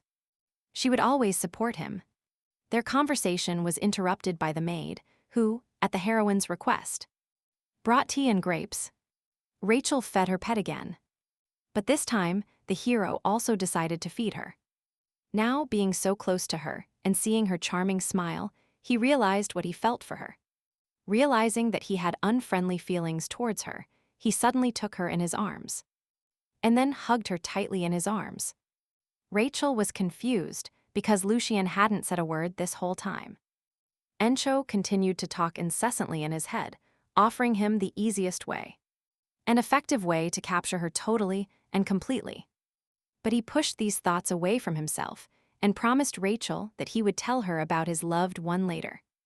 Lucian had already decided for himself that, regardless of Rachel's answer to his feelings, he would never let her go. The next day, Rachel organized her invitations to social events. She found it difficult to select the most important ones, and the Duchess was in no condition to help with matters. The same could be said for the Duke. Suddenly, the Duchess called her, and she ran to her. She told Rachel that she and the Duke had met and had a sincere conversation. She also said that, starting from this Imperial Ball, she and the Duke planned to resign. In the evening, the maid announced that the outfit for the Imperial Ball had arrived, and that the doll was attached to the outfit again. And the younger Duke sent her jewelry. Upon opening the box, Rachel discovered that Lucian had even taken care of the doll. Therefore, the first thing she decided to do was decorate the doll. When Lucian arrived, she happily ran to him and thanked him for the jewelry, and then dragged him to show him the doll. Lucian looked with great interest at the doll that looked like Rachel. Since he took the previous doll, Rachel suggested that perhaps he wanted this one too. Lucian gladly accepted the gift. Looking at him, the heroine couldn't even imagine that he liked dolls so much. Before leaving, the hero gently kissed her on the forehead and wished her good night. During this time, Noah boasted to Count Orlando that Lucian and Rachel were interested in him. Suddenly, Noah said that he thought Rachel looked like a woman called a saint in the past, especially her hair and eye color. This would explain why Cassandra died trying to take over her body. Noah thought Rachel was in love with him and wanted to take advantage of it. He decided to get close to her, and if she really turned out to be a saint, to get rid of her. Amber carefully braided her mistress's hair for the Imperial Ball. Lucian arrived before the agreed time and watched the girl, waiting for her. Lucian helped the girl style her hair, put jewelry on her, and together they went to the Imperial Ball. Unexpectedly, the hero asked Rachel not to call him brother, but to call him by name. Rachel looked at him with a perplexed expression. Their conversation was interrupted by Noah, who saw them and approached to greet them. Rachel returned the greeting with a smile. Noticing the heroine, Elliot also approached her. After greeting her, he immediately asked if she had thought about his proposal. He said this deliberately loud enough for everyone present to hear. Then, Lucian defended Rachel and loudly declared that she had already rejected him. At that moment, all the attention of the aristocrats focused on these three. Rachel was worried they might accuse Lucian of insulting the imperial family, and she pretended to faint to calm the situation down. Rachel pretended to be sick and went to the resting room. Worried, Lucian ran after her. After making sure no one was around, Rachel urgently asked Lucian not to do this again. However, the hero could not silently watch someone shamelessly court Rachel. But Rachel was worried that he would be accused of insulting the imperial family. However, Lucian stood firm in his position. In the end, Rachel decided to thank him for his help. When Rachel called him brother again, Lucian pulled her closer and told her to call him by his name. Although Rachel was reluctant at first, realizing it was useless with Lucian, she agreed. Hearing his name on her lips, he smiled tenderly at her. The prince watched them from afar the whole time. Seeing this scene, the hero hugged Rachel tightly. Then he invited the heroine to return to the estate. Since everyone could see that Rachel was not feeling well, no one would think it was strange. Seeing this scene, Elliot thought Rachel already had a fiancé, which is why he was rejected. But still, the prince was not going to give up. After the ball, Lucian listened to the Duke's moral teachings. However, since Elliot was also at fault, the matter was discussed with the imperial family, and both parties decided not to make it an issue. While walking in the garden, Rachel met the Duchess, and they decided to take a walk together. As they walked, Rachel and the Duchess discussed recent events, including the ball and the incident in the Duke's study. The Duchess was surprised because Rachel didn't ask any questions. The heroine explained that she approaches questions about the Leon family cautiously because she doesn't consider herself a real family member. There was a time when the Duchess herself thought so, but now everything was different. Even though they weren't real relatives, the Duchess didn't consider her a stranger. The Duke considered her even more sincerely his daughter. These words confused the heroine's heart. After the walk, Rachel returned to her room, where Oscar was waiting for her, trying to scare her. They entered the room to rest for a while. Sitting on the sofa, Fox ate his favorite sweets and Rachel read a book. Realizing that the heroine was bored, Oscar invited her to tell a horror story. Oscar began his story with the fact that under the world they live in lives a demon king and evil spirits. 1,000 years ago, this evil spirit came to the surface to enslave their world. But the evil spirits did not have physical bodies in their world. Therefore, they began to inhabit people. Although now the demon king is sealed and the world is calm. However, he is not actually completely sealed, so the evil spirits, having gained strength, they hide among them.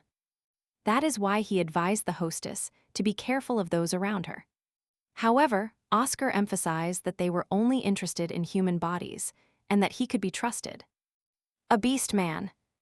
Rachel was amazed by this story because the original did not have such world scenarios. The heroine was surprised because she is also a migrant. Oscar learned this story from a grandmother, a turtle who lived 1,000 years. After the Imperial Ball, all the aristocrats talked about the newly appointed Prince Elliot Saul Leonis. Lucian understood that, by opposing the influential Leon family, Elliot would only alienate secular society and worsen his situation. Therefore, the hero believed that the prince was either a fool or had some guarantees. Lucian was sure that there was some reason why the emperor, having a legitimate heir, was forced to give him the title of prince. He wanted to know this secret so he could take the prince out of the game. A couple of days after the ball, Noah came to visit Rachel. He behaved with the greatest bravery and elegance possible to get close to her. Between the lines, he asked about her engagement to the prince, and the heroine said she had already rejected him. Taking this opportunity, Noah admitted that he has romantic feelings for Rachel. The heroine was dumbfounded. She never expected this. Noah misinterpreted Rachel's desire to get close to him, so she apologized and explained that she was only interested in him because he was a friend of her older brother. Realizing he was wrong about his assumptions, Noah hastily said goodbye and left. When Kylo left, Cassandra tried to tell him that he had misunderstood, but he didn't listen to her. Hearing an unknown voice coming from nowhere, the heroine was scared and didn't understand who it belonged to. Everything was fine for a while, but she started hallucinating again. Suddenly, worried beast men rushed towards her. Demian said they saw the silhouette of the hostess in the window. Suddenly, she was surrounded by murky energy. Hearing their words, Rachel shared with them that she had just imagined a voice. After looking closely at the heroine, Demian said that now it seems there is no murky energy, and that everything seems to be in order. Oscar showed the owner a beautiful red bead. He gave the bead to Rachel to protect it and told her to carry it everywhere. Still not understanding the reason for his words, Rachel put the bead in the pendant and put the chain around her neck. Upon learning that my Lord Castra was on the estate, Lucian excitedly ran to the heroine. Rachel said that Noah had already left, but the hero asked about the purpose of his visit. The heroine said that his excessive kindness deceived him, and he confessed his feelings to her. But she immediately rejected him. Upon waking up in the morning, Rachel was surprised to find Lucian sitting on a chair next to her bed. Ashamed, she shouted at him to leave. But Lucian looked into her eyes tenderly and said that she always looked beautiful. Lucian reminded her that they had to go to the jewelry store and suggested they take a short walk. Now, having become a duke, he could do whatever he wanted, and no schedule had power over him anymore.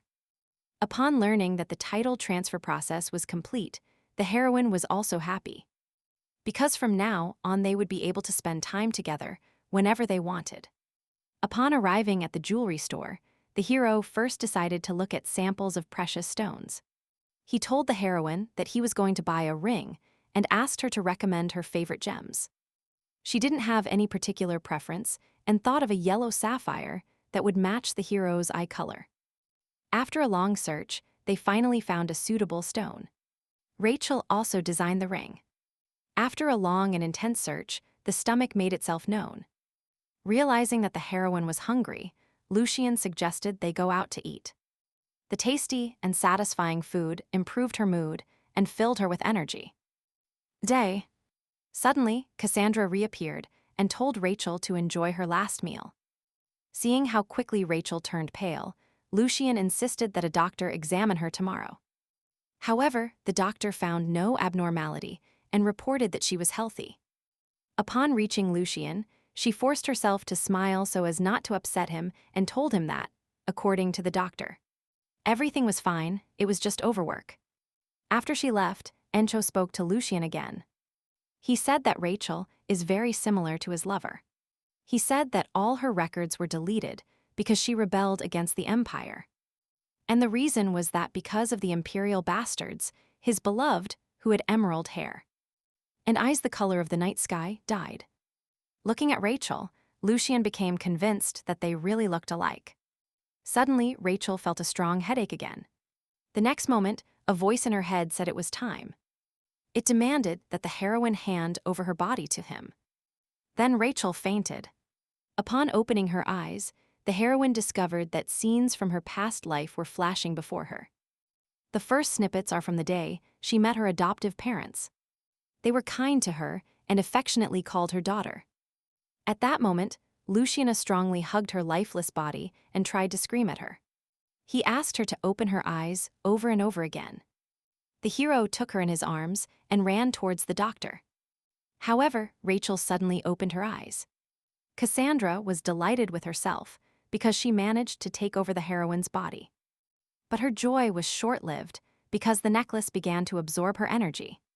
After Cassandra left Rachel's body, she lost consciousness again. Everyone was extremely worried about the heroine's condition. She didn't regain consciousness for 3 days. However, after a thorough examination, the doctor found nothing and advised waiting a little longer. Lucian was desperate. The Duchess was worried because she hadn't eaten anything during this time. Looking at Rachel, Lucian thought about the fact that he became a duke because of her. However, if Rachel doesn't wake up, the whole world will lose its value to Lucian. At this moment, the heroine continued to watch the happy moments of her past life. Everything was going well until Rachel's adoptive mother became pregnant. The good memories instantly turned bad, and once again she felt abandoned. Rachel ran after them to stop them, but no matter how hard she tried, she couldn't catch up. Suddenly, she heard Lucian's voice calling her. He called her desperately and begged her to open her eyes. His voice helped Rachel come to her senses and leave the past behind to live a happy future. Upon opening her eyes, Rachel saw the haggard face of her pet, with tears streaming from his eyes.